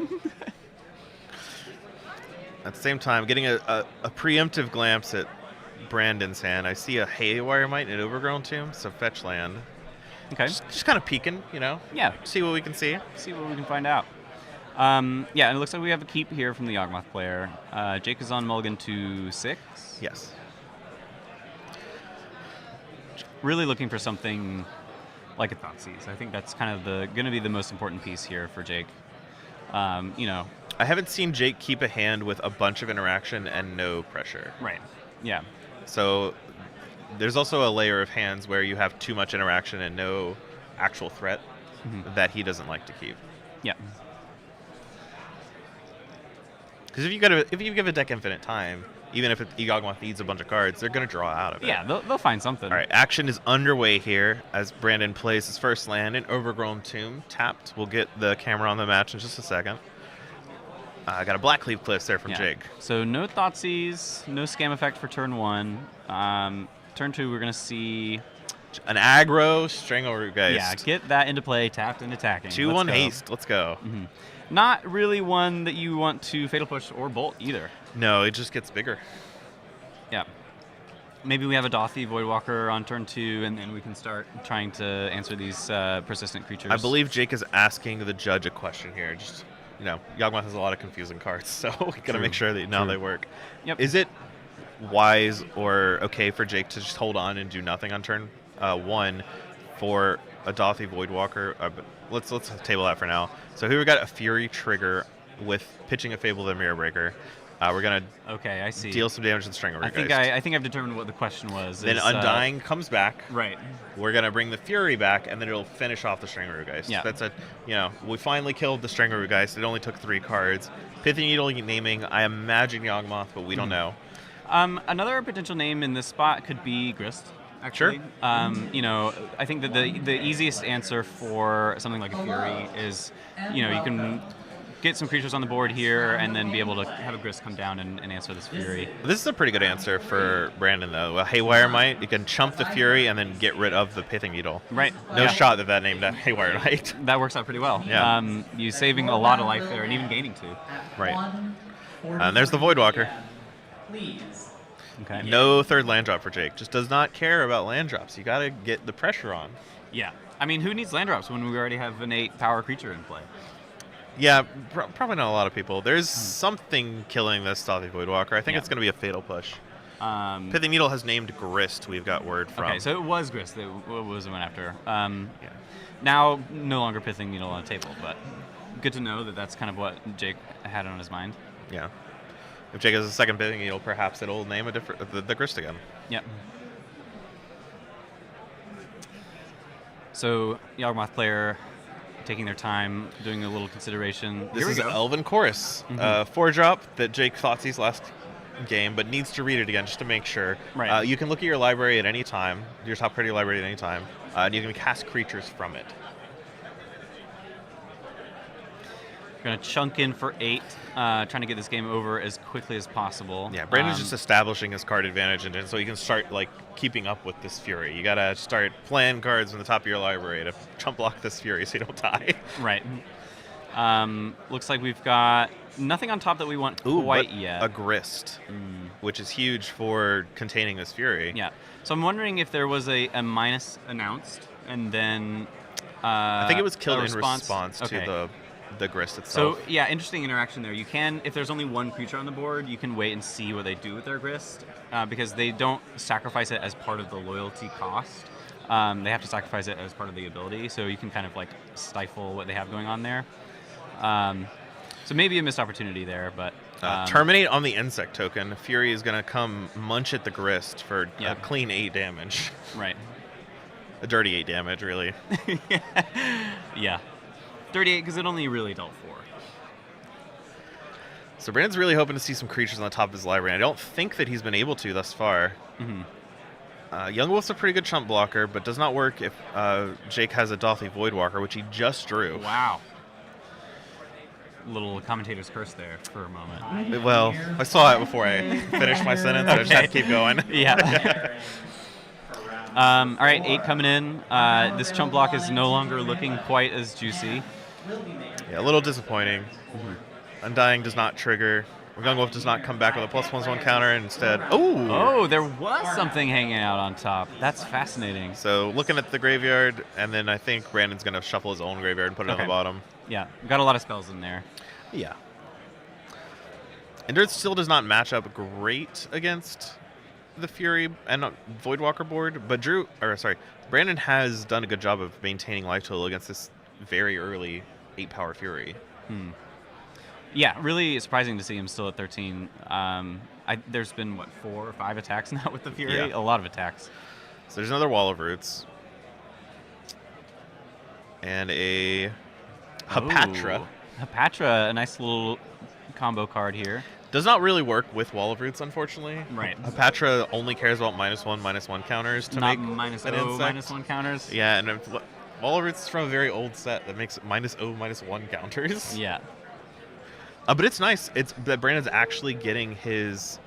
Yeah, we're looking up the Oracle text of Hapatra. It's a very, very rarely played card. It makes an insect whenever it might be a different kind of creature type, but it makes a 1/1 whenever a creature gets -1/-1 counter. That's what the card does. So Jake starts his turn strong with a Thoughtseize. There we go. So the hand, not really going to be a great source of taking things out of the hand. Not quite as important when we can just pass things off of the top. Ooh, is this a Chord of Calling? I think it might be. Yeah, so we're doing a chord for 4 in response to the Thoughtseize. That does prompt. You're taking a lot of damage now, right? Yeah, I mean, if we're going to be tackling all our creatures, I suspect that maybe we're trying to get something here that we can chump block with. If you get Shieldred, you can try to gain life with the card trigger. But if you get Yawgmoth, Bowmasters, interesting. Yeah, I think the X was 2 here because we had tapped the 3 lands prior to this. You're right. So we're just going to ping face. Jake's going to go down to 17.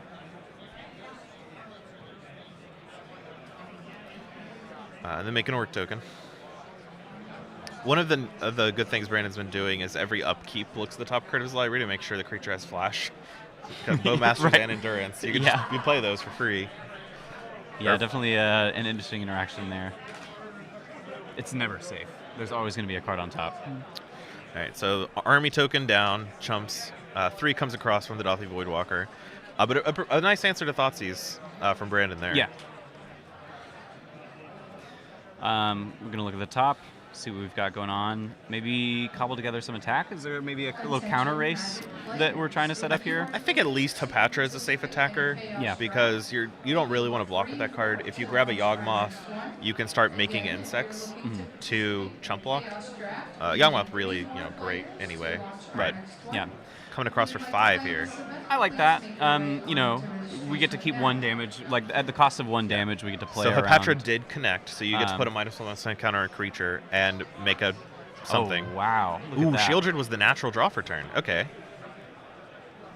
Yeah. So 2 damage to Jake here if the trigger is not missed. Okay, Not there we go. missed. Pointed to it. Yeah, talk about counter racing. If there's any card that is the best at counter racing, I think it is Shieldred. Yeah, it's a little awkward when you choose to play Elvish Chorus over the One Ring, and then you have a Shieldred in play. You're like, oh, okay, well, But this Elvish Chorus has done a lot of work for him. Right.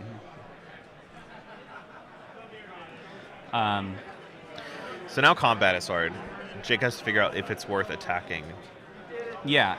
All of a sudden, you're worried about getting attacked back, so maybe this Fury is going to be better served on defense. Jake is only at 8. And he just concedes. I think the board is, too insurmountable for Jake. He's not able to play his spells. Right. And just falls too far behind with the Elvish Chorus. A really well-played game from Brandon. Really clean. I really liked all the sequencing there. Jake unable to go back-to-back, but, still a nice top 8 performance here for Jake. I'm sure he's not that sad about that. We've got... I'm not sure if I think our backup match match is finished. Okay, it's finished. I saw them getting up and walk away. So nice. Well, there you have it. That's quarters in the books. Quarters in the books. We've got Yawgmoth moving on. We'll get some updates later for everybody on what else other decks are. Yeah, I'll draw a little bracket for myself and be able to update everyone on what's going on. Great. But the good news is, only 4 decks left. It'll be very easy to keep track of from this point on. Excellent. All right, everybody. We'll be back shortly for the semifinals. So stay tuned. Thank you so much.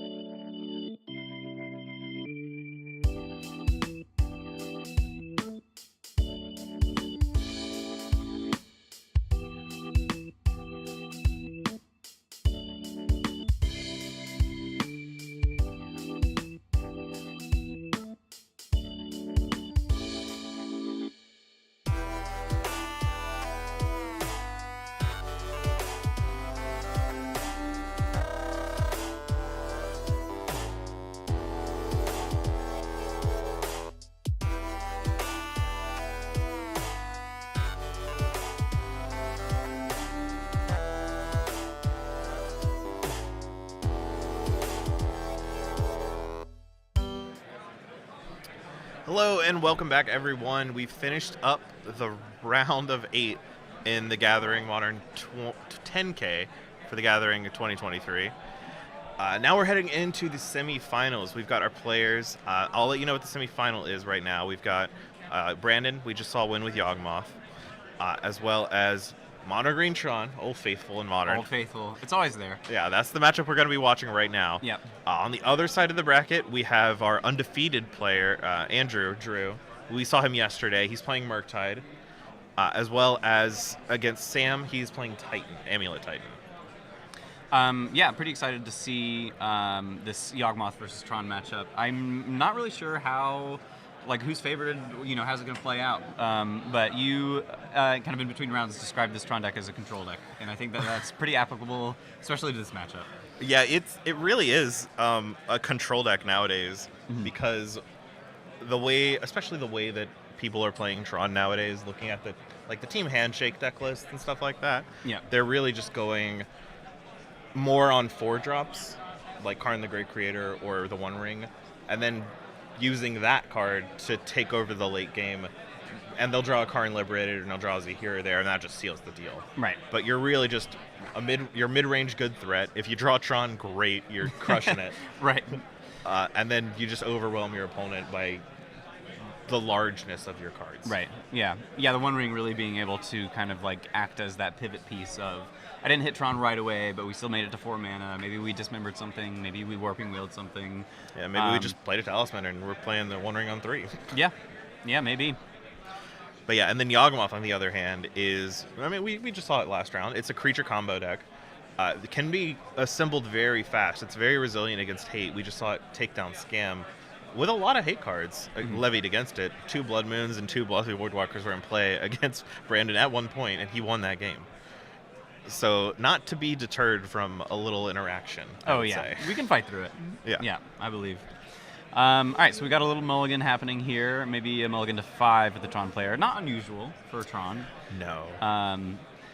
And a pretty good leaning Tron hand. Looks like 2 unique Tron pieces, a Chromatic Sphere, and a Ancient Stirring to try and get the last piece. Mm-hmm.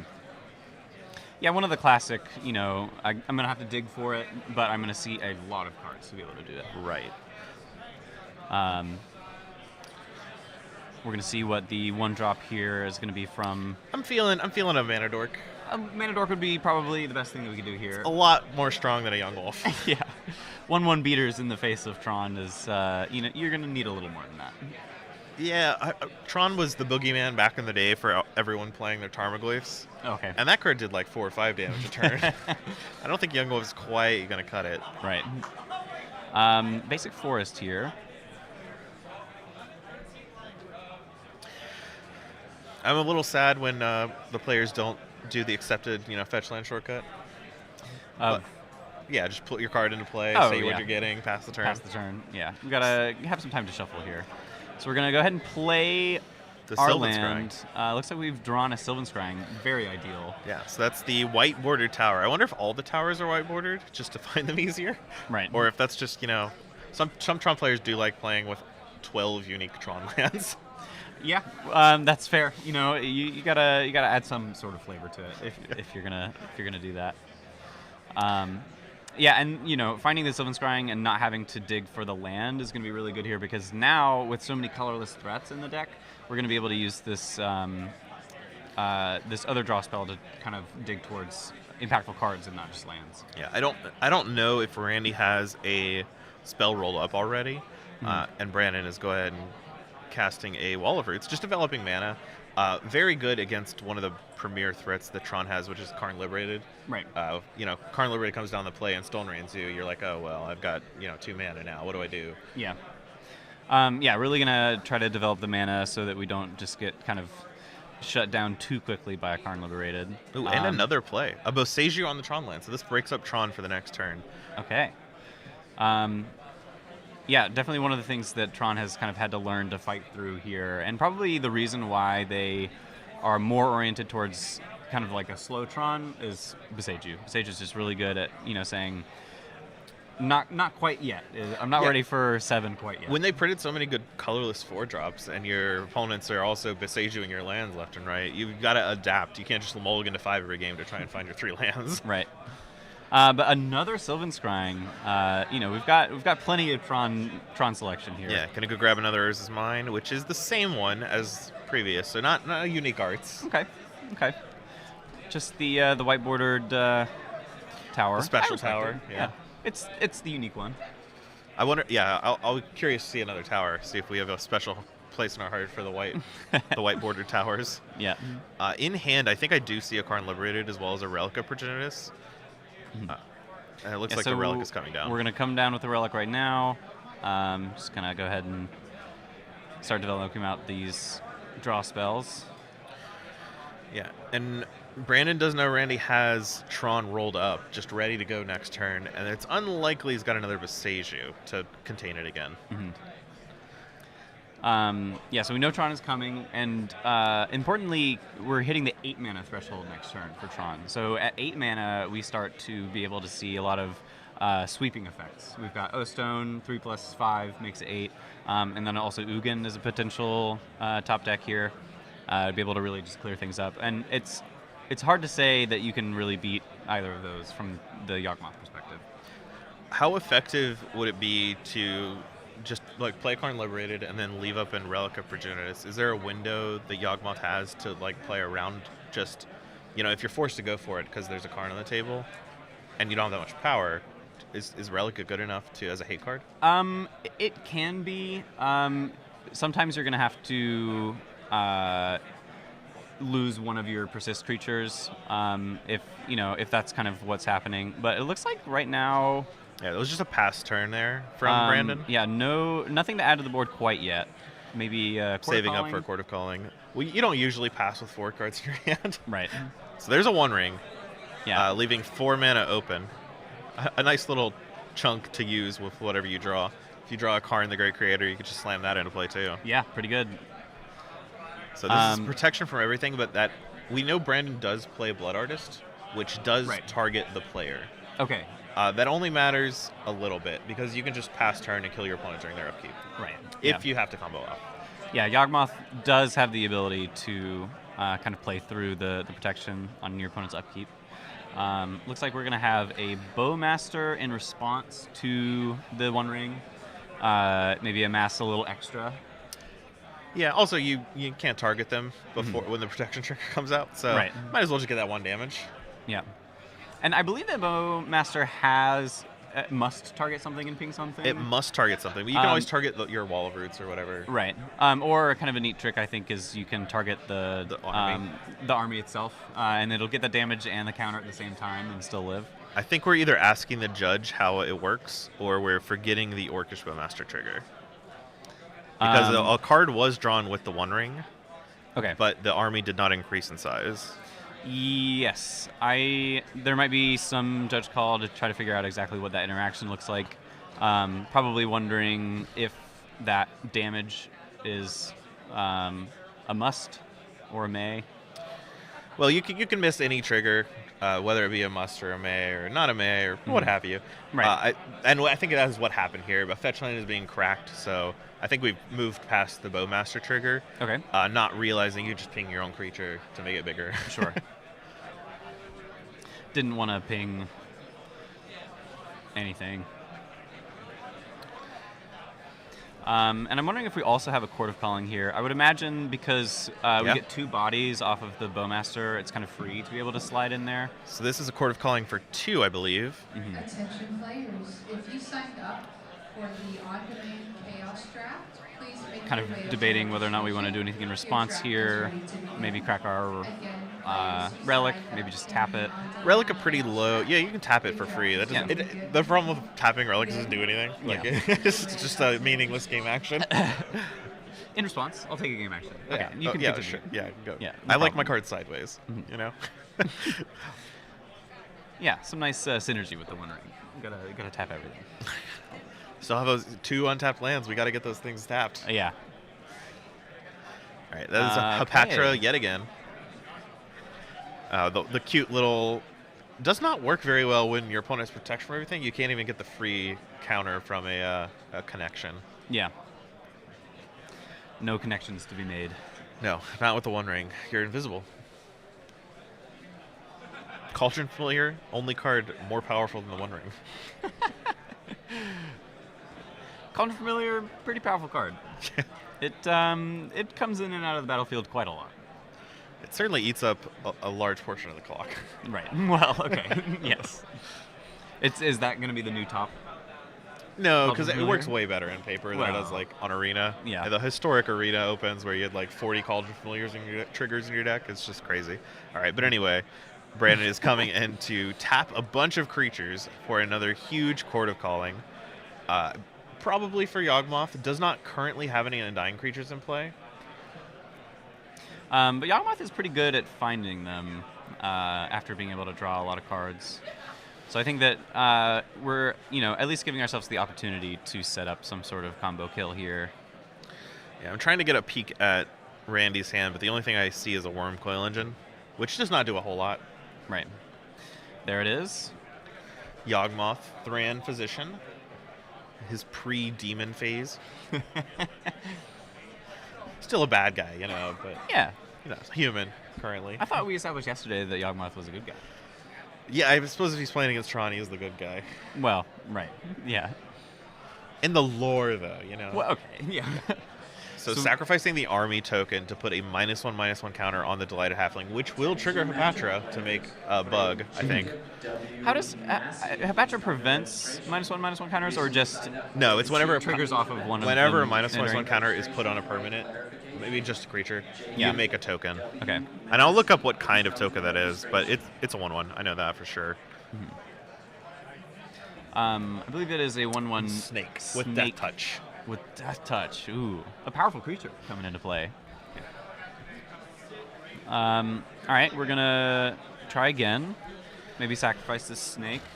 Yeah, we can start putting a counter on Hapatra. The neat thing about the new mana dorks you play, like Delighted Halfling, is you do get an extra 20 of toughness for this scenario. Right. When you're kind of just digging for Undying creatures. Seeing what we can draw here. I think that we did find. Was that a Undying creature that I saw? Yeah. And we're just leaving the snake on the battlefield and sacrificing it each time. Yeah. So sack the snake, get back a snake. Wall of Roots has got 2 -0/-1 counters and 1 -1/-1 counter on it. Right. Yeah. Gotta distinguish these counters because they're a little different, especially with the Hapatra on the board. Not a ton different for Wall of Roots, but a little different. A little. So there's number 2, -1/-1 counter. We're just trying to draw cards. We're taking some damage. Any Undying creature really gets us going because you can do so many things with just one Undying creature. You can play it. You can start sacrificing your other. You sacrifice that, draw a card. You sacrifice your another creature to remove the +1/+1 counter from your Undying creature. Right. But there is still a Relic in play.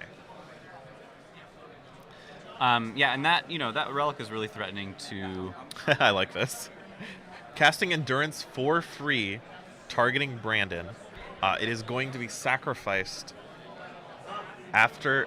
If Relic goes off, it'll be sacrificed afterwards. Yeah. If Relic does not go off, it won't be sacrificed until before. And I'm wondering, actually, if we want to use this opportunity to put just a lot of -1/-1 counters on it. Before No, we that's what's sacrifice happening. it. Yeah. There's a lot that we can do with this body while it's floating on the battlefield. It's floating on the battlefield briefly. We're going to be able to put a lot of counters on it, draw a lot of cards, and then potentially tap it to convoke a spell. We have access to convoke for 2 right now, I believe. 2, which I don't know how effective that's going to be in terms of advancing our combo, but all right, looks like we're not going to bother with that. We're just going to just kill the endurance. The endurance is down. You still go to get the snake token when the endurance gets the last -1/-1 counter, because it was put on a creature. Yep. Down to 10 now, so currently potential for 10 more draws. What did this endurance target? Are we like floating an endurance trigger somewhere, or are we just like opted out of it? Yeah, that is an interesting question. I don't know if that one is one that you're allowed to just forego.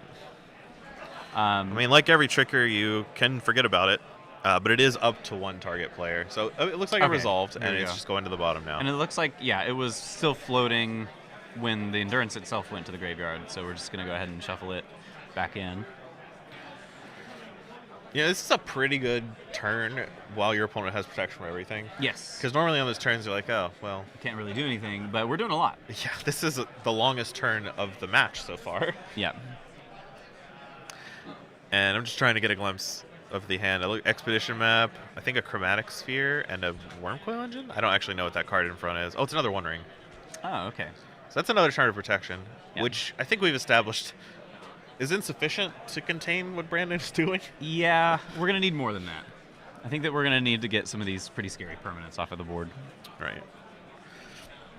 Notably, Yawgmoth cannot target itself. So, for multiple reasons. It's pro-human, is a human. So you cannot put counters on it to keep your chain going. Protection from itself. Yeah. Also, Yawgmoth's not a huge fan of hurting himself. I would imagine. Looks like we've got a couple of options here. I don't know if we have access to 10 mana quite yet for this Ulamog. No, but there is an Expedition Map, and that will grab another tower. Right. So Ulamog looming.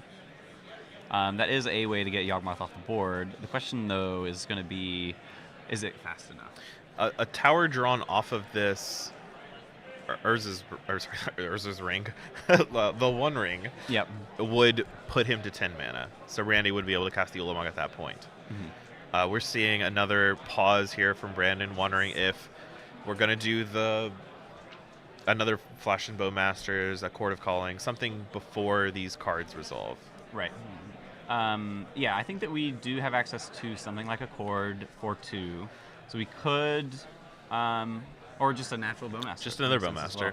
So that's going to be 1 damage, 1 army, and then when the triggers resolve, a bunch of damage coming at Randy's face for 2 cards and 2 Bowmasters. That should be 4 damage and a 5/5 army. Right. That's a lot of counters you can distribute onto that army. That is, yeah, definitely a lot of damage. And we know that there is another ring in hand, so we are going to have 1 more turn of protection. Which that ring coming down now. I don't think really matters. Like, you're kind of forced into it because of how many creatures Brandon has on the battlefield. Yeah. But it doesn't do a whole lot. I think that really the only thing that you have keeping yourself alive right now is this relic. Yes. I think that the relic is... we already have the Hapatra in play, so I know that, as soon as we find multiple creatures with Undying, we're going to be able to power through and have infinite triggers, essentially. So we got one of the 2 Bowmaster triggers off this 1 card that was drawn. Right. just kind of, seeing where this triggers stick. Yeah, Looks like the second Urza's Tower is white bordered, so I think that's the special little flavor there. Okay, excellent. I like it. Also, black bordered Urza's Towers are expensive. Yeah. They really are. All right, we've got... probably just going to hold up this mana here with this relic. Yeah, it kept you alive last turn, so might as well run it back. Yep. Force Brandon to have just a critical mass of ways to play through. Which you can do. It doesn't take a lot of Undying creatures. All right. Brandon untapping with a full grip and 10 life to spare. Yeah. Chances are, we're going to make it to Randy's upkeep and then not much further. A Blood Artist would be spectacular just to make the card drawing free. Right. Shieldred's similar, but so expensive. Mm-hmm. And one of the cool things about Tron, cool things, Tron's a cool deck, is that any Oblivion Stone or Ugin, the Spirit Dragon, cleans up the entire board. Just everything. And you have to respect it. So you can't just pass turn and try to play this long game against Tron. Mm-hmm. It's not going to work. Yeah, I think that we're really going to be looking for some sort of kill here. Some considerations with these forests. And we are currently, this is the semifinals. Yes, so we're in the top 4 right now. Yeah, this is the top 4. Got good old Tron versus new kid on the block, Golgari Yawgmoth. Mm-hmm. Really a Modern Horizons, it's 1 card, but, still kind of new in the context of Tron is in the table. So there's an Eldritch Evolution sacrificing I didn't catch what, but it's gone now. To grab a Blood Artist. And this is kind of what I was thinking. Right. You go ahead and sacrifice your token, grab a 2-drop. Now this Blood Artist, a little awkward currently because the One Ring is in play. Right. So you can't target your opponent right now, but it does make your card draw free, and you can try to go off during your opponent's upkeep. Yeah. But you need a target in order to gain the life. So that's a bit of a problem right now. Right.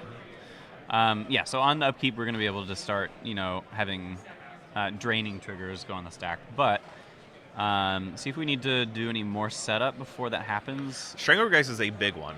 Yes. This forces the relic pop, and you can also play it slow. You can sacrifice your other creatures before you get to put the Geist in the graveyard to draw up to try and find a Chord of Calling. Because Chord of Calling will finish the deal. Should seal the deal here. I would imagine we don't really need much else here. All right, so here is... Oh, we're cracking the relic now. Okay. Before we can die, we're just going to go ahead and draw this card. We got one more counters on the trigger. Bowmasters. We have 2 more, technically, but I don't think it's... One of them is hidden by the Yawgmoth, and I think Brandon keeps forgetting about it. Yeah. And I imagine that we're doing that because we know that this relic isn't going to be enough on its own. So before we're going to the Randy's turn, or during the upkeep, we're stopping it. We want to get this Stranglegeist so we can start going. And now we're explaining how the Blood Artist works. Right. So that's going to drain a life, basically just making you lose a life. And you can sacrifice 13 creatures here. You're going to win the game. So this is an attempt to draw now Warping Whale. Probably with the Undying trigger still in the stack. We're now is the time that I need to find something good, something interactive. Yeah, and we're explaining the whole deal right now. Mm-hmm. 1 trigger from the Blood Artist on the stack. We're responding to the One Ring by sacrificing a Delighted Halfling, putting another counter on the zombie token, and we have enough creatures and snakes with the Blood Artist to make this lethal board. This is just lethal. Yeah, I think that all these snakes are just going to slowly take all the +1/+1 counters off of our massive army. Yeah, we have a lot of orcs in that army. Even failed to conscript a few, but it's going to be enough to kill. Right. Because once you run out of orcs, you start sacrificing snakes to kill your other creatures, and that'll be even more damage, and you're dead here. Yeah, and we just need, 12 sacrifices? 12 sacrifices, plus the one on the stack, plus the ring trigger. Right. Yeah. Because even if Randy draws these 2 cards, the ring trigger's still in the stack. We haven't lost 1 life yet. And we're going to end up losing 2 life because we've tapped it in response to the trigger. Right. So even if Randy ends up, drawing an answer at the end of the stack or whatever, and goes to 2, draws a Warping Whale and finishes the Blood Artist off, it's too late. The damage has been done. All right, now Randy's been convinced. He says, all right, yep, I see it. You got me this time. Yeah. We're going to try again for game 2. Very clean kill by Brandon. Yeah.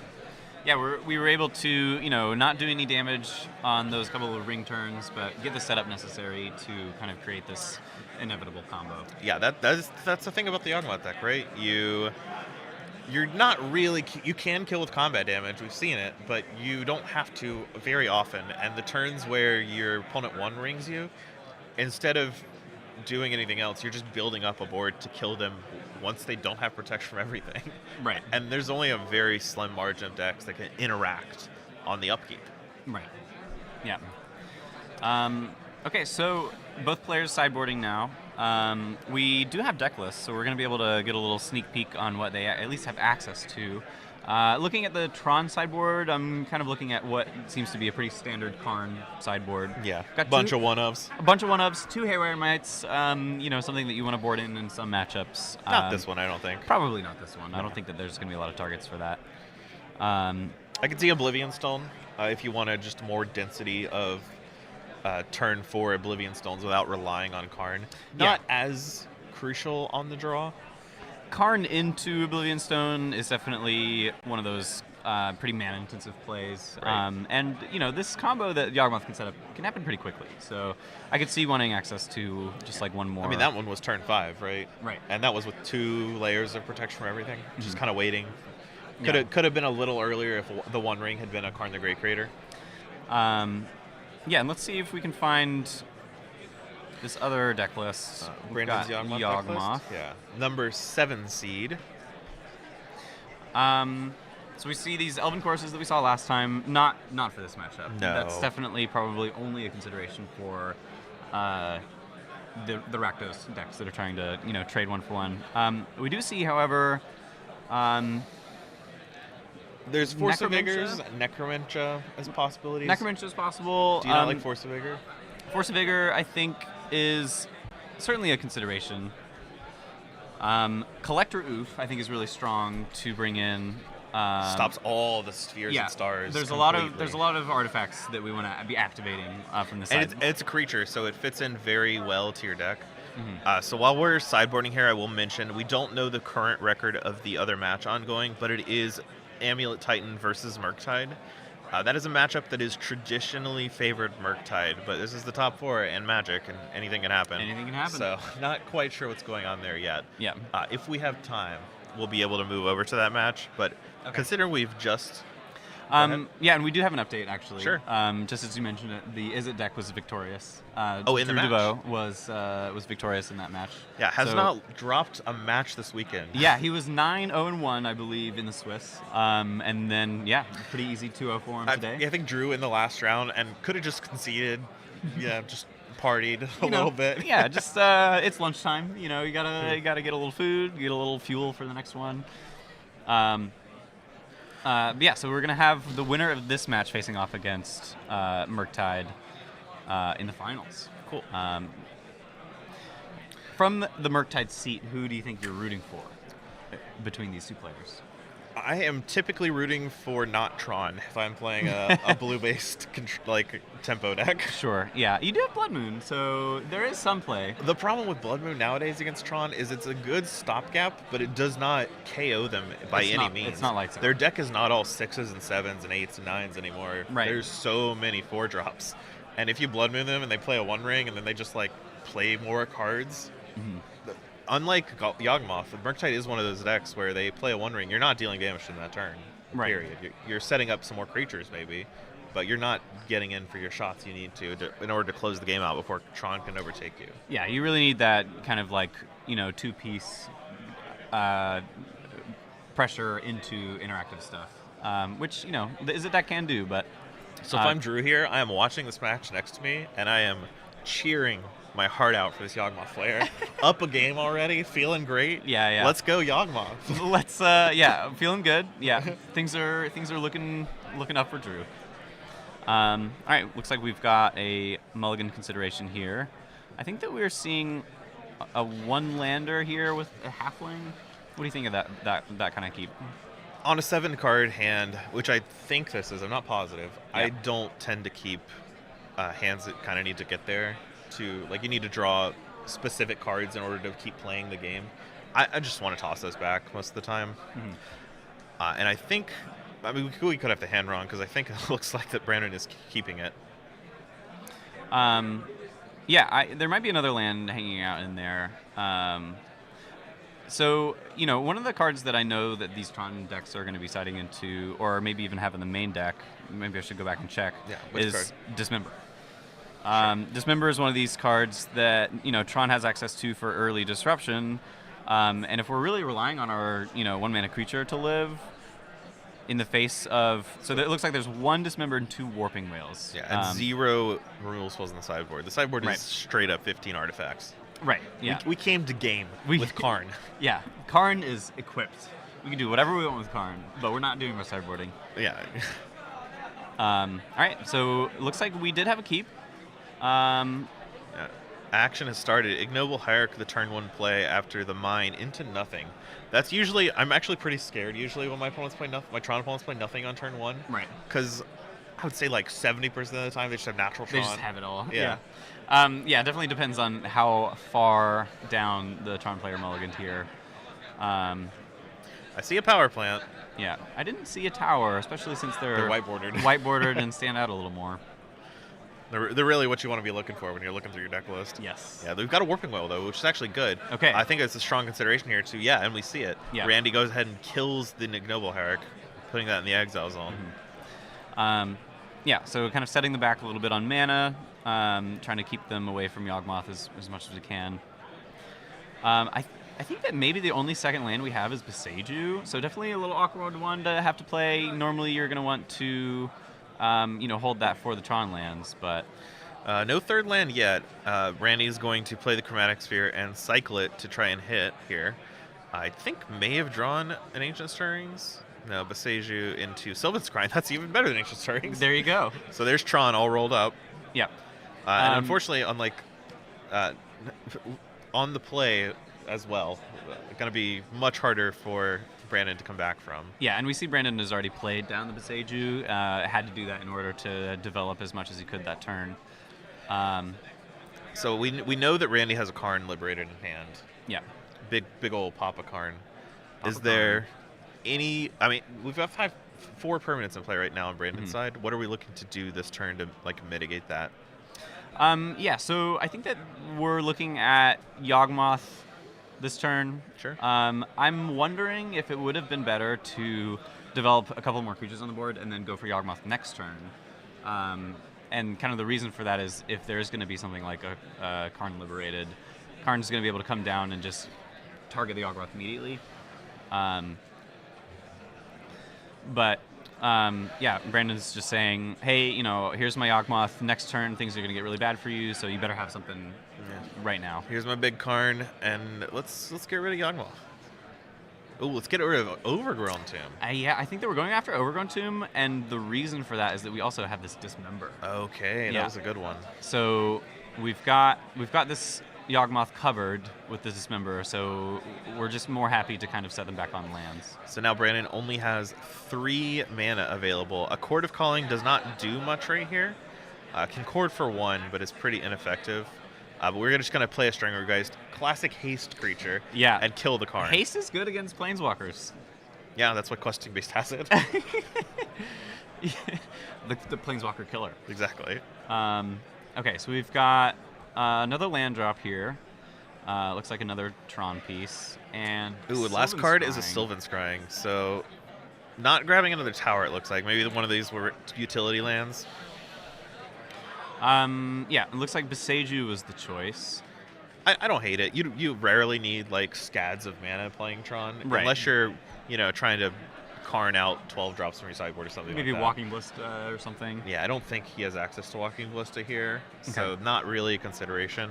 Got it. But Boseiju is just a kind of catch-all answer. Even if you don't expect your opponent to really have anything, you might as well just grab it. It's safer to have it. Yeah, you can get a Pithing Needle if they have that. You can grab Elven Chorus, I guess, if they boarded that in. Yeah. So I think that this game is turning into just kind of a race against the top decks. For both players, really. Right. We don't have a lot of pressure from the Yawgmoth side, but we do have, 3 points of damage a turn is what I'm looking at here. We know that the Tron player doesn't have any gas right now, but any single top deck could change this equation drastically. Yeah, Oblivion Stone, Ugin the Spirit Dragon. These are cards that are huge game changers that completely decimate Brandon's side of the board. Yeah. I think that something like an Ugin off the top of the library would just prompt a concession immediately. Sure. Don't want to keep playing on with 2 lands in play and nothing else? Probably not. Okay. I wouldn't. But hey, I mean, you're This is the top 8. 4. You have infinite time. Right. You're in the top 4. You're just kind of happy to be here. You're on camera. It's a good time. I'm happy to be there, but I also want to win, Wow. Yeah. So Brandon makes an attack with Stringer Root Geist and puts down a Young Wolf. Okay. So completing the aggro trifecta of these random undying creatures. Beat down. That is time in round All right. The card was drawn very stealthily by Randy, but it's just a Warping Wail for the Stringer Root Geist. Okay. That does take it out, does not undie back to play. Cutting the amount of pressure in half here, which is pretty good.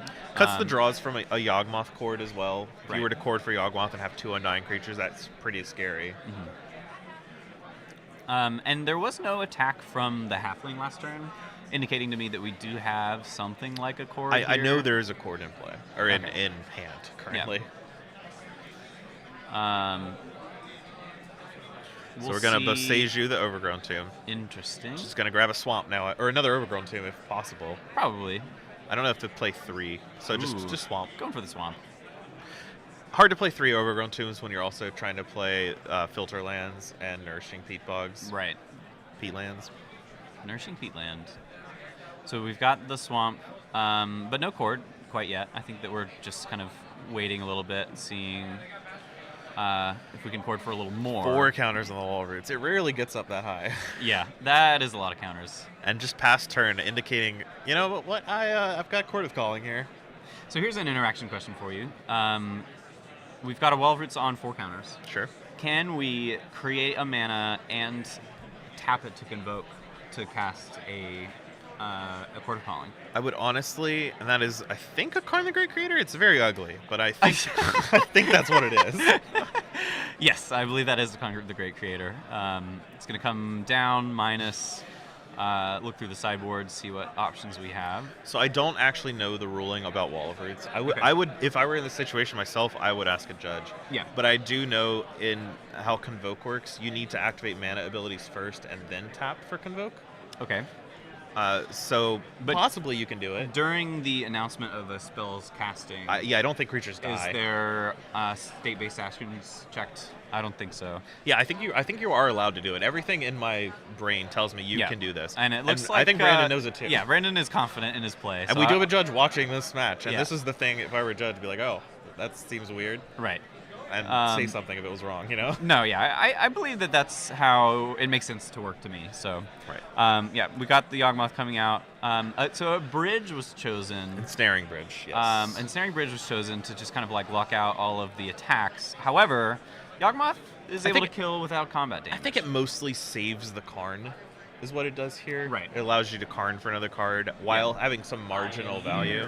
And I like that play because while, Court of Calling for Yawgmoth is kind of worst case scenario for you here, this at least gives you the opportunity to find something like an O-Stone next turn.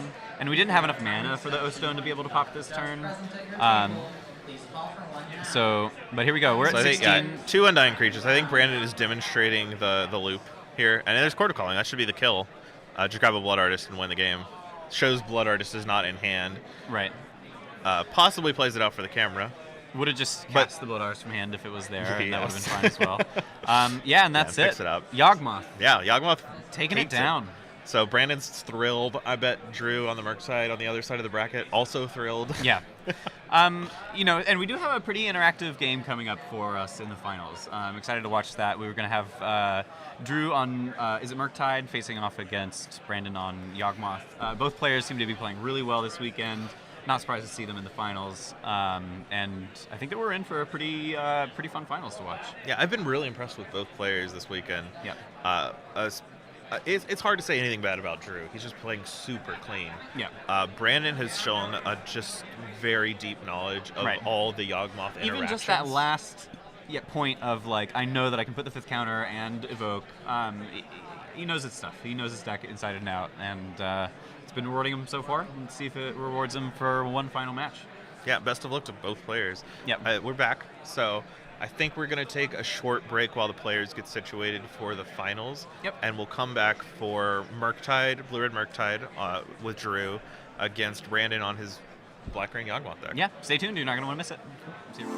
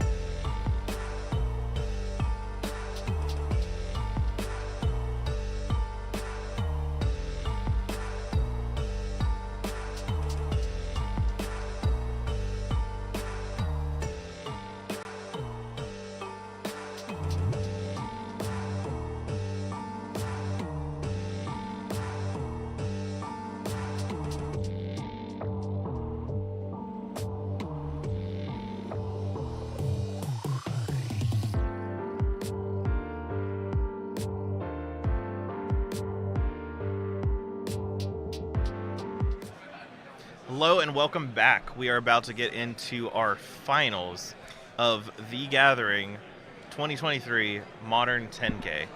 On one side we have Blue-Red Murktide in the hands of Drew. The other side is Green-Black Yawgmoth. We just saw a win against Tron in the hands of Brandon.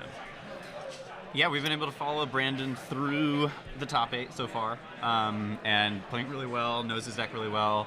And now he's going to have to face another interactive deck. We saw him able to take out the Rakdos interactive deck. Now it's time for a different flavor. We're going to be playing against Izzet cards. What do you know about this matchup? Honestly, not a lot. I know that Murktide has this 1-2 punch where you're trying to, play creatures, counter the relevant spells, maybe land a Blood Moon, depending on pre or post board. Right. And then try to kind of squeeze them before they can get anything going. Right. But we did see Brandon's very adept at playing through interaction like that. We saw him play against Scam where he's dodging Blood Moons left and right with these green mana creatures and all the removal spells that has to answer. Blood Moon, no problem. Yeah, so I will say that you don't have your Furies, and we're about to get into the action here. It looks like a turn 1 Ragavan, a very strong play from Drew. Yeah. On the play, Ragavan can definitely be a card that is a very strong start here. But generally, Ragavan is one of the first cards that come out in this matchup from the Izzet side. So many mana dorks. Yeah, if you're not having it very specifically on turn 1, backed up with a bunch of removal spells, it's just not going to be able to connect much. But look at here, a 0/1 mana dork. Yeah, and doesn't block and trade for Ragavan. It's not great at blocking Ragavan. No. I think that in any scenario, we might just see... Yeah, Ragavan is coming across here. Yeah. Brandon just goes ahead and takes the 2. We have the Filter Land flipped up. Gonna get that treasure. I think that, the threats that Izzet is going to be able to find are going to be pretty important here. We've got Ragavan, which, if you can back it up with a ton of removal spells, is going to be good, but Murktide is kind of like the bread and butter. The bread and butter of the threats here. Yeah, I also like that little move by Drew where he lightning bolted after combat, saying, if you want to give me this Ignoble Hierarch for free, right. I don't have to use a removal spell. I would love to hold on to this bolt. I'm okay with that. Yeah, it's worth more than me than the treasure. Yeah. We got to consider in step here. We're going to be able to untap. Yeah, just deploying 2 more mana dorks there for Drew. Or for Brandon, including a Pendelhaven, which can currently target no creatures. Right, we've got an 0-1 and a 1-2. Some deliberate thinking here. We only have to remove 1 creature in order to attack in with the Ragavan, but it looks like we... Mana dorks are more important than Drew's continued access to mana. Right. Wall of Roots can be cast here. Does not do a whole lot for the Murktide deck, though. Yeah, 1 green mana is just really hard to use out of this Murktide deck. Pretty much every spell in the deck is exclusively blue or black colors, so we're going to be able to sink into that. Yeah, or red even. Or, blue or red, excuse me. I know you got confused with Consider, which is completely black. It's it's a black card that I'm looking at here. So there's a Mistress Ball. We're gonna look at the top card of the deck. Take a little peek. I think it looked like a Grist, but I'm also looking at this straight down of the table. Right. So who knows? Yeah. So Bauble Trigger there for Drew. Gonna pass the turn. We're keeping up plenty of mana here, so something like counter spells are gonna be strong. And unless it's against a legendary card. Right, yeah. And we might even see that interaction come up pretty soon here of being able to, and I think there was an indication there. This is going to be black mana. And there's and a Yawgmoth. Subtlety. Ooh, wow. Very notably does not counter the spell it targets. It simply puts it on the top or bottom of its owner's library. Right. So that is going to work through the uncounterability. And I think there might have been a question of, was this evoked or not? But it looks like it was hard cast with just the treasures. Yeah, the treasures are all gone now, and the subtlety is in play. Also a good pressure tool for Drew here. Yeah, flyers are going to be key to keeping the pressure on against this deck that's really able to clog up the ground here. We'll see what else we have. We're not going to bother trying to attack through this Young Wolf, and it looks like we're going for an Expressive Iteration.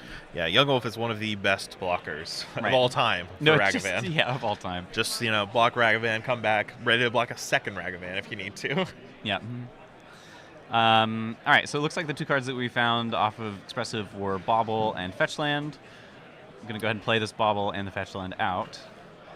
Just gonna Bauble on turn. You always want to draw your card from Mishra's Bauble as Murktide As soon on as your possible. opponent's turn, right? Yeah, so many interactive spells that you can have on their turn. We're going to take a little peek on top of our deck. It was a Ragavan, so we're yeah. going to shuffle that one away. That is not a good card to draw in this spot. No. Especially one in play that is currently ineffective. Mhm. Now Drew's just trying to decide what to get. That was a Polluted Delta, so if you're trying to get a basic, you're going to have to get an island. This deck does not play Swamp. Right. Even though some of these might look like swamps. Right, and to keep open red mana threats, just going to grab a Steam Vents, taking an extra 2 damage. Yep. And here's Okay. Murktide Yeah. Regent. I think this is a 4-power Murktide Regent? Or a plus 4-power Murktide Regent. Yeah, up to but 7. Not positive. Yeah, it looks like I Steam see, Vents. I see one Steam Vents in there. So, yeah, I mean, the clock is on now for sure. We've got 10 power in the air. Opponent is at 11, so not quite lethal yet, but just any, burn spell or second attack could be lights out. It does notably disallow the use of fetch lands on board. Right. And also notably means that, I remember if the Yawgmoth was put on top from the Subtlety last turn. Absolutely. So we're going to be casting that again. And we're going to be able to activate it a couple times, but as soon as we activate it, then all of a sudden we're staring down lethal in the air. Well, if you activate it, you can put a counter on the creature, so you're kind of life neutral. Oh, yeah, no, that's an excellent point for sure.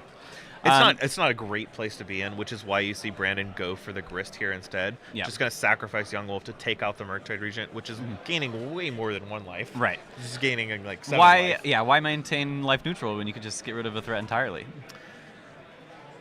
For some reason, the Young Wolf came back with 2 counters, and yeah, there we go. There we go. Just a little dice bump. A Batcher coming down, and a passing of the turn. I'm so proud of you for knowing the name of Hapatra now. I learned it today. Yeah, I know. That's why I said it immediately the first time it came down. I'm glad you know me so well. All right, so we've got we do have the ability to attack down the Grist. Face you. Oh, yeah, pointing, I double saw those finger fingers. guns. Yeah, looks like we're going to be trading off with the Ragavan. Don't want to have that connect this time. 3 damage is going to come through. Interesting choice to leave the Grist around. I guess the Grist at 1 loyalty doesn't really represent that much of a threat. It represents 1 card, I believe, from the insect token. Sure. 2 if you get very lucky. Right. But at 8 here, I mean, if we have another flyer, we could... Okay.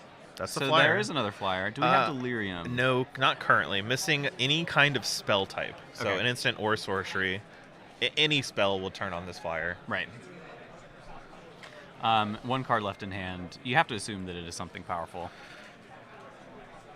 I mean, multiple missed land drops would lead me to believe that it is not a land. Right. So here comes the Yawgmoth, I believe. We know that there is a Yawgmoth looming at some point. Gonna untap, think for a 2nd. If Yawgmoth is the play, you typically want to make your insect token first. Sure. Yep. There we go. So insect token, just 1. It's usually how it ends Elemental, up. not an insect. Yeah. Milled here. The only insect that these Yawgmoth decks play are Grist. Right. It's always fun when you can, flip over another Grist. That text on the card is kind of frustrating because it comes up so rarely, and then you flip another Grist, and it's like so much loyalty. There's 2 extra creatures in play. Wait, Yeah. hold on. We got one. So finally, Yawgmoth comes down here, uncounterable due to the Halfling, Yep. which is what Brandon is pointing at right now. Sacrifice to kill the Dragon's Age Chandler, which will trigger Hapatra to make a snake. Yeah. I'm so impressed that Brandon actually has the Death Touch Snake token. That one's kind of hard to get. Yeah. And I think it's in It's a in different some language as language, well. yeah, Japanese, I believe. Hapatra coming in hot. Yes. For 3, thanks to Exalted. Bang. In there. Put a counter on the Subtlety and get another snake. So now we're down to a 2/2 Subtlety. It can die to Yawgmoth, which is not free. You're still taking the damage, but... Yeah. Yeah, and we're able to just spend 1 life per -1/-1 counter and card drawn here. So pretty free. Not 100% free because of the life total, but right. This is a deck that does play Lightning Bolt. Right. The Murktide deck. Yeah, you don't want to get too low. We're not really worried about something like, Dash Ragavan into Lightning Bolt, but something like a Double Bolt could spell doom. I think you're not allowed to play around Double Bolt when the subtlety would get you anyway. And there's a upkeep endurance to take away the ability to cast a Murktide, I believe, and a Chord of Calling as well. I see. Okay, so I think that we did this on the upkeep in anticipation of them having a spell. And there's a Spell Pierce. Yeah. So there was a spell left in hand, but it wasn't one that we could use to save Very the very clever stacking there. Putting the endurance and then using the endurance to Chord of Calling. Right. So that if any interactive spell was cast for the Chord, it would go away. Okay, yeah. I like that a lot. Card drawn for the turn. Looks like a cantrip. Yeah. Consider. But we've just got cards off the top versus the world here. I'm not interested in counterspell. My opponent has 70 creatures in play. It's too late for that. How about a 3/3 creature? How about a 1/1 creature? Oh, yeah. How about a 1/1 creature even? That's just going to bite the dust immediately. We're going to 4. 4 is not 3. No. And I think that we might just want to stay there unless we know we can find a kill this turn. Right. Sources of life gain are few and far between. That Chord of Calling would have sealed the deal, but any drawn Shieldred or Blood Artist is going to do similar. And we might just see a bunch of attacking here. Yeah, it's hard to imagine this going wrong. Just turning these creatures sideways, plusing our Grist one more time.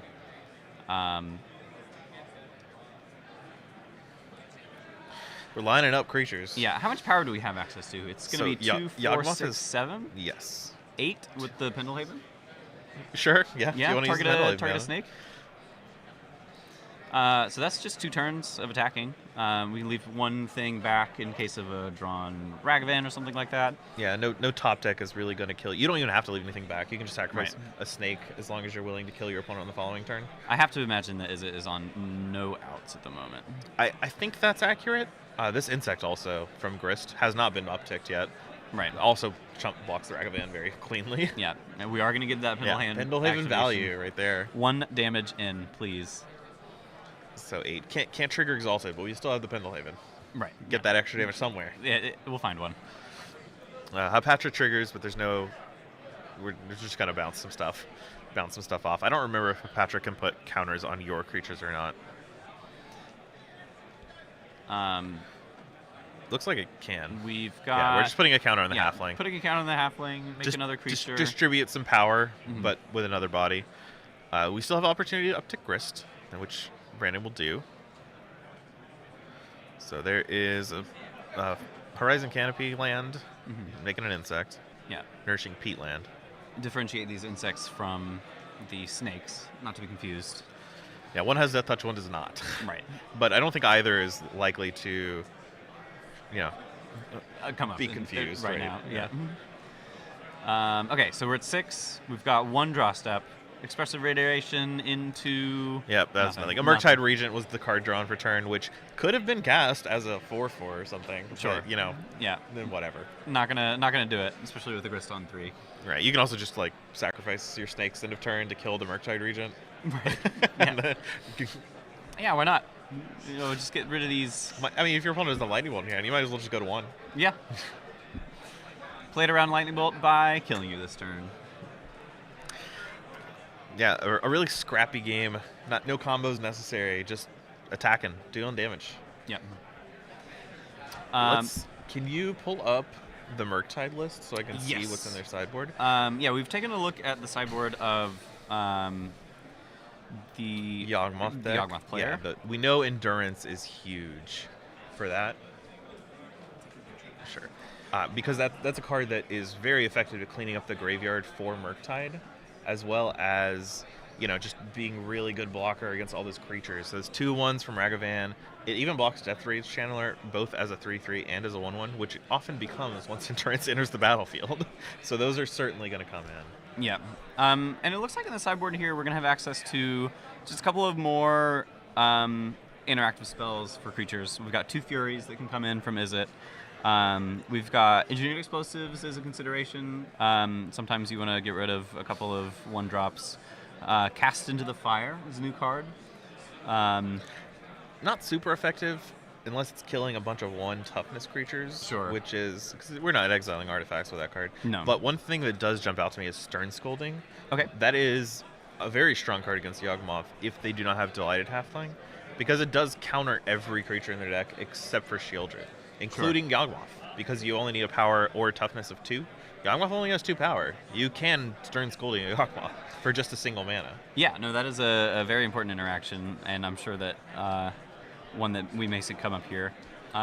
So yeah, just trying to be a little more interactive. We're going to be taking out some cards that are probably not things that you want in this matchup, such as the Ragavans. I think that you want your threats to fly in this matchup.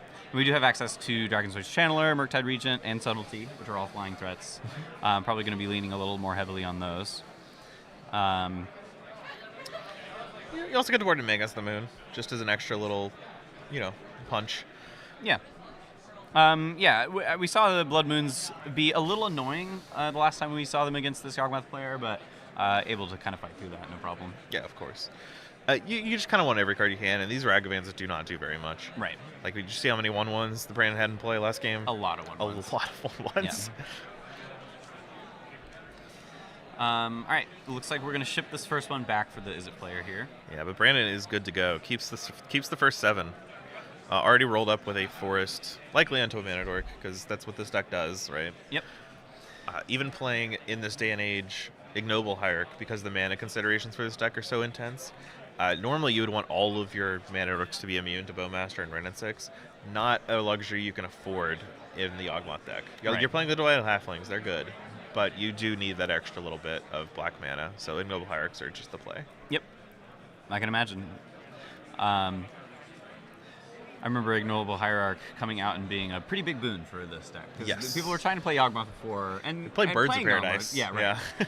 Birds, a flying blocker. It's not nothing that we're losing, but not the spot you want to be in. I think that I'm seeing an Orcish Bowmaster in hand over here. That can be a pretty impactful one against a deck that is playing several cantrips. Mostly early, yeah.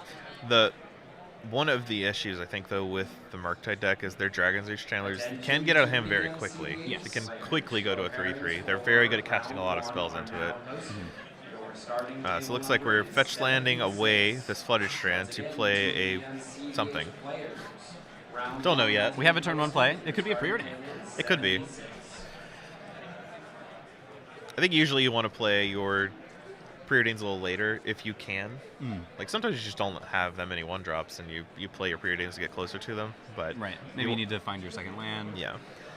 Looks like it's going to be a Dragon's Rage Channeler, which the clock is on to be able to turn this into a 3/3 because we know that on we got 1 turn. Yeah, we need to turn this into a 3/3 now, or else it's gonna meet an ugly fate. Yeah, so here's a preordain. Get the Surveil. If it's not a land, it's certainly going to the graveyard. So there's 2 types for Delirium, 3 types with the preordain. So we just need 1 instant or Mishra's Bauble, and that will turn on Delirium. Like this deck does Delirium very fast. Preordain is a huge help for that because it was hard getting so many good sorceries before. Oh, but no but land misses drop. a land drop. That is going to be pretty difficult to come back from. And we just see there, Bowmaster here, although there's not nothing that we can do about this. Subtlety is a card.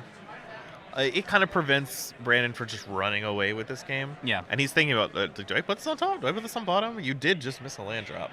Yeah. I have to imagine that there's something... I mean, we know that there's all spells in hand, right? So I'm anticipating a Bolt or, maybe another Preordain or something. So I would imagine that I'm going to be counting on this being a 3/3 when I'm making my decision about this Bowmaster. I think so, too, yeah. And here's Delighted Halfling coming across for 1 damage. Get in there. Oh, yeah. All right, 16 to 20. Unholy Heat in the upkeep. Okay. This is going to surveil to try and find that land that's been elusive. This also turns on the Dragon Rage Channeler's flying mode. Yep. Now it's a 3/3. Has to attack. In for 3. Points to Unholy Heat. Yep, I've got it now. We're good. We got there. And we found the land. It's a nice Spiral of Canal, painless dual land here. Yeah, one of my favorite things players do is when they put a card on top and they just keep it revealed face up. Yeah. Everyone knows what it is. Yeah. Time to draw it. So this Orcus Bowmaster no longer quite the powerhouse that it was the previous turn. It's not taking a creature off the board, but it is still relatively good against the Murktide deck, right? They have Preordain and Consider.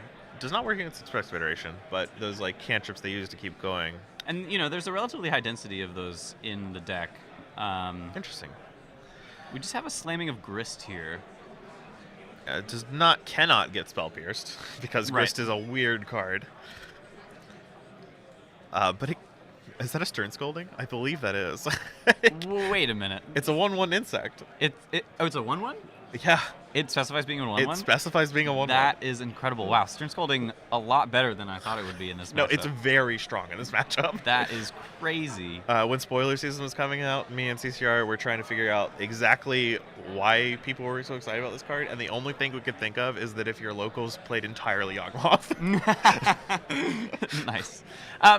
There's a lot of stuff going on with this card. It notably is also very good against Evoked Grief turn 1 out of Scam. The Scam deck.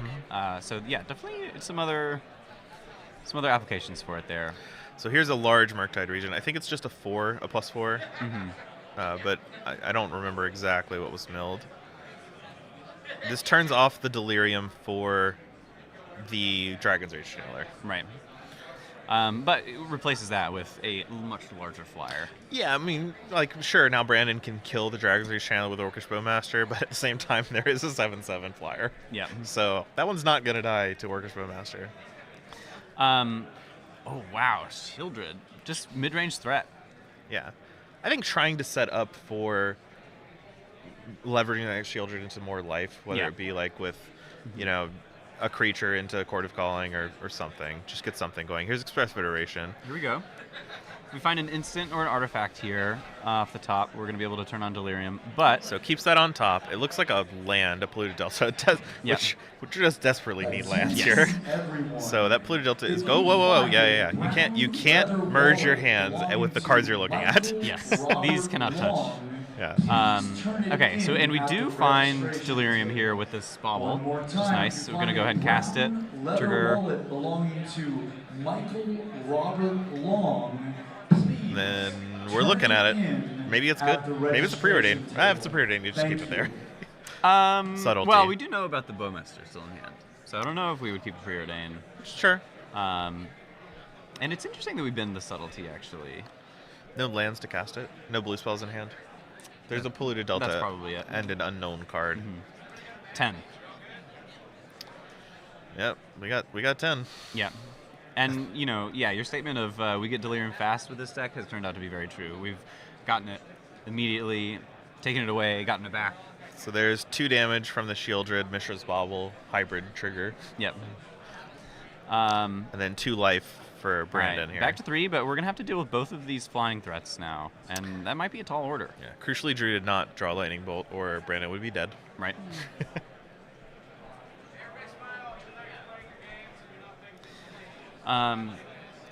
Yeah, wow, this game has been crazy. I mean, missed second land drop. We thought that there was just going to be a Bowmaster taking out the Dragon's Rage Channeler and shutting it out. Yeah, entirely. Drew has really done it. But he's been holding on. He's been really holding on. The Stern Scolding on the Grist was incredible. Yes. It was very strong. Yeah. Yeah, and I think that Brandon's just trying to figure out what the play is. Is there any way that I'm not dead? No, there is not. All right, and we found a game 3. Excellent. Yeah, just wow. Who needs a second land? I honestly thought Drew was just done around that turn 1. Missed land drop, Bowmaster coming down, but Subtlety saves it. Subtlety saves it. You get a million Surveil triggers to fix your draws. And then we had the Murktide. Yeah, just rolled out. Yep, perfect. Yeah. This is why, Murktide fell out of favor. There are not many Murktide decks in this tournament. It's a pet deck of a lot of people. It has been falling off, in Magic Online results and stuff like that. Right. But it does do powerful things. You can't ever just count it out and say, that deck's not playable anymore. It is a big creature. Yeah. Yeah. It's a dragon. It's a blue dragon. It's a big blue dragon. Very crazy. All right, so we've got maybe going back to the drawing board a little bit here. Trying to figure out, if we want to make any changes for Game 3, maybe some play draw differences for your deck choice. and then we're gonna shuffle it up, and we're gonna get the final game of this tournament. Yes. It's all on the line. It is all on the line for charity, you know. For charity. Yes. But mostly the bragging rights are on the line here. That's a lot of bragging rights on the line. Yeah. All right.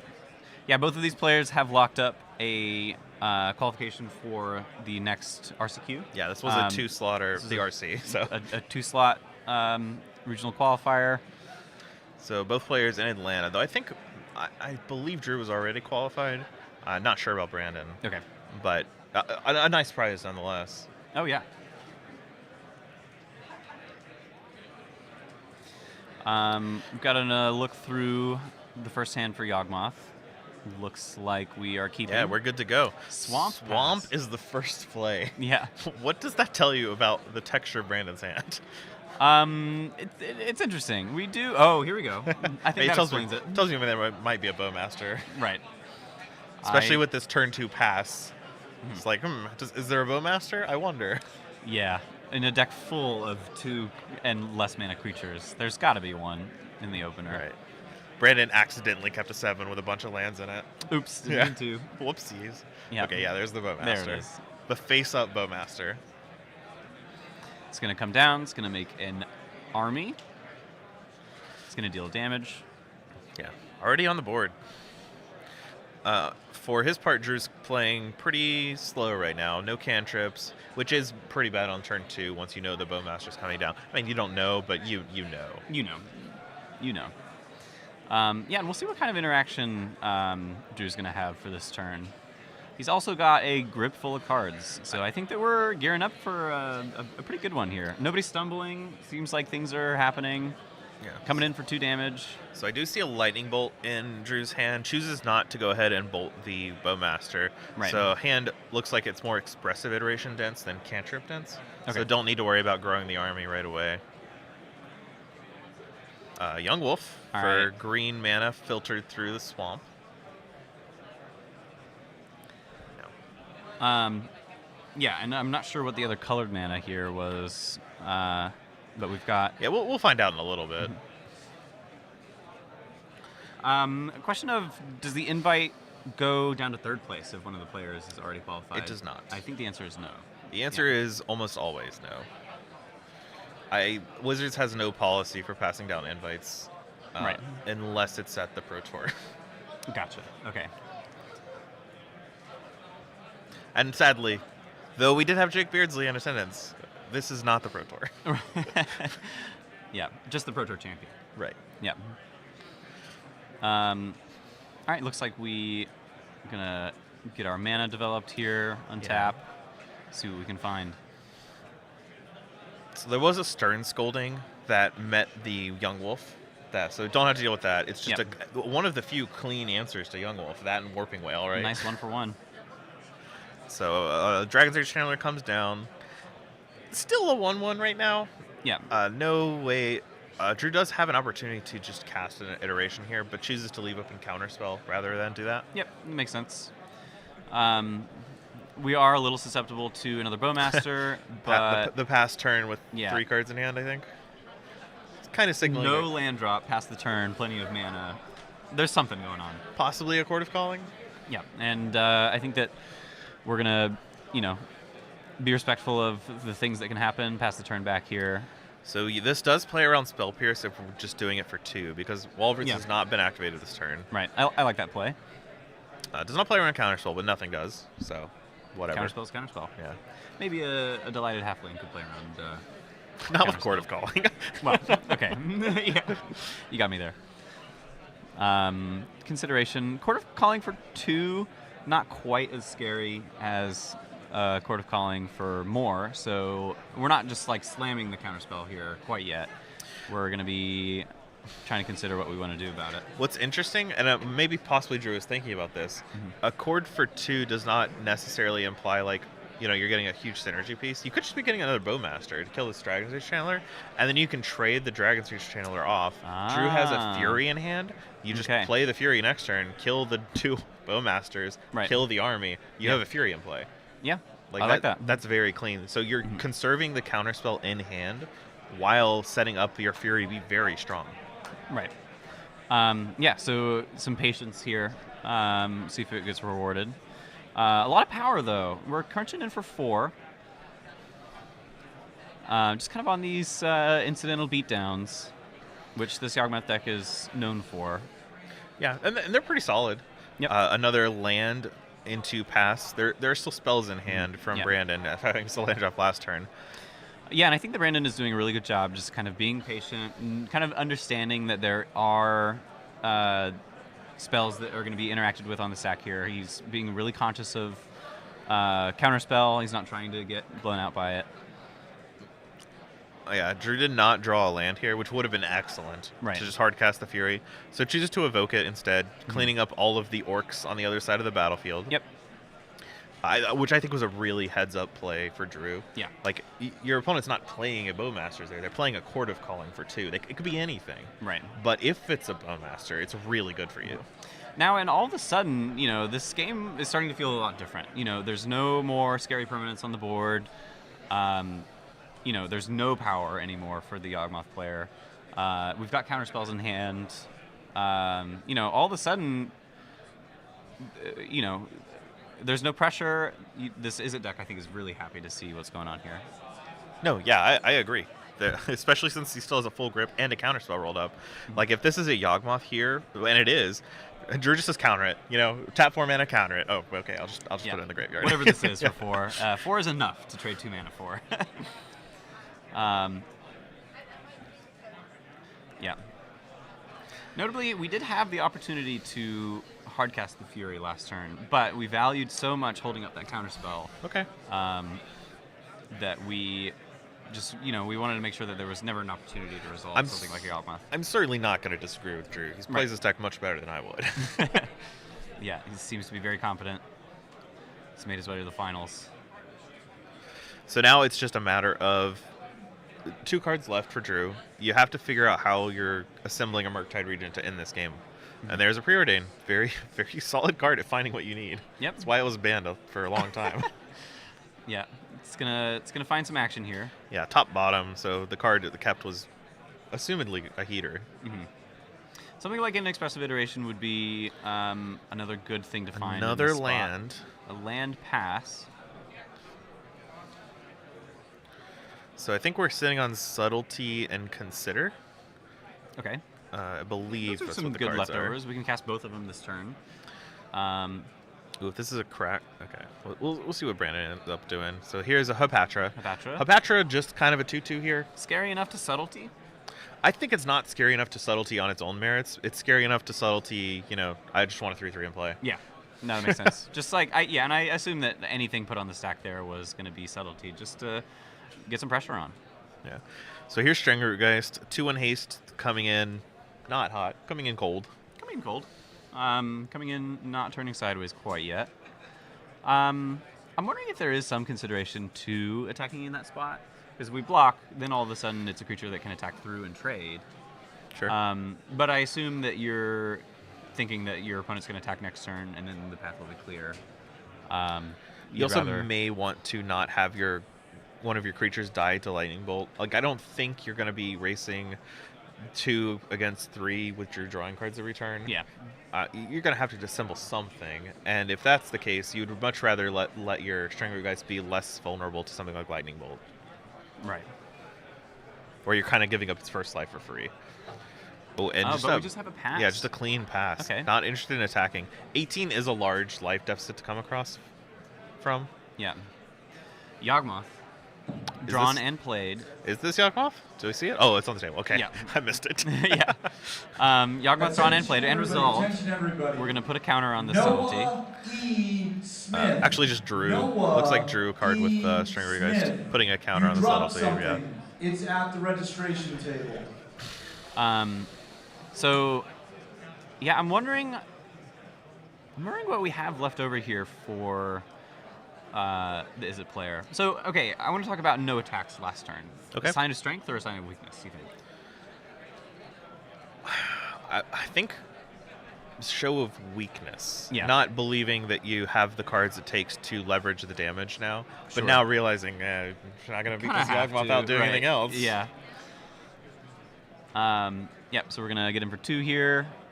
Ragavan. Ragavan in Not- the deck. Not used to seeing that post board. Right. And this board is kind of why. Yeah, There's we're just so kind of many seeing cards. why it's just not. So Brandon's picked up the pace, ready to just put cards on the table. So here's another Stringler, guys. Okay. That's could be lethal. We are ahead. That's super lethal. That's Yeah. game. Wow. So no interaction spells in hand that are good. We saw a bolt and a consider there, but he's just not about it. And then Brandon takes it. He's the champion. He's Gets the his champion RCQ champion box. Yeah. Well played. All right. Really well played from both players. So Brandon Osborne is your champion for today. We are going to have him on for a little bit of an interview after this. So we're going to cut to a brief break, set up an interview, and then we'll be wrapping things up. I do want to give a shout out to the tournament here today. It was hosted by The Gathering Place, 10K, and there was a charity event. And For Extra Life. Yeah, charity event for Extra Life. Donations are going to be going to Duke Children's Hospital.